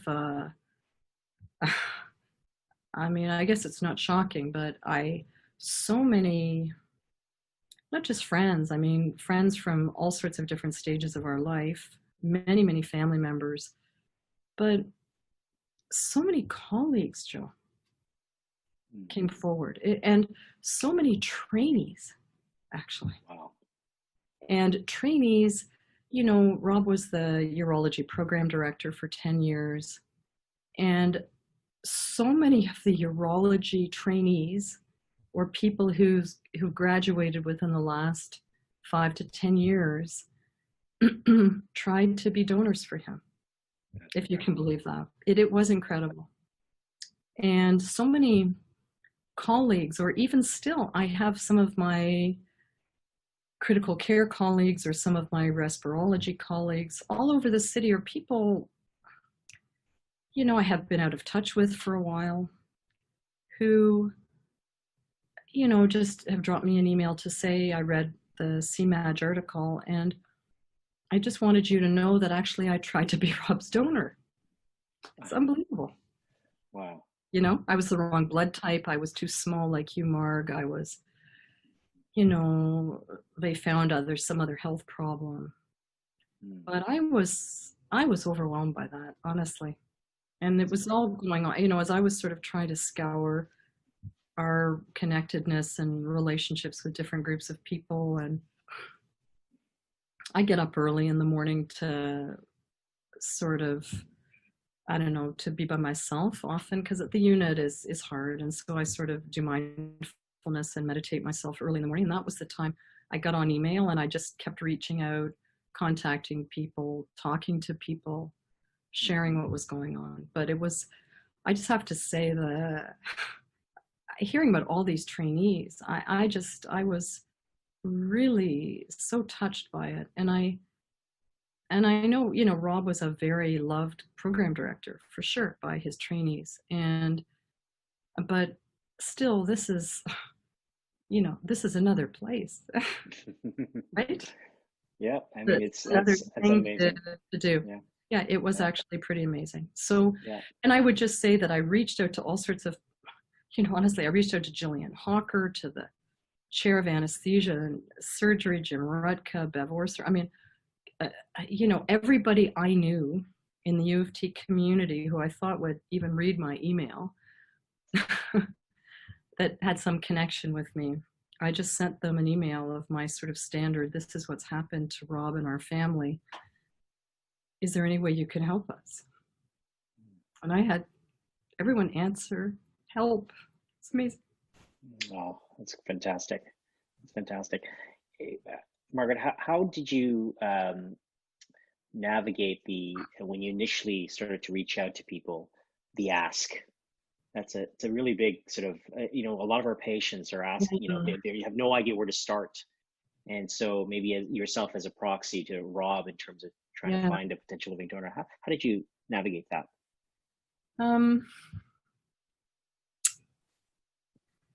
Well, I sort of created a summary of what had happened to, a narrative of what had happened to Rob. And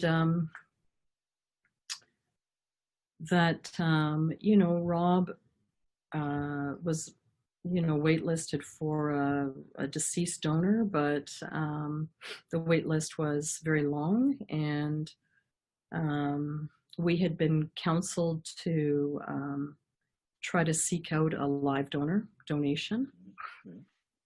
I'm reaching out to you because you're someone who knows Rob or me, and I don't know if you or people you're connected to might be interested in doing this. It's an extremely generous and altruistic thing to even consider doing. And the letter is in no way The letter has no expectations, like zero expectations. The letter is really intended to raise awareness and to maybe start people thinking and start a dialogue about this as a possibility, maybe with you or with people you know who've maybe expressed an interest in doing something like this. That was my approach, actually. Pretty low key. Because, you told the story, basically. I told the story, and it was just sort of, you may or may not be interested in this, and there are zero expectations. I just need to kind of share it, reach out, feel free to share this with other groups you belong to. And what a lot of our medical colleagues did, some of the people put this on a website for, there's a Canadian network for women physicians. I'm actually not part of that network, by the way, ironically. Probably should be, but, you know, anyway, I think it's maybe, you know, these are kind of younger people than me and sort of got it started, and they're sort of young moms. I would have loved that, like, you know, 20 years ago, 15 years ago, because it's a need for sure. But anyway, so people just started sharing this and extending this kind of knowledge and reaching out through their own connections, and I guess resonating with the story, the suddenness of it, the bizarre nature of it, that we were colleagues, and that we were all trying to be assessed ourselves. I made that clear, that our family members were trying to come forward in the meantime, that we were trying to do this concurrently. And, you know, and I personally, I felt I wanted to be at the top of the list. I knew Rob and I were the same blood type, and, but wasn't sure if it was going to work out. I just trying to create contingencies. Very good. And through this whole experience, or with this whole experience as a spouse, as an advocate, as a caregiver, how has this sort of maybe impacted you as in your daily work as a physician who cares for very ill patients?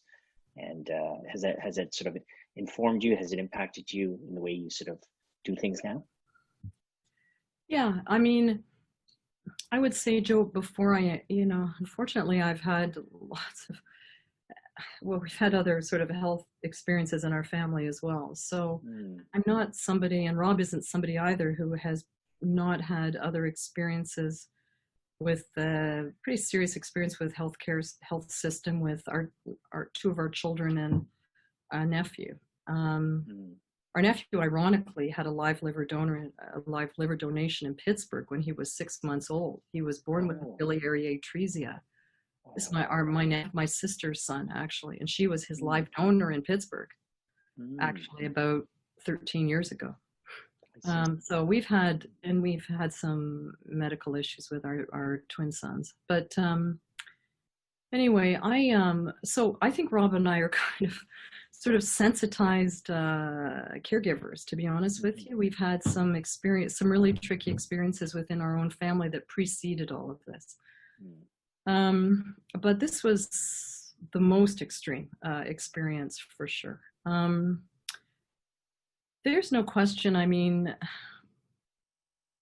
I understand through our outcomes work, you know, how much the patients suffer. And I also understand how much burden the caregivers bear. I know that the caregivers, the patients and the caregivers in a critical illness situation often really have a lot of psychological issues afterwards, mood disorders, challenges. I really get it. And yeah, I mean, I must say I've always tried to really talk a lot to the patients and caregivers in the unit. I probably try, you know, even harder now. I try to explain to the house staff that, you know, you just don't understand a journey until you've honestly lived it yourself.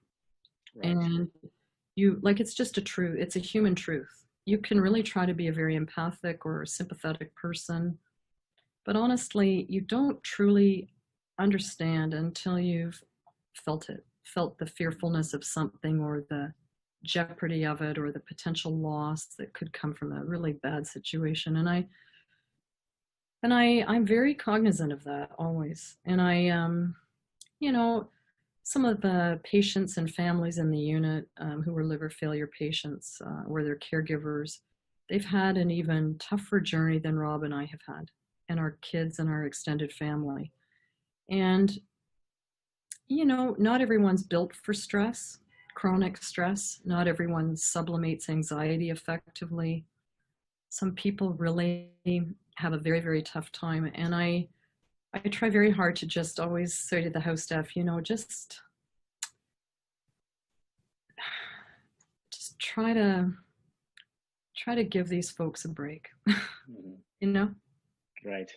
Try to really understand that they're completely stressed out and they're doing the best that they can. And honestly, these are awful places to find yourself or someone that you love, and just try to be as patient as you can. Give them your time. Just listen and try not to judge. Try very, very hard not to judge. I think those are very wise words. It's hard, challenging, but very, very wise words, I think. And always trying. Yeah, I'm not you understand. I'm not perfect. I just someone who keeps working on it. I keep trying. As we all do, for sure.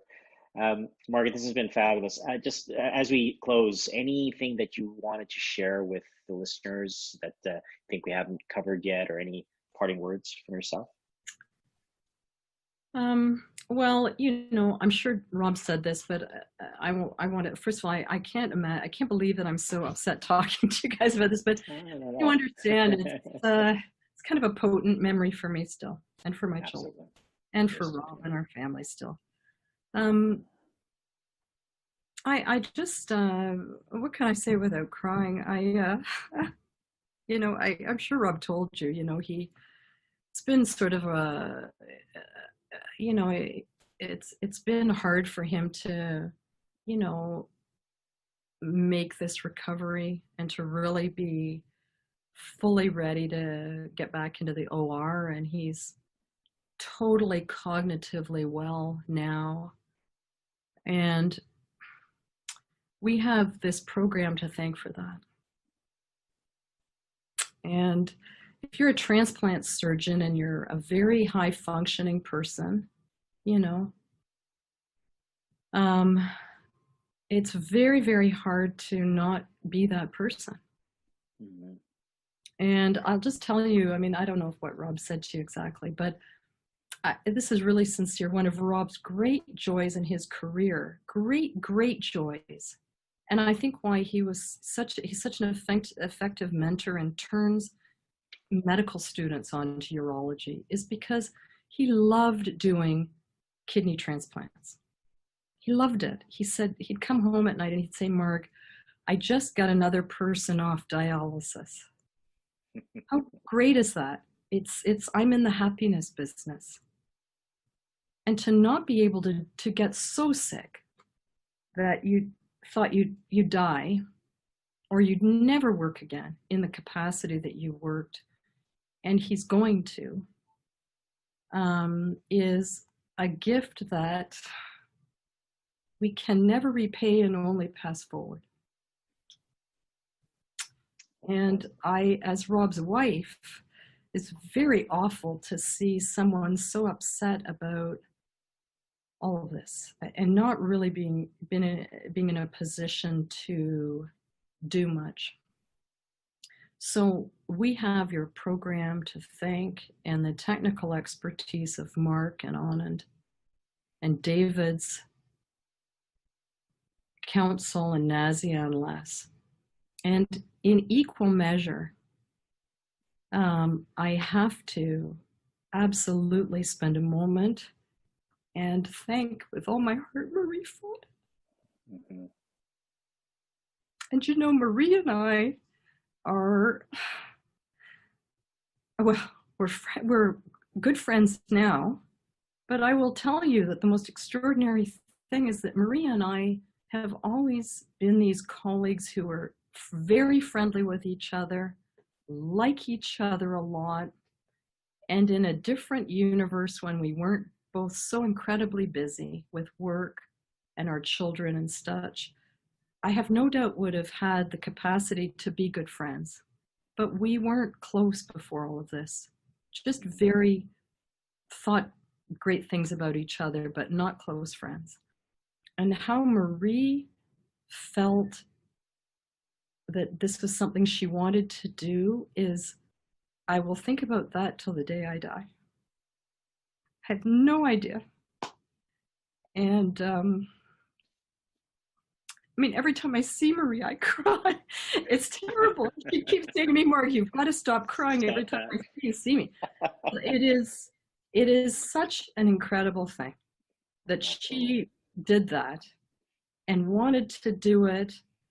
And once she made the decision, that Chuck and her kids fully supported her, was extraordinary.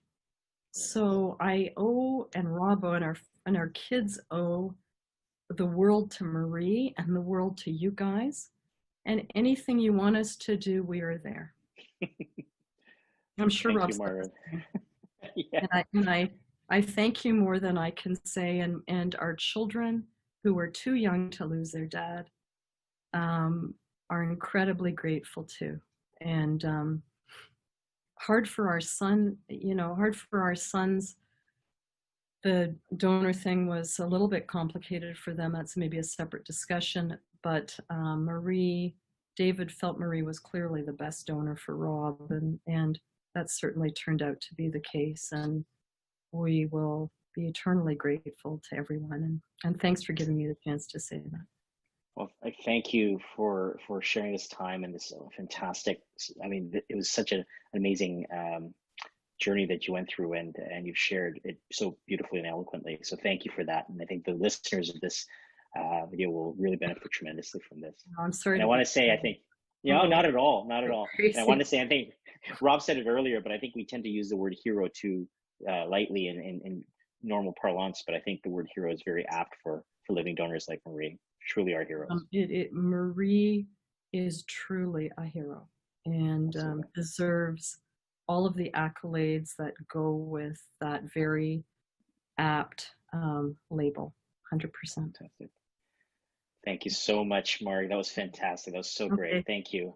Thank you. Thank you, Marie and Chuck, for spending time with us like this. It's such a pleasure to be with you today, and I think really we just wanted to talk through your experience, both of your experiences through this whole process of living donation and what it's meant to you. And maybe we'll start off just as a quick introductions for those who may be listening. Marie, yourself, as well as you, Chuck, just who you are, what you do, and maybe your favorite beer. I don't know, just to let us know. That's too easy. I'm Marie Fonin, and I'm a doctor. I'm a respirologist. I work at St. Mike's, and my favorite beer is Steam Whistle.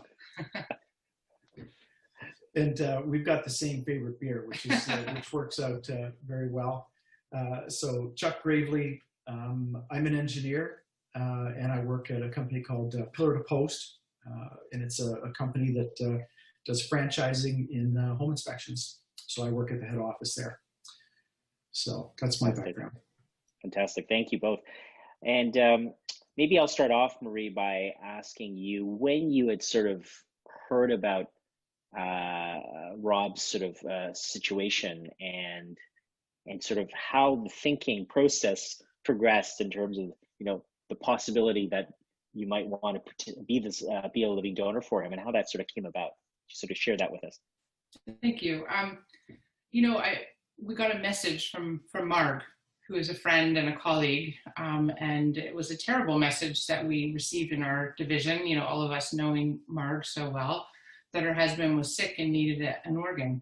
And in addition, it was a terrible message because it was Rob, who's also a colleague. And so I think all of us felt, I remember the day when we had all received this email and we were having a meeting in our division, and all of us felt the same, is that somebody needs to do this. Someone needs to donate a liver to Rob. And then I think, from there, it kept spinning in my head. Someone needs to do this, and why isn't that somebody me? So that's sort of how how it all started for me.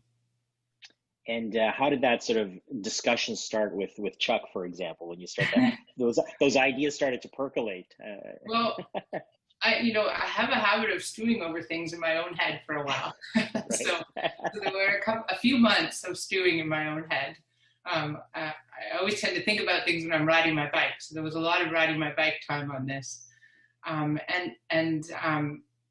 I decided that it was, maybe it was worth saying out loud to somebody else, that maybe I was really thinking about this and maybe this was a possibility that I should be discussing, I told Chuck over dinner one night. We were having this really nice dinner, just the two of us for dinner and talking about all kinds of things. And I said, well, there's something I want to tell you about that I've been thinking about. So I told him about the whole idea, and then it was just crickets. And I said, do you have any questions? He said, no. And I was, okay. And then we walked home from dinner, and he never brought it up again. Not until I brought it up again, about a week ago. About a week later, I mean. Yeah. So I think it was a bit of a shock for him to hear that I was thinking about it. It does take stewing, though, and to carry on from that concept that there is a lot to absorb for everybody. Sure. Marie had to stew on it. She said it to me, and I was stewing on it, but there was a certain part of me that yeah, I am stewing on it, but if I just ignore it, it may just go away, and we won't even have to discuss it further. Because obviously there's a lot of concern, but yeah, there's a lot of thinking that went on, and I think that's probably a necessary part of being able to be a donor. It'd be difficult to just snap your fingers and be done and ready to roll. Yeah.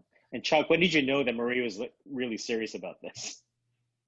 Well, in truth, even though I was picturing it going away when she told me, I did know that she was serious about it, and I knew it was going to come back up. So I wasn't, entirely, ignoring it.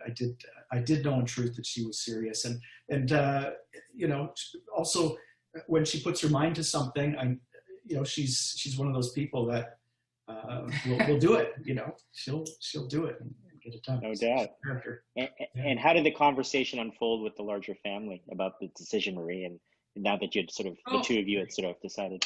Yeah, so about a week later, I brought it back up with Chuck, and he said, well, my real concern is just about your safety, so yes.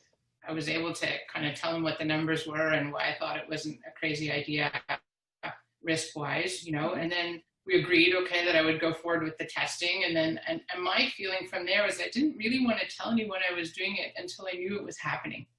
And including my kids, because I didn't really want them to worry until I knew, yes, this is actually going to happen.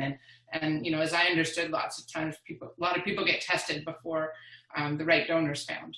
So it wasn't until the day that I heard that I was a good match and that we would be going forward that I sat down and talked to my kids about it, and they were amazing. So we sat around the table, the four of us, which is usually, how our important conversations happen in the family. And my daughters at the time were 19 and 17. And I said, look, I have this kind of unusual thing to tell you about, but I'm really excited about it. And, but I want you to know that you have the power of veto on this. This is a plan I've been working on, but you can veto it. And I told them about it, and it was amazing. Like they both, they were a little surprised. But they both said, you know what, it sounds right. Like it, it sounds like it makes sense to us that you want to do this. And they didn't veto it. So that meant a lot. That really, I think that was the thing that gave me the most confidence to do it. I think, in fact, they said, they were entirely unsurprised. And they said, that's such a Marie thing to do. Which really surprised me that they said that. But it was... like I said, it helped a lot. It gave me confidence to do it. Yeah, that's awesome. It gave me confidence to see their confidence as well, because I was thinking about different things that they might have been. How scary it would be for them, or yeah, exactly. Me too. And so their confidence that this is the right thing really gave everyone, got everyone on the same page and thought, this is the right thing to do. That's amazing. Oh, good for them. And Marie, how did you find the overall experience, the assessment, and of course, then eventually the surgery and the recovery. How was it navigating that and your overall experience? It was so smooth, and I felt so looked after, and it was super organized, and I felt like everything was planned and it went according to plan. It was kind of amazing, really. I felt smooth, I think, is the best word to describe it. And imagine, though, you'd had multiple visits and stuff, so you'd have to go in and do lots of testing, and probably every inch of you has been imaged. And yes, and you know, right? As you're doing all that, you're thinking, what if they find something else? Or you know, and I definitely, like, during the testing, during the assessment part, I had some days of doubt, you know, and so I had decided, okay, I'm going to get tested, or I'm going to sign up and ask about it. And then it's like, okay, I'm going to get tested. And then as I was getting tested, I was thinking, wow, like maybe I won't be a good match. And then I'll still, you know, I'll feel like I've done what I was, you know, what I set out to do, but I won't actually have to do it. Yeah. I'll have done my part, but without having to go through the surgery. I had a couple of days of thinking like that, you know, because it was like 3 weeks where I was like waiting to hear, you know, is it going to happen? Is it not going to happen? You know, am I going to be a good match or not?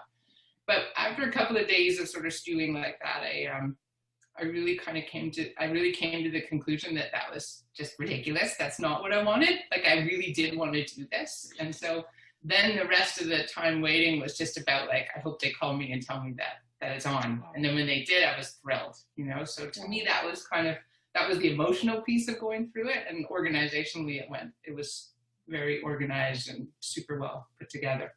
Amazing. And so when they called you, yeah, oh, that's good. when they called you, how did that sort of conversation go, and what were your sort of feelings at that time, and then the next? I was super excited. I was like, okay, great. Like, can we do it next week? Because I wanted to just get moving once I knew. Yeah.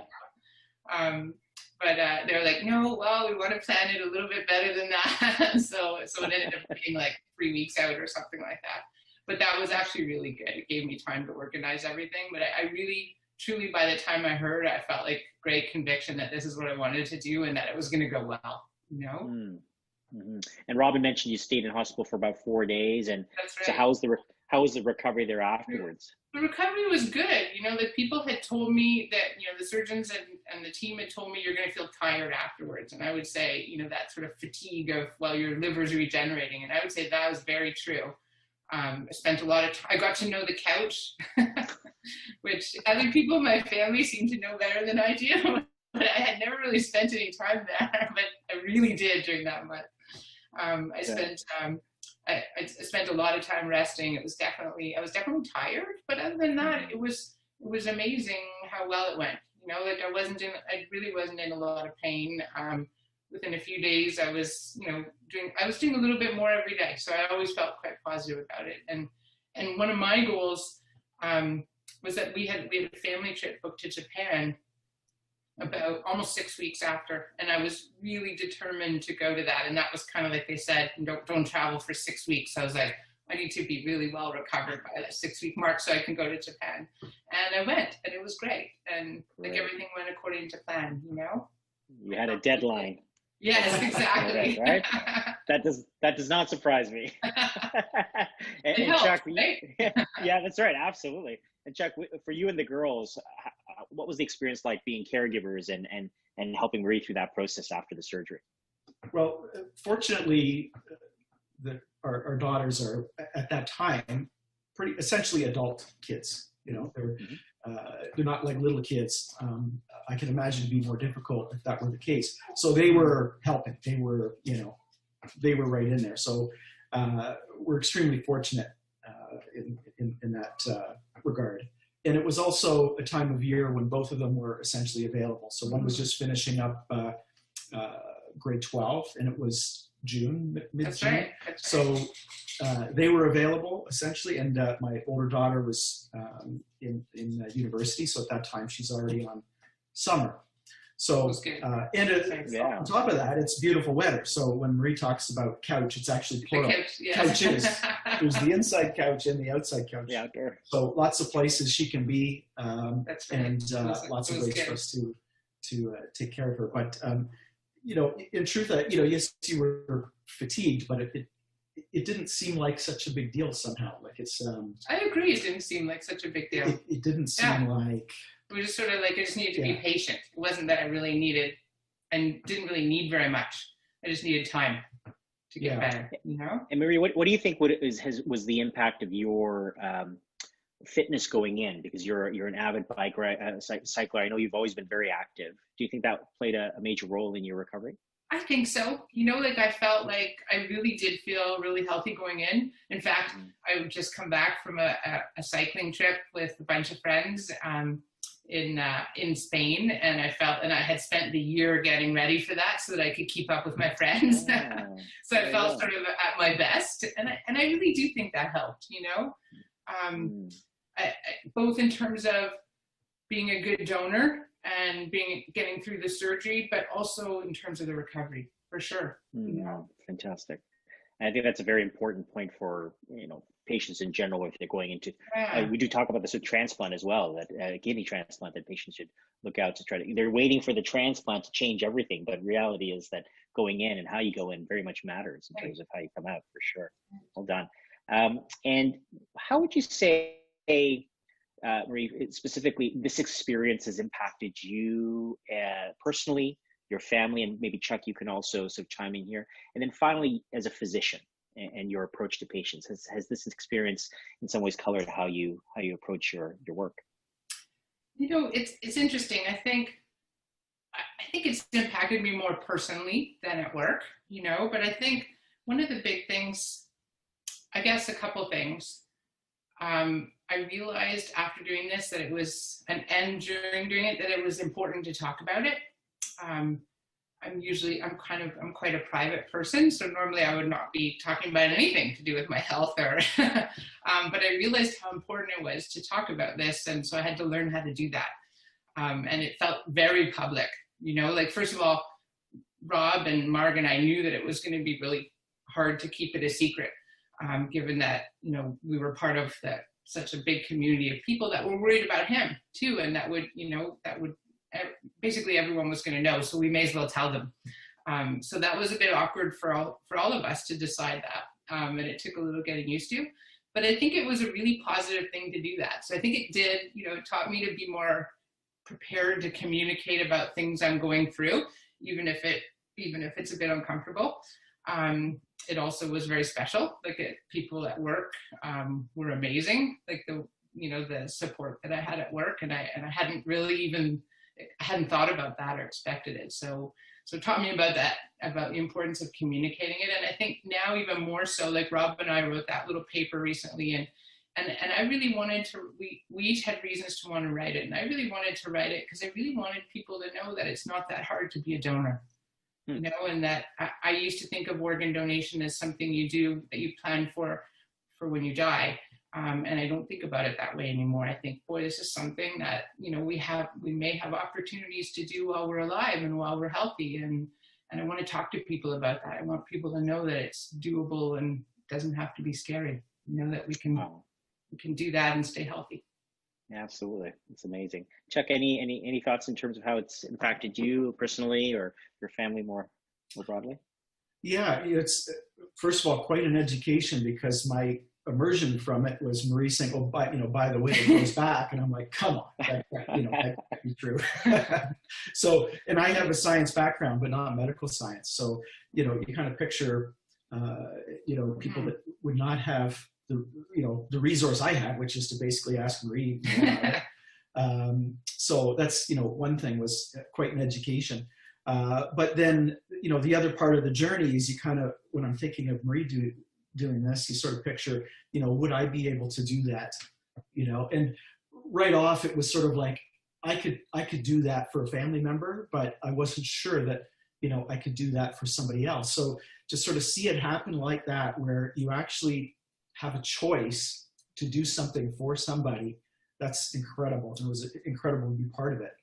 And the other part of the journey was, in this case, I know it's not always the case, but in this case, we had the wonderful opportunity to actually meet, who Marie was donating to, and the family. So it's not just this mechanical medical thing of doing a donation. You actually get to see what the impact has been on another family. So, obviously I was more in the back seat participating, but it's an incredible experience for me too, just to see what Marie was able to do by choice for somebody. It's very very powerful. Absolutely, that's great. And would you say maybe for both of you actually going through this experience, when you reflect back, is there anything you might do differently or approach differently or think about differently now that you have sort of hindsight? I don't think so. Like, I'm so happy with how it went. So happy I did it. Like, I have zero regrets, and I feel like health-wise exactly where I was before, so I feel really good in every way about it. And I'm so excited to see how well Rob is doing. That if anything, I kind of think, geez, what am I doing next? or why didn't I do something like this sooner, Earlier. It feels like it was a great experience. It really was. Yeah, I don't think everything seemed pretty perfect. The only reflection would be for others, because I'm so fortunate to have the resources to be able to ask questions. Where would you be if you didn't have that to sort of understand, as the partner, to be able to understand what that person's chosen to do, or to be able to participate in that way. So definitely feel fortunate that I had those resources, for sure. But I certainly wouldn't do anything different. Great. And what would you say? What's next for you, both of you? And what's coming up? Are you going to do the triathlon next, Marie, or what's in the cards? No, well, definitely still cycling, and next goal, actually, I've signed up to do a sort of a solo 8-hour mountain bike event in a month. But I think I'll be taking lots of breaks during it, but that's my goal right now. But sounds like That sounds very leisurely. Yeah, right. Exactly. It's going to be a leisurely one. But mostly it's, a nice goal to have and something fun I do with my friends. And so I really enjoy that. But I think the biggest thing is, I was thinking about this interview today and thinking about, what do I want to do from here? I want to stay healthy. I want to keep thinking about also thinking about what I should do next. It was an amazing opportunity to make a donation like this, and it felt like it was an incredible personal experience. And recently I read there was a good article in the Globe and Mail. Wency, I'm forgetting her last name, but she ended it with saying, but sort of like, but what am I going to do next? Like it can't just be over here. So I've been thinking a lot about that since I read her papers. I don't know what's next. But it's nice to be able to say that. Doing about it. yeah. But it's nice to have that. There's a whole sort of potential options that are available to you. So that's fantastic. Yeah. Chuck, how about yourself? Same old. Anything? Well, I'm not doing the 8-hour relay race. You and me both. Yeah, my style is a little different. I do like photography, and I had the opportunity to take a photo of Marie and Rob. Oh yeah. But I'm pursuing some fun hobbies. But Marie is the big athlete. He tuned up my bike to get out my own biking. I'm the bike mechanic. Amazing. So great team. I'm maintaining bikes. I'll continue to do that. Well, super. This has been an absolute pleasure. Thanks so much for sharing your story. And maybe before we sign off, any last words or anything that you think we haven't covered yet, or anything that you'd like to share with the listeners? There is one other thing that's sort of part of the whole story for me, is that a couple of things. One is I've had 2 friends that in the past 10 years that passed away that I think could have been saved by an organ donation or a bone marrow transplant. And so it's sort of, it was already something, that I understood, first of all, how life-saving an organ donation can be, but also how challenging it can be to find the right donor and for all those planets to align, So to me, that was part of kind of my thinking about all this. And the other thing that was part of it for me that was really on my mind was that our nephew recently had a bone marrow transplant from his brother. And our nephew's doing amazing, you know, and this was a little bit before, just in a couple months before I did the liver donation.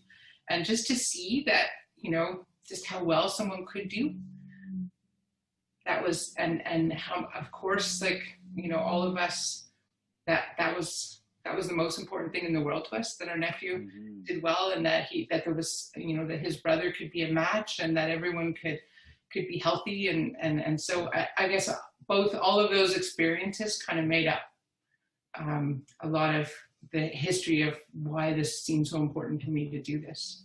You know? Right. Oh, that's amazing. I'm so glad that he's doing well. That's awesome. Yeah, he's doing great. And amazing thing that his brother's done for him too, you know? Yeah. He's got something over him now for a long time. Yeah, true. Yeah. Any final words, Chuck? Anything that you wanted to share? No, nothing to add. No. Okay. Well, thank you. Thank you so much, both of you. This has been an absolute delight. I really enjoyed this. Bob, thank you so much for joining us. I really appreciate you. Oh, you're welcome. Time like this, and my pleasure. And you know, just you sharing your story with us and having the listeners sort of involved in that is so important. So maybe just to start off, if you can introduce yourself and who you are and what you did previously, what you're doing now, that'd be fantastic. Okay, my name's Dr. Bob Richardson. I'm a retired kidney specialist or nephrologist. I worked at Toronto General Hospital for about 37 years, and one of my jobs there was to evaluate living kidney donors. I think that I probably evaluated between 700 and 1,000 kidney donors over 35 years. And so I learned a lot about living donation from both teaching about it to my patients, as well as getting their feedback when they came back after donating. I retired 2 years ago. I'm enjoying life with my grandkids, playing golf, tennis, working out, bird watching, and all that kind of stuff. I donated 4 years ago when I was 68 years of age. Fantastic. That's amazing. Bob, I think I can see your finger in the view. So yes, there we go. I got it over the way now. Thank you very much. That's great. Bob, can you just take us through your thinking? I mean, you were working in living donation as the medical director of the living donation program. As you said, you're very involved, not just locally, but nationally and internationally in living kidney donation. So you're quite a leader as well. When did you come up with this idea that you yourself would donate a kidney? Was this something that was stewing for a long time? Was this an inspiration that occurred? Yeah, it was a slow process, Joe. I mean, I had a history of being a blood donor. I donated more than 100 units of whole blood, and then I became a platelet donor. So I was kind of used to, you know, doing things, giving things to society as a whole anonymously. When I first learned about the idea of anonymous living donors, I was a little skeptical. I wondered if the people who wanted to donate to a complete stranger were maybe a little bit weird. But when I started seeing these people, they were just incredibly generous, warm-hearted, altruistic people. I was just totally impressed with them. And I guess in some way I thought, you know, I should really try to emulate them. The person that probably made the biggest difference was my wife, because when she retired about 7 years ago, she actually came forward as an anonymous living donor and was all set to go through the process, but she was excluded for medical reasons that were found during the workup.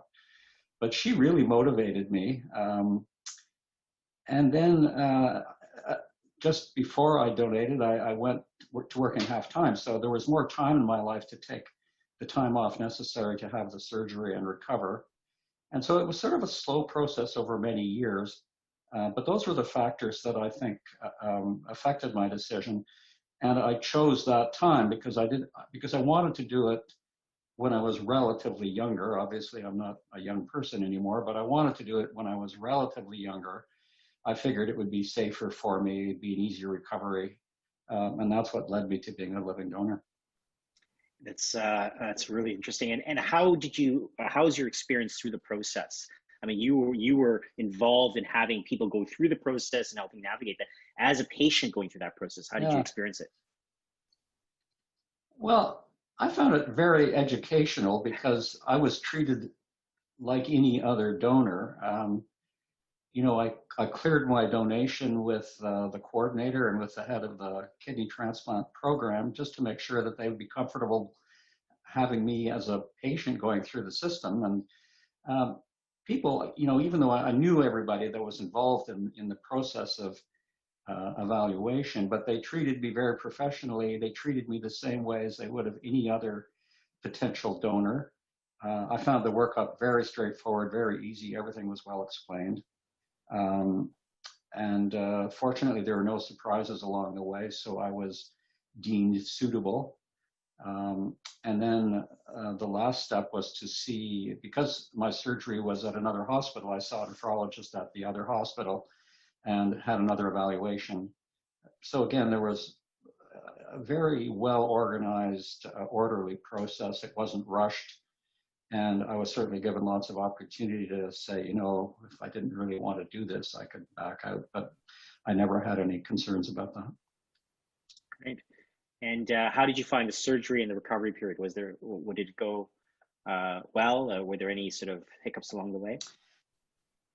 Well, I think it went very well. I was in hospital for 3 days, 72 hours. I certainly had significant pain in the first 48 hours, but with the typical analgesia they give you nowadays, you're allowed to, you know, press a button when you feel like you need some pain relief, and I found that extremely effective. So yes, there was pain, but it was very well tolerated with the pain medication. The day after I got home, I went for about a 1 hour walk with my wife. With no difficulty. And I didn't take any pain medication, I think, after the first 4 days after the operation. I worked out at the gym after 4 weeks without any limitation. And I figured by 5 to 6 weeks, I was totally back to my previous state of health with no pain, no discomfort, no limitations whatsoever. So apart from the first few days when there was a significant amount of just incisional pain, I thought it was very, very smooth. And if I remember correctly, Bob, you donated to the kidney pair donation system, is that right? I'm sorry? Did you donated to the kidney pair donation through kidney pair donation? Your kidney yes, I was. Yes, yes. Yeah, I was part of. I don't know I was not given any of the details, but I gather I was the initiator of a chain. But I don't know the details, and I never really wanted to know the outcomes. I just figured I'm doing this. Whatever happens is going to happen, and it wouldn't affect the way I viewed my participation. If my organ didn't work, well, it wasn't my fault. I did what I had to do, and I just pretty much left it behind me after I got through the procedure. And what would you say? How did it influence you, or how did you change the way, or maybe it didn't, the way you think about doctoring, being a physician, or the work that you had because you were still working at the time, I think, right? I don't really think it changed anything. You know, I guess just because there aren't that many nephrologists around, the odds of a nephrologist being a donor are kind of small. It's certainly not something that, you know, ought to be considered something that doctors should do. It's obviously very, very individual. It just worked out for me that the circumstances, the time, and my knowledge of the whole process just allowed it to happen. So I guess in that way, I'm kind of unique, I think. How do you think it impacted your family and the people, your main supports? Yeah, my wife was obviously very supportive because she had planned to be a donor. I have 2 sons, both very, very supportive. I actually didn't encounter anybody who questioned my decision. So everybody was on side, which was very, very nice. They made it much easier. That's great. Would you say that if you say, for example, if there's a physician colleague who's, as you said, it's a very individual choice, but if there is a physician colleague who's thinking about something like this, is there any advice that you can give, given your perspective, both as a patient and a physician who's very, very not expert in this area? Yeah. Well, I think the first thing, I think the most important to emphasize to any potential donor, physician or not, is that historically, this is a very, very safe procedure. The risks of major complications are extremely low. The long-term risks for donors are extremely low. The evaluation process is very thorough.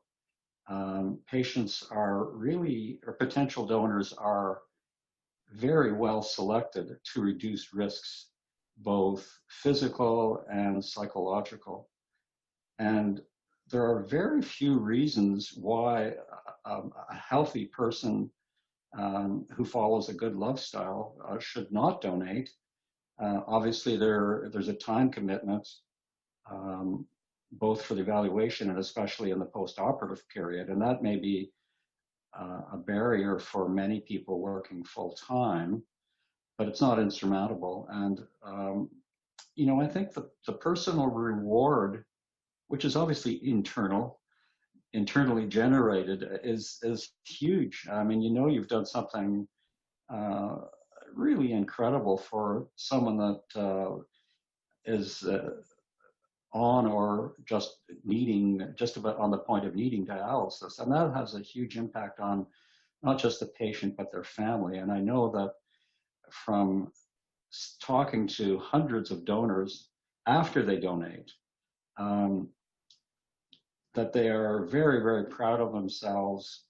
They've had a huge impact on their families. And it's almost always a very, very positive event for the donor, the recipient, and everybody surrounding them. So it's something that everybody should really consider, not just doctors.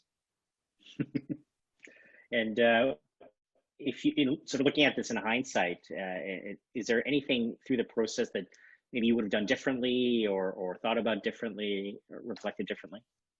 No, I don't think so. I was really impressed with the evaluation not being just a medical, physical evaluation, but both the coordinator and the social worker really went into depth on the social, personal, family background, just to look for any evidence that there might be some kind of psychological harm, or perhaps a motivation that wasn't appropriate. So it's a very in-depth evaluation, but it's very open, fair, and I think both from a patient point of view, my own experience, and from what I've seen as a member of the team that evaluates donors, I really think that we do an excellent job of making sure that the decision to donate is the right one for any individual patient, to reduce any possible physical, medical, or psychological risks in the long term. Mm-hmm. And I think you mentioned this earlier, Bob, but the importance of appropriate follow-up there afterwards. I assume that you're sort of maintaining follow-up with your family physician, as we sort of usually advise. Is that yeah, ongoing? Yeah. Yeah, we basically recommend seeing the family physician once a year.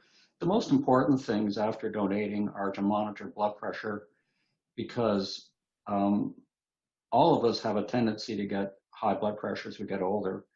And with a single kidney, the development of high blood pressure would increase the risk of kidney damage a little bit more than if you had two kidneys. So blood pressure monitoring is considered really important. And then doing some blood tests every year just to make sure kidney function is stable is also recommended. the fact is, though, that the risks to donor long-term are very low. I think we make these recommendations for follow-up because we just want to make absolutely sure that donors don't run into any trouble in the long run that could be prevented. Mm. And you mentioned that, or we just mentioned earlier that your kidney went into the kidney pair donation system that actually prompted a chain. So in many ways, actually, you mentioned earlier that you impacted positively in someone's life, but it may have led to multiple transplants, and which is phenomenal. Yeah. And whenever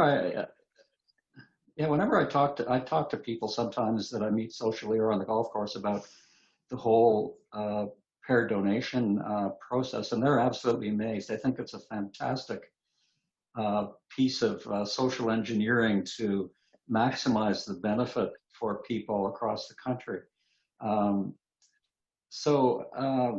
It's a system where an anonymous donor can come in and provide an organ that can trigger a long chain, 2, 3, 4 or more kidneys that otherwise wouldn't be able to be shared. So it's a particularly valuable part of the living donation program in Canada and elsewhere. And the system works extremely well.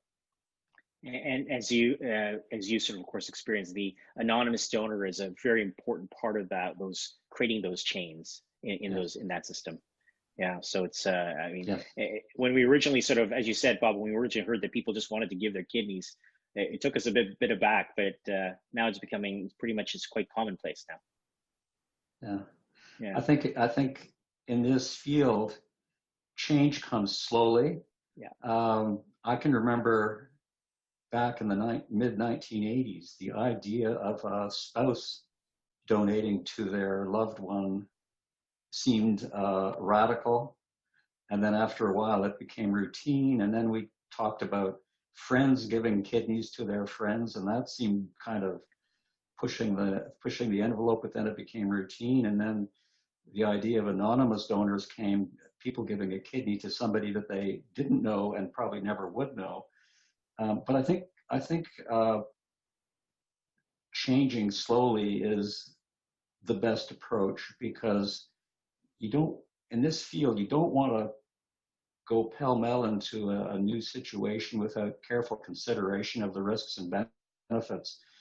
And it's especially important that you avoid mistakes or bad outcomes that could be avoided, because they could have a very deleterious effect on a program's reputation. So I think being cautious that's what doctors are all about. I think is being cautious, but being cautious, I think, is the very best approach in this kind of a field, which has so many social implications for families and society as a whole. And we, as the medical team, are effectively putting someone who doesn't need a procedure or surgery into harm's way. And so you're absolutely right. Exactly. Yes. Yeah, absolutely. Yeah. So I've always, sorry, go ahead. No, please go ahead, please. You know, when that subject was raised of putting somebody at risk, my counter argument is, well, then we should never have people going into the armed forces or into the police or into firemen, because we put them at risk. But risk is part of a lot of things we do, and as long as the risks are manageable and can be described, then it's a perfectly reasonable thing. But lots of human beings go into occupations that put them at very, very high risk, much higher risk than a kidney donor would anticipate or undergo. That's a very good point, actually. And with the understanding that out of that effort and risk, something good comes out of it, and basically living kidney donations. Absolutely. Yes. Absolutely. So Bob, what's next for you? I mean, it seems like things are going really well in retirement. What's on the horizon for Bob Richardson? Well, there's nothing specific. My wife and I celebrated our 50th wedding anniversary about 2 weeks ago. Fantastic. We were going to have a good party.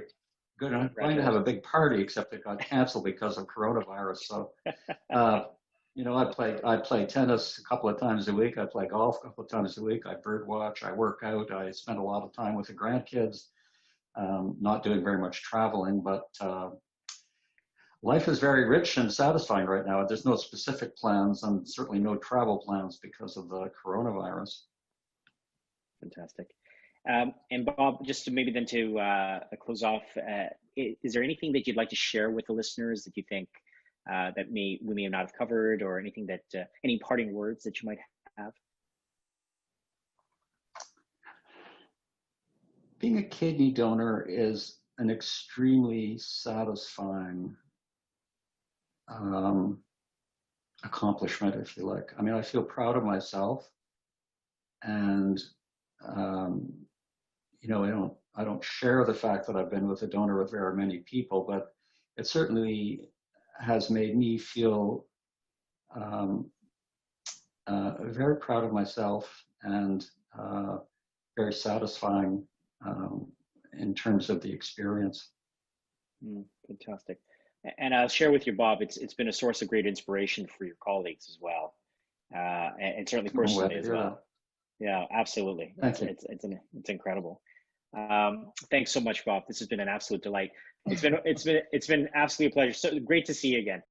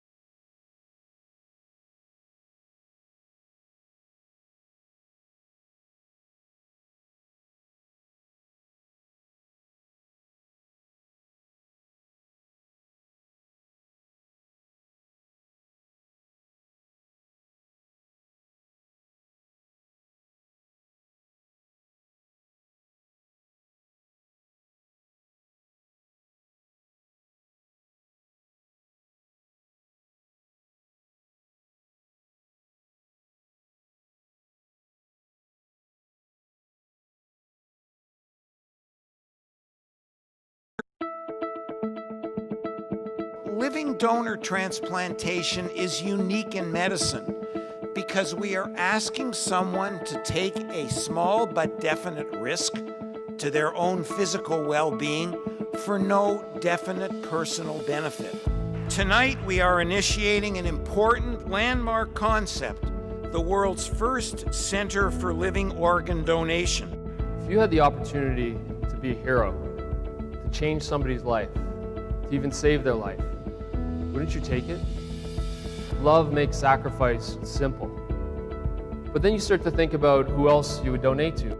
Mom, your dad, your brother, your sister, your aunts, your uncles, your cousins, your friends, your coworkers. And that circle just keeps on getting a little bit bigger. After you donate, you realize there is no circle, that willingness is boundless, because you really are giving the gift of life.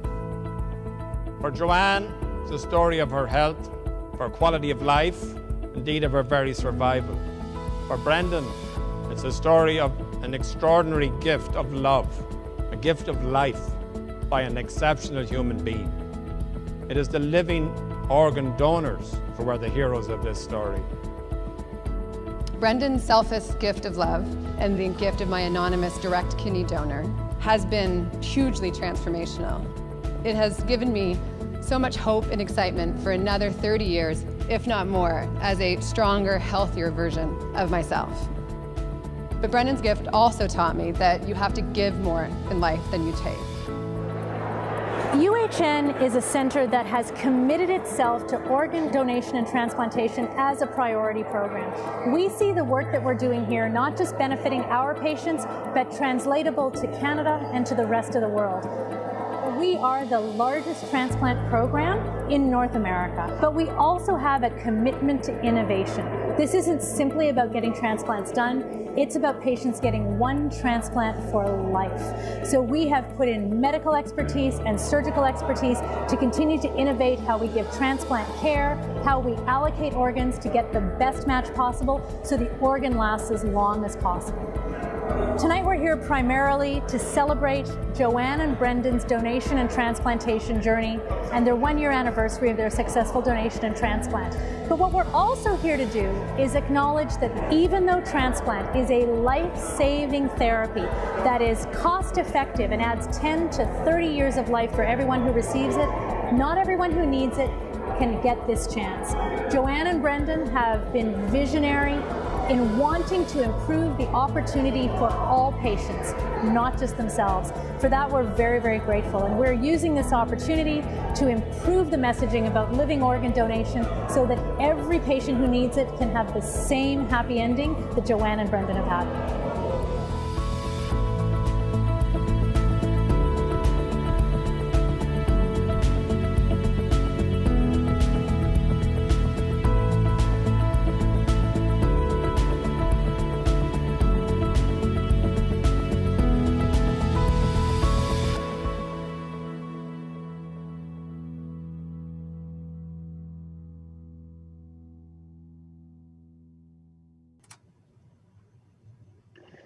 Happy ending indeed. Hi everyone, as you can see from the video, my name is Joanne Carney and thanks so much for joining us this afternoon at our celebration event as part of Living Organ Donation Week 2020. As you heard my dad say in that video, it's the living organ donors who are the true heroes of these stories. And from my perspective, 3.5 years later, that's absolutely still the case. After Brendan and I went through our transplant journey, we knew how lucky and blessed we were, and we really wanted to help others in organ failure have their chance at a happy ending.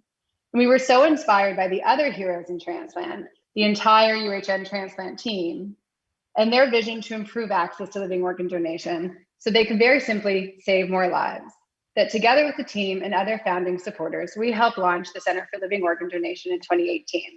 And we are so proud of the work the center continues to do in raising awareness, providing support, and promoting research that's going to offer hope to thousands of Canadians who are waiting for a liver or a kidney transplant. Most importantly, the work they're doing in caring for those who want to be part of the future, the living organ donors. Joe? Thanks. I'm Dr. Joseph Kim. Thanks, Joanne. I'm the director of the kidney transplant program here at UHN. I'm also the president of the Canadian Society of Transplantation. and a proud member of the governance committee for the Center for Living Organ Donation. The goal of Living Donation 2020 is to bring together the Canadian living donor transplant community, really to celebrate living donors and their recipients, as well as raise awareness for the vital role played by living organ donation in improving access to transplantation, but also the outcomes of transplantation as well. It has been a really busy week so far, filled with some excellent speakers and discussions. Joe, I know you're on service right now, but hopefully you've had a chance to tune in between calls to see some of the action. The theme this week has really been about improving access and equity to living donor transplantation, and it's been great to see UHN and indeed Canada's global leadership on stage, especially this morning when conversation with Andre Picard from the Globe and Mail, and it was a fascinating conversation. Every time I leave a conversation with transplant leaders, I'm so excited about what the future holds. Of course, for me as a patient, but more importantly for the whole field of transplant medicine. Look how far we've come in 50 years. We can't even imagine what another 50 years bring. And I really, the ending of that conversation this morning left on such an exciting note and showcased that wherever we're going to be in 50 years, UHN and Canada is going to be leading that innovation and leading where we get. We've also had some really real and emotional conversations. Joe, your conversation earlier this afternoon with your physician colleagues who became transplant recipients was so moving. I loved how your colleague Rob referred to his career in transplant as the happiness business. And then he found himself on the other side and it changed his life. And it's something that you certainly hear across the board. It was an unexpected gift that we got through Brendan and my experience. It was the most extraordinary experience of Brendan's life. And we had no idea that he was going to be changed from it, not just me. Yeah. No, I really did enjoy those interviews. Thanks, Joanne. And I would say my physician colleagues are truly inspiring. And I think as care providers, it's really important for us to truly deeply understand the experience of patients as well as their families. And really, there's no more profound way to do that than actually to be a patient and or be a family member of a patient. And of course, that's not something that you wish on anyone, but at the same time, when you go through that, it really sort of creates this sort of a sense of empathy that one cannot have otherwise, or at least difficult to achieve. And I think the ordeal that Rob and Margaret went through really probably hit close to home for many who are listening right now. And I was also amazed at the heroism and courage of my colleagues who decided to donate. I think that's an amazing thing. It's sort of putting your money where your mouth is in some ways. And it was a truly inspiring example. Is that a frequent conversation amongst your transplant colleagues? Because every day you're dealing with people who need a kidney or are going to give one. How often does that come up?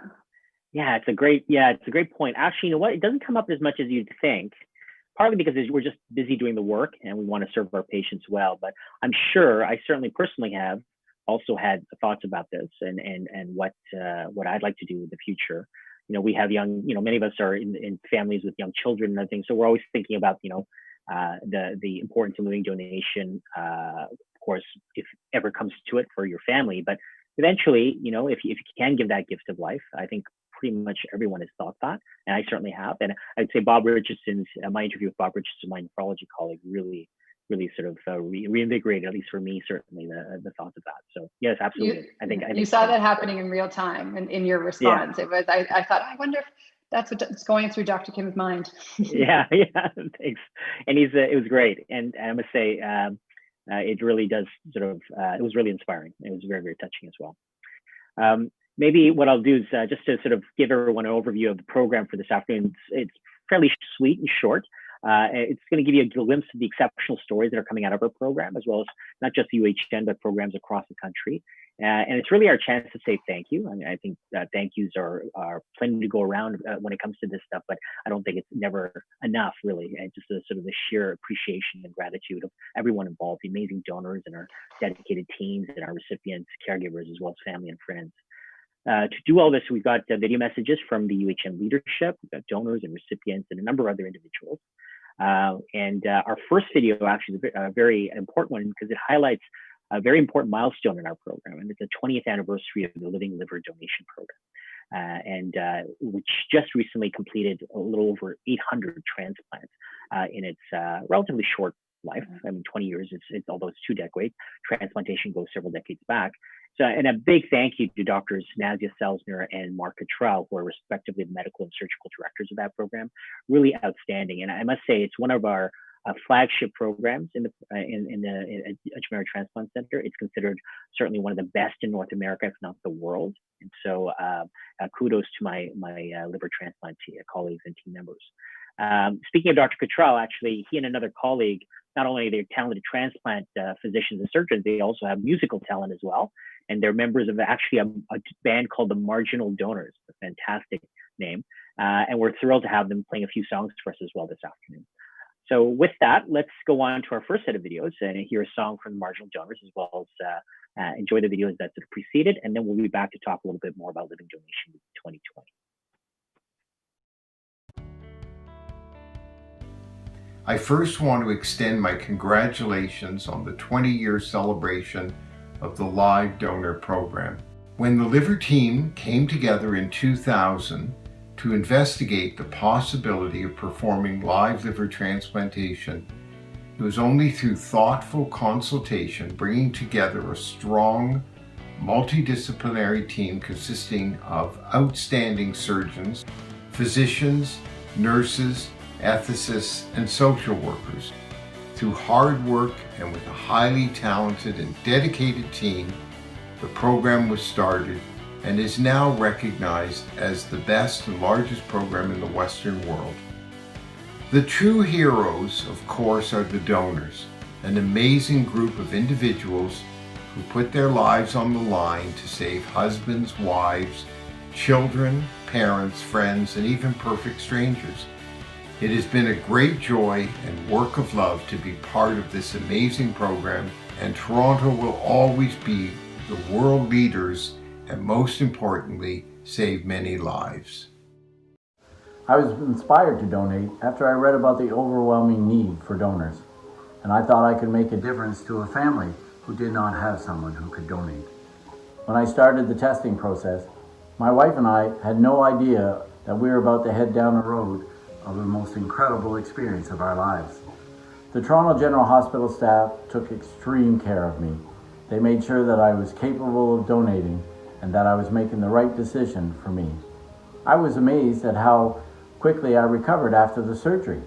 It's been 15 years and I've never had an issue. If anything, I have learned how much of a difference one person can make. Being a living donor is easily the best decision I've ever made.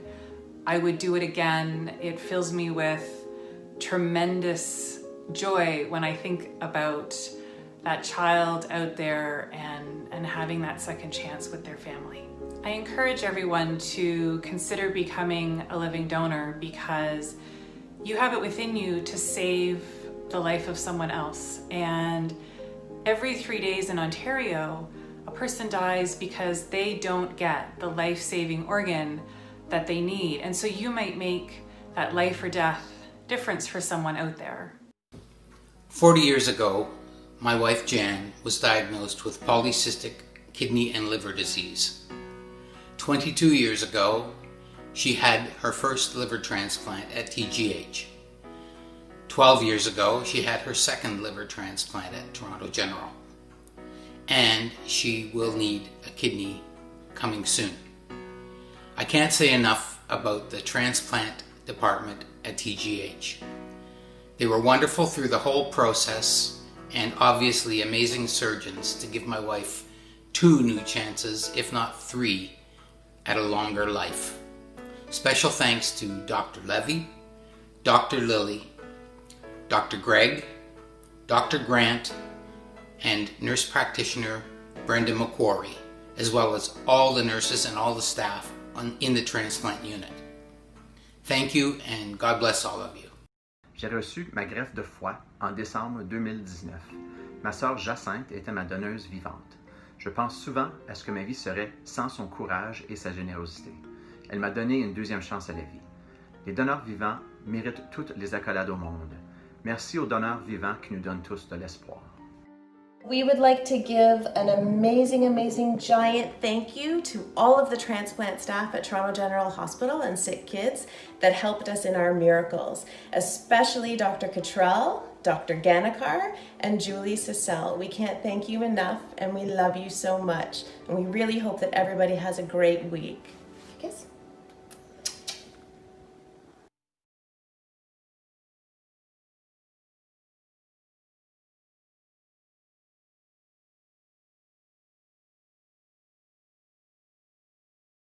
You are father and daughter team. Really amazing with an inspirational story. We need to know more. Well, 2011, and I remember I was standing in your living room and you said, well, babes, I have kidney disease. And I knew enough, I guess I somehow knew a little bit to know that a transplant was the way to go. Or something was set off in me. And I'll never forget that moment because it was I'm doing this. My donated kidney is courtesy of my daughter Bethany. I thank her not only for the kidney, but for being the researcher and cheerleader that convinced me to proceed. You'd be quite surprised at how smooth and rewarding the process can be. Should I go for it? Okay. Boom, boom, boom, birdie, boo. He needs a kidney and I have two. When you receive a kidney transplant, there are so many people to thank. First, in my case, is my daughter and donor, Bethany. Second, my entire extended family and friends. Third, my gratitude to an army of healthcare providers and volunteers dedicated to helping patients with kidney disease.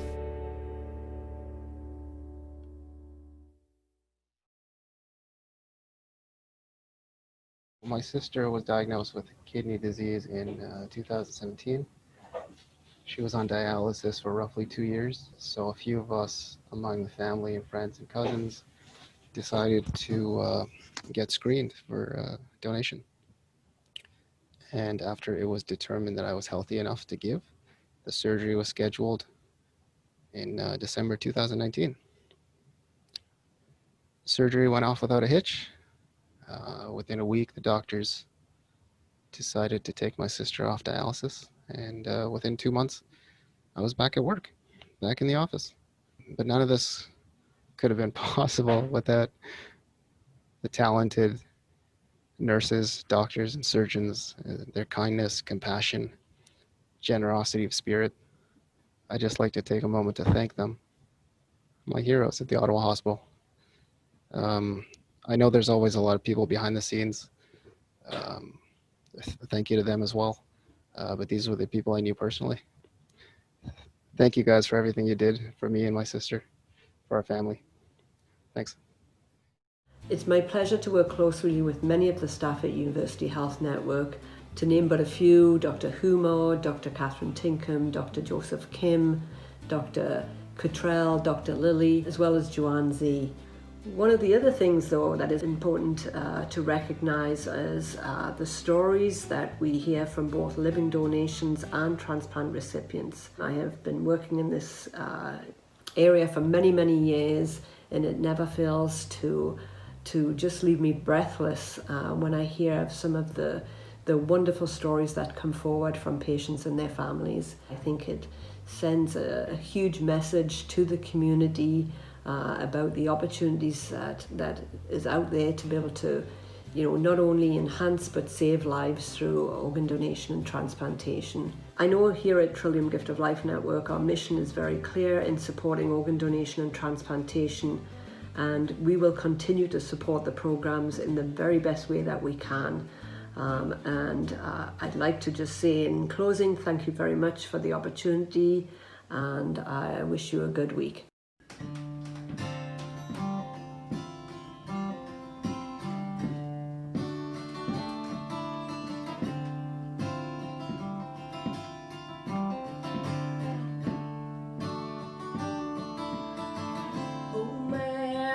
My life, I'm a lot like you. Oh man, look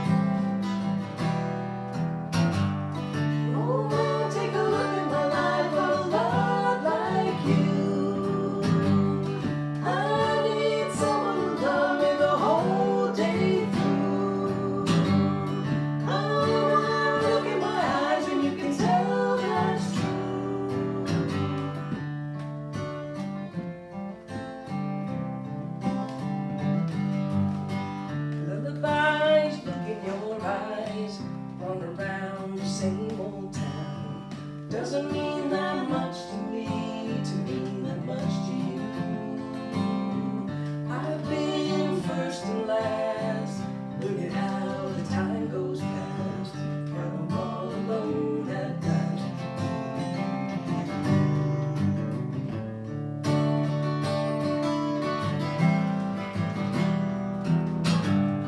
Oh man, take a look at my life, I'm a lot like you. I need someone to love me the whole day through. Oh, look at my eyes and you can tell that's true.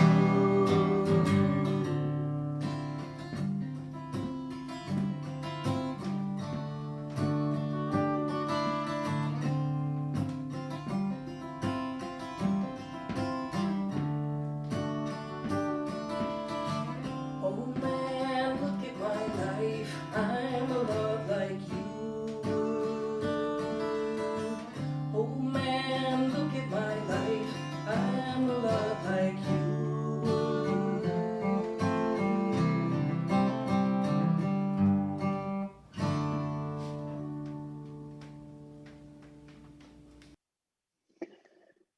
Wow, Joe, you have some amazingly talented colleagues, and not just in transplant medicine. They're fantastic.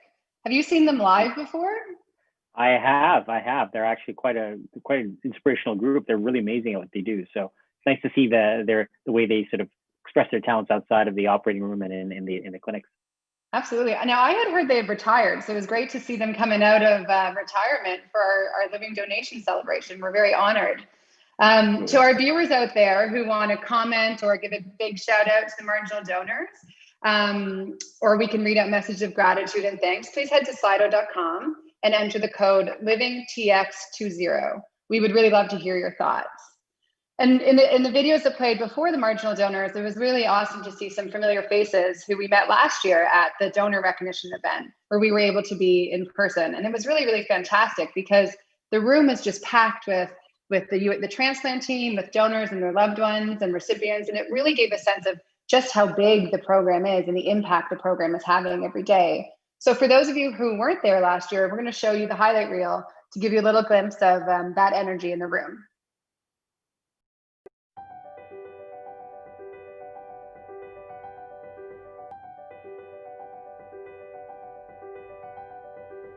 I think the world of transplant is actually something really special. A successful transplant just doesn't give a patient their old life back. It actually gives them a better life, free of the many restrictions that chronic illness placed on them before. If 1 out of every 10,000 Ontarians were able to be a living donor, we could clear the kidney and liver wait list tomorrow. And when you think of it like that, it makes it crystal clear how important it is to spread awareness, educate people, open doors, and simply allow people to walk right through them. I'm still amazed at this. It's just such an incredible thing to see the recipients really transform their lives, and they recover so quickly most of the time, and they're back home, they're back doing the things that they love. My daughter Nyla was born with biliary atresia, which is a deadly liver disease. Last fall, it became clear that Nyla would need a life-saving liver transplant. I was devastated. May 23rd, 2019 will always be the most memorable day of my life. That was the day she got a second chance at life because someone put their life on the line for her. I am truly amazed with this little human's resilience, strength, positivity, and impact. I can only imagine what she's going to go on to do in her long life, and knowing that I played a small part in all the wonderful things that she will accomplish brings me the greatest joy that I have ever felt. Donors are everyone. They're moms, they're daughters, they're sons, they're uncles, they're everybody. Everyone can be a donor. It's amazing. It's really cool. The sharing of information, the sharing of stories, the camaraderie amongst all the donors and the recipients has just been amazing.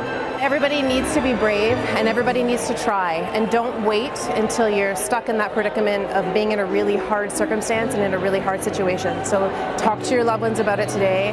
Go and get tested. It's the very best thing you'll ever do, and you'll never regret it. Your donation, your choice, has radically transformed the lives not only of the recipient, but the broader families of so many recipients. So a sincere thank you to each and every one of you. As living organ donors, we're too often called heroes, but Small sacrifices for those you love, they're as easy as breathing.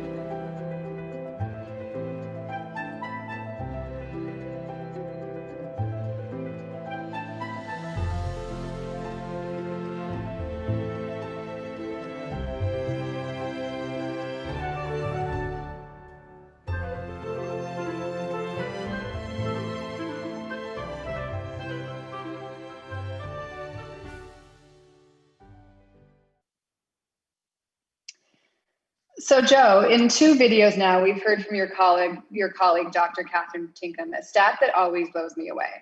If 1 in every 10,000 Ontarians were able to become a living donor, we would clear the kidney and liver transplant waitlist tomorrow.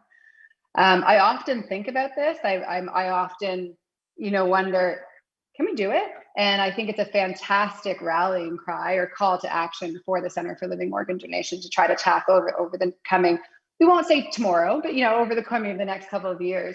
But recently, with the pandemic, we did see a pause in the living donor transplant program. Can you talk a little bit about that? Did that impact our ability to meet some of these goals, or our ability to give the care that you and your team really want to give every day? Yeah, thanks, Joanne. Yeah, it certainly was a challenge for the entire healthcare system for sure, but certainly for transplant as well. And a big part of, I think, the challenge is, we become very close to our donors and our recipient candidates who are going through the process. And then to have to tell them that, unfortunately, we have to put things on pause because of the uncertainty around the pandemic and the direction it was going was very, very difficult. And everyone was very understanding, of course, but at the same time, it's never good news to say, we're having to stop this and essentially you have to put your life on hold again until we sort of sort this out. So fortunately, we've been able to understand more about the virus and how to deal with it, how to diagnose it, how to manage it. And so as a result, we've been able to put in place safety measures at the hospital level, but also at the donation system level that allows us to do transplant safely. And so we've been able to ramp up our activity again. The hospital has been fantastic, been amazing in helping support living donation again through the operating rooms, even though currently there's a huge deluge of a need for the operating rooms right now, just for transplant, for cardiac, for cancer, for all the other sort of operating procedures. UHN, however, has been incredibly supportive of the transplant program, and so we are moving forward with living donation, both for kidney and liver. So it's taught us a lot, and I think there's much to learn from this for a future as well. Hopefully not for a future pandemic for a very long time, but Hopefully certainly not. for similar, yeah, exactly, but for similar system level sort of challenges that we face. Yeah. Well, it's, as a recipient myself, it was heartbreaking to kind of hear and read that living donor transplant surgeries were considered not urgent or not life-saving, knowing firsthand the impact that they have. But true to form at UHN and the amazing leadership that you guys have, you're back on track. And it really is a testament not only of the caliber of your team, but of the global leadership and where you're really setting the stage. And I'm always in awe of the entire transplant program at UHN and beyond. Yeah, and that's a great point, Joanne, around leadership. I think during the pandemic, and any crisis really, where leadership or strong, compassionate, trusted and principled leadership shines through as a way to sort of navigate a very uncertain sort of period of time and to do so successfully. You just have to look south of the border to realize what poor leadership gets you. So I think numerous examples of outstanding leadership locally as well as provincially and nationally. And I must say, lots of great work that's being done in other living donor programs, specific kidney transplant programs, simply because there's many of them. Our colleagues in Ottawa, London Health Science Centre, St. Joe's in Hamilton, Kingston General Hospital, of course, our very own colleagues at St. Michael's Hospital down the road. Outstanding work that they're doing to continue to support the living donation as well as the transplant enterprise as a whole. And I think also I would be remiss not to acknowledge my colleagues across the country. So we're going to hear a little bit about the kidney pair donation program a little bit more, and of course something that Joanne, you're very familiar with, you and Brendan. And I think it's been a true revelation for us in terms of how we've been able to now transplant hundreds, if not thousands, of patients who could not have otherwise received a transplant, even maybe only a little over a decade ago. And the partnership across all these living donor programs in the country to come together. Remember, this is not just the patients, the donors, and the recipients, and the teams immediately. It's also the labs that help match the kidneys and the organs. It's a tremendous effort. And so kudos to everyone, and my thanks, deep thanks to all my colleagues who are doing outstanding work across the country. So in that vein, I think we have a message and a subsequent video from a number of leaders in our system, from both within transplant and abroad, want to sort of share a message with us. So let's go to that video now. Greetings, I'm Dr. Morgan, founder of the Black Health Alliance. I'd like to thank you as someone who has donated a kidney or part of their liver. You have made an incredible, courageous, selfless, and precious gift to someone that has directly impacted the quality of their life and the duration of their life. Right now, in this province, there are hundreds of people, and across this nation, thousands that are waiting for a kidney or liver transplant. Living organ donation is a gold standard and is the best way to save and improve the quality of life of these people. Thank you. Thank you to the doctors and physicians and nurses and the support team that make this possible at Toronto General Hospital, and for your family members and all those that support you in this big decision. For those that haven't really considered living organ donation seriously, get the information, get the facts. You could save a life. On behalf of the Ontario government and to mark the occasion of Living Donation Week, I want to extend our deepest thanks to all of the living donors who are giving hope to patients and their families across our province, and to our living donor teams who make these donations possible. Your generosity is greatly appreciated. I just say to all living donors, thank you for your kindness and for your courage and for your generosity and for your caring and for your compassion, but also thank you to the medical teams at UHN and across Canada who make living organ donations possible. To all living organ donors, you have shown such bravery, such compassion, but you are too humble. Talk to others. Don't keep this incredible story to yourselves, for it is you and the many who have registered consent to give the gift of life who will influence others to do the same. My heartfelt gratitude to you all. 3.5 years ago, I donated my kidney to a stranger so Joe could get a kidney from another stranger. And it's called the Kidney Paired Exchange Program. And it was really one of the most extraordinary experiences I think we've both been through. Absolutely. And for me, it was seeing Joe wake up the morning after the surgery completely transformed. Somebody who I had seen struggle for years trying to deal with decreasingly weak kidney function was suddenly a new person, full of fire, full of energy. And that was the greatest gift, I could ever receive. So, being a kidney donor is really, it's about receiving a gift that is very, very special. Seeing somebody you love completely transformed and be given an entirely new lease on life. How do you say thank you for the gift of life? I don't know. But what we do know is we can help ensure that more people across Ontario and across Canada have access to this amazing life-saving treatment. So big thank you to all the living donor heroes out there and to the transplant teams, to the team at UHN's transplant program. Thank you. Every day you're giving life to people, and take it from me, there's nothing better than that. The Kidney Paired Donation Program matches transplant candidates with suitable living donors. It gives people the chance to become a living kidney donor, ensuring someone they want to help receives a needed kidney, even if they are not a match. Each living kidney donor can help up to at least 2 kidney patients, and often up to 5 or 6. On behalf of the entire KPD team, I would like to thank the over 700 living donors who so generously donated a kidney within the KPD program. We at Canadian Blood Services are honored to be able to do the work we do to serve you, the brave patients, the generous donors, and the family and friends who love and care for them. Thank you. My journey starts about 40 years ago. I was sitting watching TV with my dad, and it was a medical drama that was dealing with organ donation and how there was a lack of available organs for people who were facing life-threatening diseases. And it followed a family that had had a tragic loss of a child, and their decision to offer up that child's organs for donation so that other people could be helped. And the show followed the journey of those organs and the impact of them. And at the end of the show, my dad asked me if I understood what I had just watched. And in my 8-year-old mind, I said, well, those people lost something, but they were able to give back to other people. And my dad said, yeah, that's exactly what we just watched. And he hoped that if I ever had to make a decision like that, I would choose to help other people. I've never regretted my decision to become an organ donor. It's like Mr. Rogers says, the world is full of helpers. I felt like I had received so much help in my life, it was time for me to give back and become a helper myself. And let's be honest, our world needs a lot of helpers right now. So take the time, register your wishes to become an organ donor, and hey, maybe even become a living donor, because you'll never regret it, and you get a really cool t-shirt.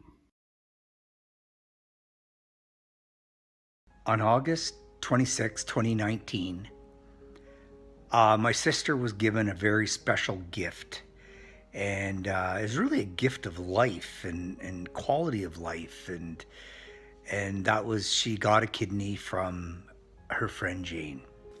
For over 30 years, I suffered with polycystic kidney disease, and my health declined year after year after year. Since I've received this donation of a kidney, my life has changed. The future of our family has changed. After watching for years as Janet's energy and health steadily decreased, I was amazed post-operation at how both her energy and health improved on a steady daily basis. I have my wife back. Thank you, Jane, and all living donors. You are saving lives and providing a better quality of life for those in need. Jane, I thank you. I thank your darling husband, Phil, your amazing children, your family, your friends, and everybody that supported you through this process. Actions speak louder than words. Thank you, Jane, for speaking loudest of all in saving our baby sister. Living donors like Jane are saving lives and providing a better quality of life. Thank you to all those living donors. You guys are true heroes. For anyone who is even considering, even thinking about donating any type of organ or tissue, don't stop on that thought. Move forward, investigate, ask questions. There's many resources out there to help you determine if this is something right for you.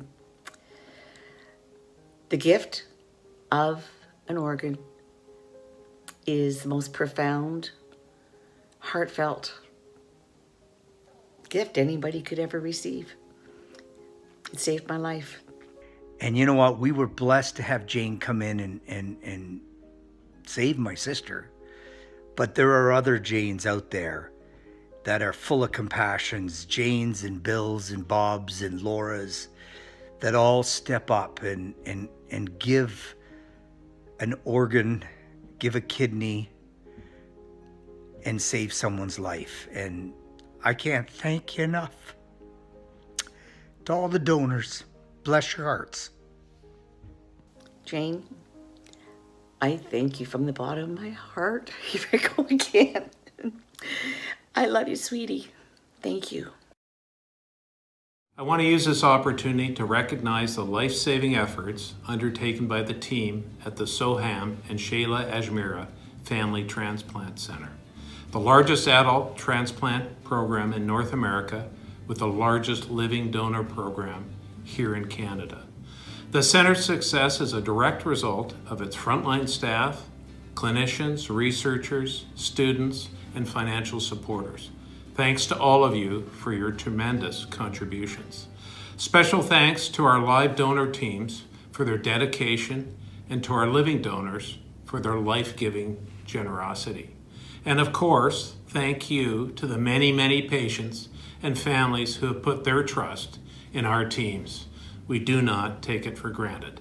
This is an opportunity for education and celebration, but it's also a chance for us to say thank you. So thank you to all of our living organ donors for their incredible act of generosity. Thank you to the thousands of patients and their families who put their trust in us. Thank you also to our hardworking teams who work tirelessly every day to provide exceptional care for our patients. And thank you to all of you for joining us to learn more about living organ donation. I would like to thank personally the donor for their generosity, the patient and their family for trusting their care with us, and the dedicated member of our team for all their hard work. In the last year, we've performed over 700 transplants at UHN, and that's a world record-breaking number. Living donor organ transplants accounted for nearly 20% of our life-saving treatments. Here at UHN, it's our privilege to serve Canadians as the country's largest transplant program. None of our work would be possible without you, our living organ donors, and the amazing staff who make up Team UHN in transplantation.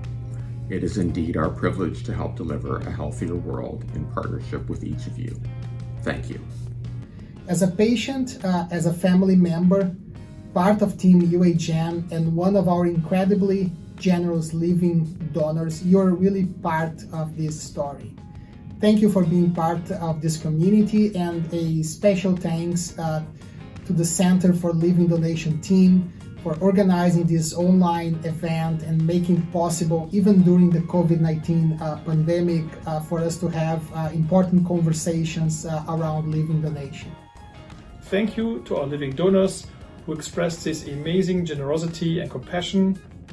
Thank you to our families and patients to put the trust in us to take care of them. Thank yous for our amazing staff who performs a great job every single day for our patients. I'd like to thank all of our donors, our patients, our staff, as well as those who are presenting and sharing their learnings with each other. It's going to be a wonderful week, and happy and excited to share it with you. Thanks, everyone. At UHN, we have one of the largest and best transplant centers in North America. We are especially proud of our living donor transplant program. To date, we have performed more than 2,400 living donor transplant surgeries. I want to give a special thank you to our amazing team that makes this possible. The nurses, physicians, surgeons, social workers, and many, many others who are part of a very dedicated team. I also want to thank our living donors. You are very special people, and your generosity is remarkable. As a surgeon at UHN, I have the opportunity to see miracles every day in the operating room. But the miracle of transplantation is extraordinary. Thank you to our physicians, our nurses, our coordinators, and most importantly, our living donors for their amazing contribution. Living donation for me is a whole community experience. When someone in your peer circle or in your family gets sick, you want to do something, you want to help out, you want to support in any way, shape, or form with what you have.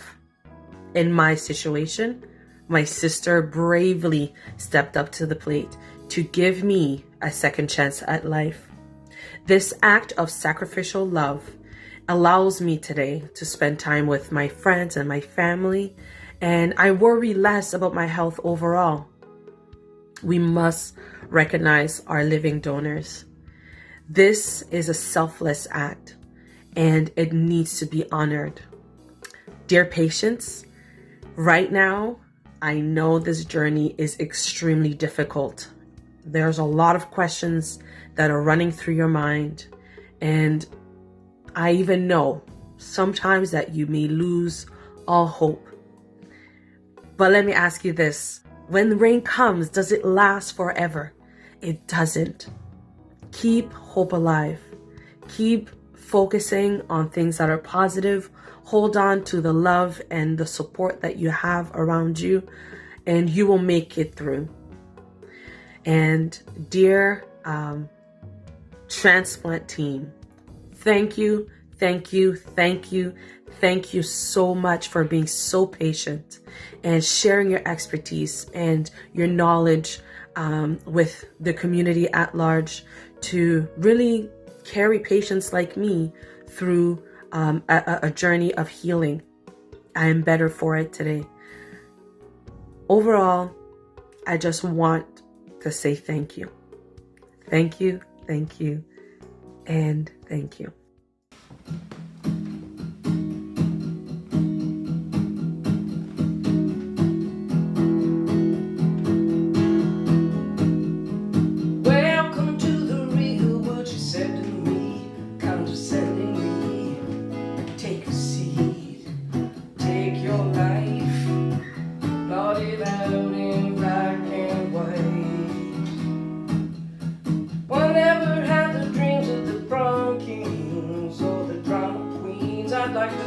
the best of me is still hiding up my sleeve. They love to tell you stay inside the lines. Something's better on the other side. I wanna run through the halls of my high school. I wanna scream at the top of my lungs. I just found out there's no such thing as a real world, just a lie we got to rise above. So the good boys and girls take the so-called right track, faded white hat, grabbing credits, maybe transfers. They read all the books, but they can't find the answers. All of our parents, they're getting older. Wonder if they wish for anything better. Now in their memories, tiny tragedies. They love to tell you stay inside the lines. Something's better on the other side. I wanna run through the halls of my high school. I wanna scream at the top of my lungs. I just found out there's no such thing as a real world, just a lie we got to rise above.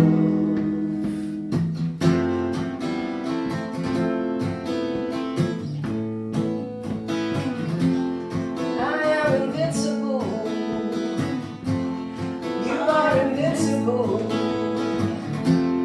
We are invincible as long as we're alive.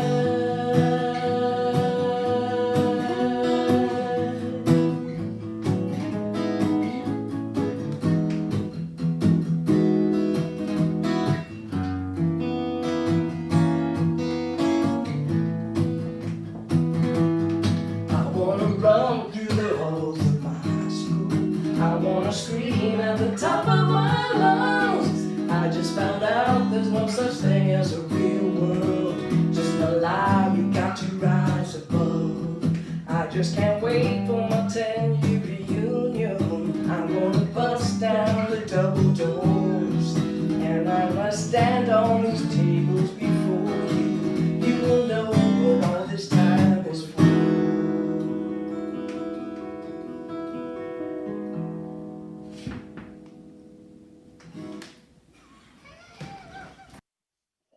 That was another fantastic performance by the marginal donors. And I have to say, the lyrics in the song No Such Things remind me of Brendan again. He often tells me he doesn't like the fact that people refer to him as a hero because he donated his kidney. And I've heard that from many living donors that I want to call them heroes. I want to show my gratitude, but they don't like the title. They don't love the halo effect. That being said, Brendan absolutely thinks he's invisible. And I think the donor surgery and subsequent very quick recovery, where he was back to work in a couple of weeks, proved to him that he might be actually invisible. So yeah, very that's appropriate. great. And you know what, actually, it's really important that, I mean, as you mentioned, we go through a very rigorous process to select individuals who are then candidates to donate. And so these are really very healthy individuals who have taken good care of themselves. And really, it's very important that they continue to do so afterwards. And a big part of their care also involves the team that were involved in advance of their donation as well. And so I want to just send a shout out to our living donation team overall. And remember, they continue to monitor donors even long after the donation. So kudos to medical directors, Dr. Sunita Singh and Nazia Selzner, both respected medical directors of the kidney and liver transplant program, so living donation program. So thank you to them. Also, just on the line of thank yous, it's just reminded me that it's really important for us to also acknowledge the generosity of our founding supporters for the Center for Living Organ Donation, including Astellas Pharma Canada, as well as other industry partners. I think it's really important that, there's always been this notion that we have to, be careful about our relationships, to be frank, right? In terms of how we sort of, but actually, I think it's changed now that we realize that actually industry are truly partners in sort of improving health and creating innovations. And I think thinking that we are separate or in parallel healthcare systems and industry partners has actually not served patients well. And so I think more and more we've come to understand. So it's really about how we manage that. And actually, Astellas Pharma Canada, as well as other partners, have been fantastic and really, really supported the initiatives that we're trying to undertake to help patients and improve lives. And so thank you from the bottom of our heart for that. Also, some amazing donors who have sort of chosen the UHN transplant program as sort of their target for donation, in particular the Ajmera family, which now the Transplant Center, who the Transplant Center is named after. And they provided the single largest donation to any multi-organ program that's known at this point. A very large donation, a large gift, a transformative gift actually. And really with the goal of trying to improve, again, the lives of transplant patients, including, of course, recipients and living donors. So thank you to them. And then finally, of course, to the work of our foundations. So the Toronto General Hospital and Toronto Western Hospital, outstanding people to work with, really help us continue to create the fuel and the engine to drive the great work that's being done here at UHN. So thanks to them as well. And along that same vein of thank yous, I would like to take the opportunity to thank you, Dr. Kim, and all of your colleagues at the UHN Transplant Program, and in fact, across Canada, we can all agree, you and your colleagues are the heroes, and you save lives every day. And so thank you.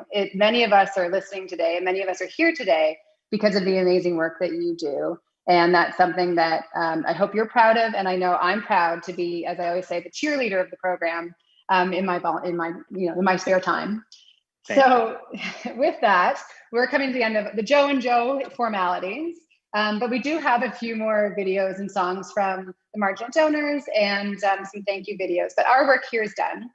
But before we sign off, we want to remind you that there's many more great sessions to come throughout the rest of the week. And we encourage you to have a look at livingorgandonation.ca to participate. And don't forget to use the hashtag LivingTX20. And please do join, because this week is ultimately about all of you. It's about the panelists, the participants, and the people from home and work submitting their questions and comments. Thank you. We really appreciate you engaging in the discussion and advancing living organ donation, because I am very confident that every story we tell and every perspective we share, whether it's the physician perspective, the patient perspective, the loved one, the caregiver, they're all going to transform someone's life. They're going to help more people get access to this truly amazing program. So thanks, everyone. Take care and enjoy the rest of the afternoon. Bye, everyone. Bye. My cousin Janine was looking for a kidney, and I had posted her GoFundMe page on my Facebook page, and lo and behold, someone that I knew responded to it quite immediately. Just something very quickly stirred inside my spirit and inside of me, and I knew that I was going to be the one that was going to donate my kidney to this complete stranger who I had never met. That was the best day of our life. I think we won the lottery that day when I get the news. She really just wanted to live long enough to see her daughter graduate from high school. And that just, really struck a chord with me, and I didn't hesitate. Christy is part of my family now. By donating her kidney to giving my child a second chance in life. Now, if you have to go through that process, I tell anybody going through that process, don't give up. I received my kidney donation on March 27th, 2018.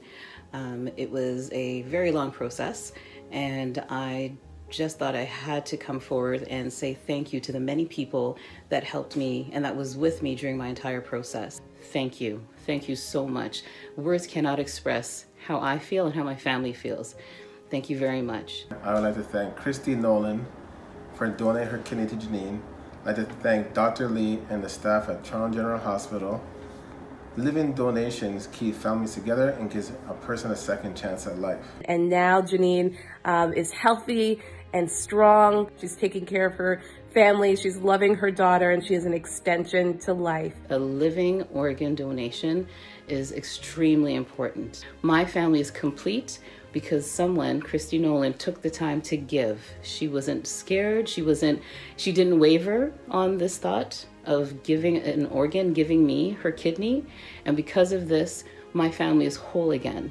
I am whole, my family is whole again. I'm just very honored and humbled to be able to be a part of her journey and her story. Living donors, you truly are modern day heroes.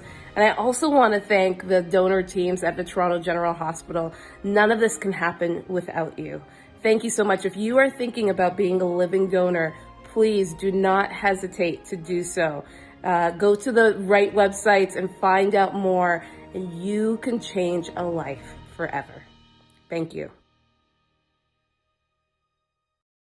Hi everybody, it's me Priyanka from Canada's Drag Race, and I'm here to talk to you about living organ donations. Listen, I gotta tell you something. It's very important because listen, are you listening?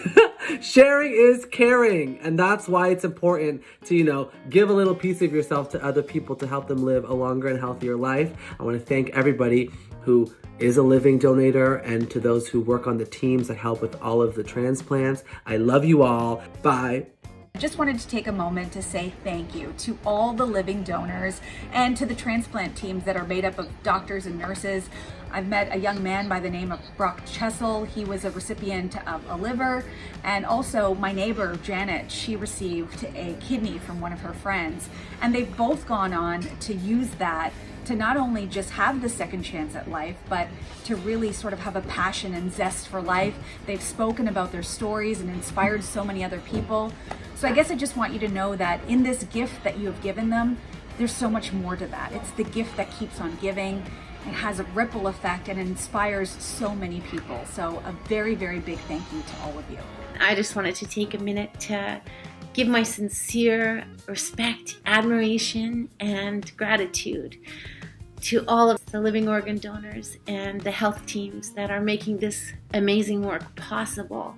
It's not only life-saving for a patient and recipient, it's life-changing for them and for their families and their communities. So thank you from the bottom of my heart and from all of us who stand in admiration of the wonderful things that you're doing every day.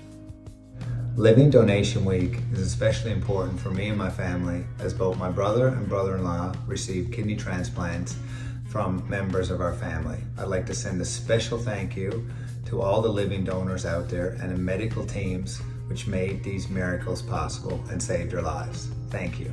We all have it within ourselves to give someone not just a second chance at life, but a better life, free from the restrictions of chronic illness and pain. I cannot think of a better gift or a more heroic act of generosity. To all the living donors and to the transplant teams at Toronto General Hospital, from the bottom of my heart, I thank you.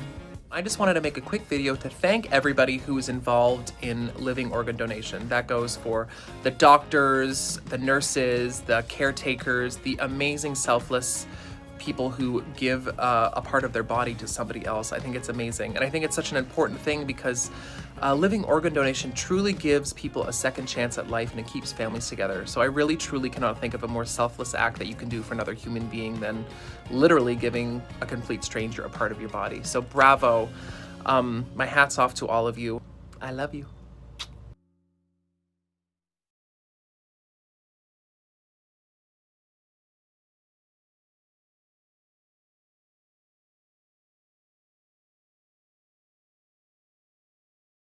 In December 2015, I donated my left kidney to my husband, Scott, who has lived his entire life with polycystic kidney disease. Donating my kidney was not a difficult decision for me. When we see someone suffering, we often say, I wish there was something that we could do. And for those waiting on the transplant list, there is something we can do. We can donate a kidney or part of a liver. It truly is the gift of life. I'd like to thank all the doctors, nurses, coordinators, technicians, and everyone at the Toronto General Hospital who helped us through our transplant journey. If you or someone you know would like more information about organ donation, please contact the Center for Living Organ Donation at UHN.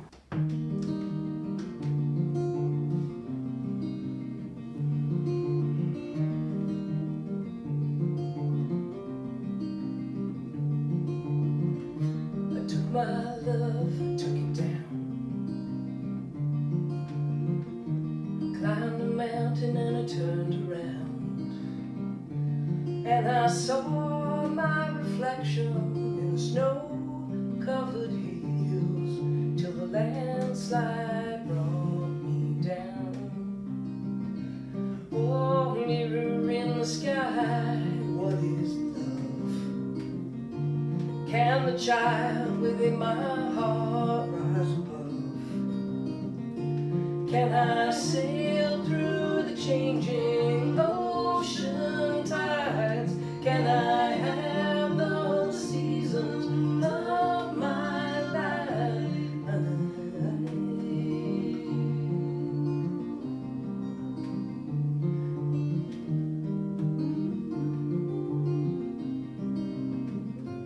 Well, I've been afraid of changing, 'cause I built my life around you.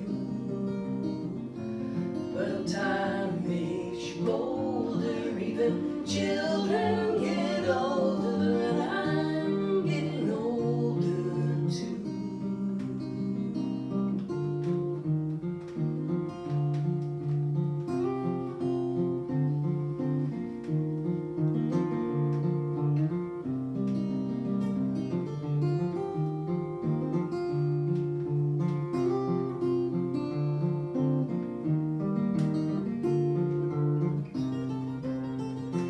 Well, I've been afraid of changing, 'cause I built my life around you. But time makes you bolder, even children get older, and I'm getting older too. Well, I'm getting older too. Took my love, took it down, climbed a mountain and I turned around. And if you see my reflection in the snow-covered hills, well, a landslide bring you down.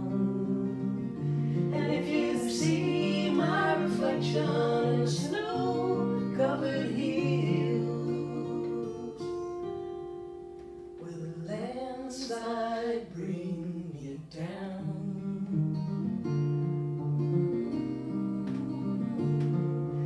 Landslide bring me down.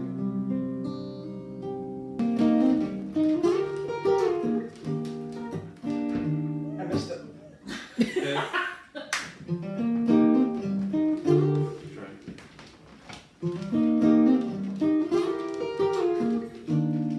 I missed it again.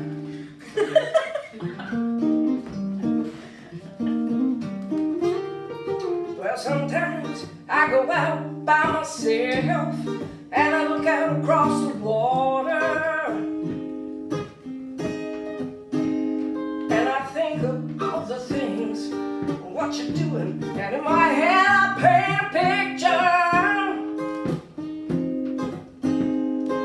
Since I've come on home, well, my body's been a mess, and I miss your ginger hair and the way you like to dress. Won't you come on over, stop making a fool out of me? Why don't you come on over, Valerie? Valerie, Valerie.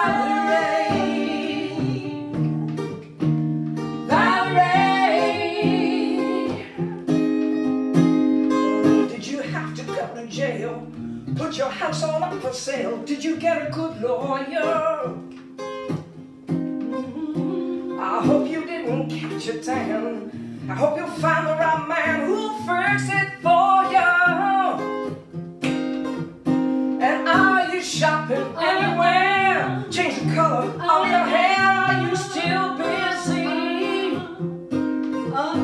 And did you have to pay that fine you were dodging all the time? Are you still dizzy? Since I've come on home, well, my body's been a mess, and I miss your ginger hair and the way you like to dress. Won't you come on over? Stop making a fool out of me. Why don't you come on over, Valerie? Valerie.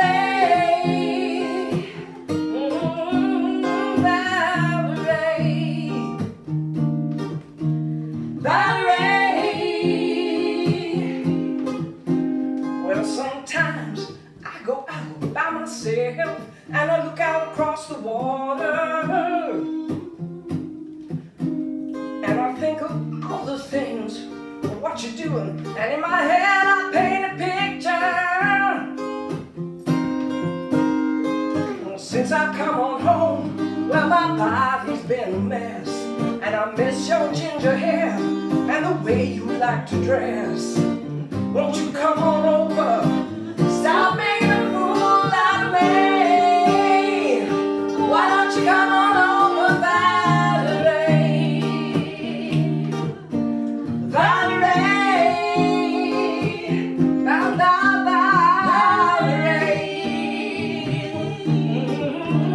Valerie.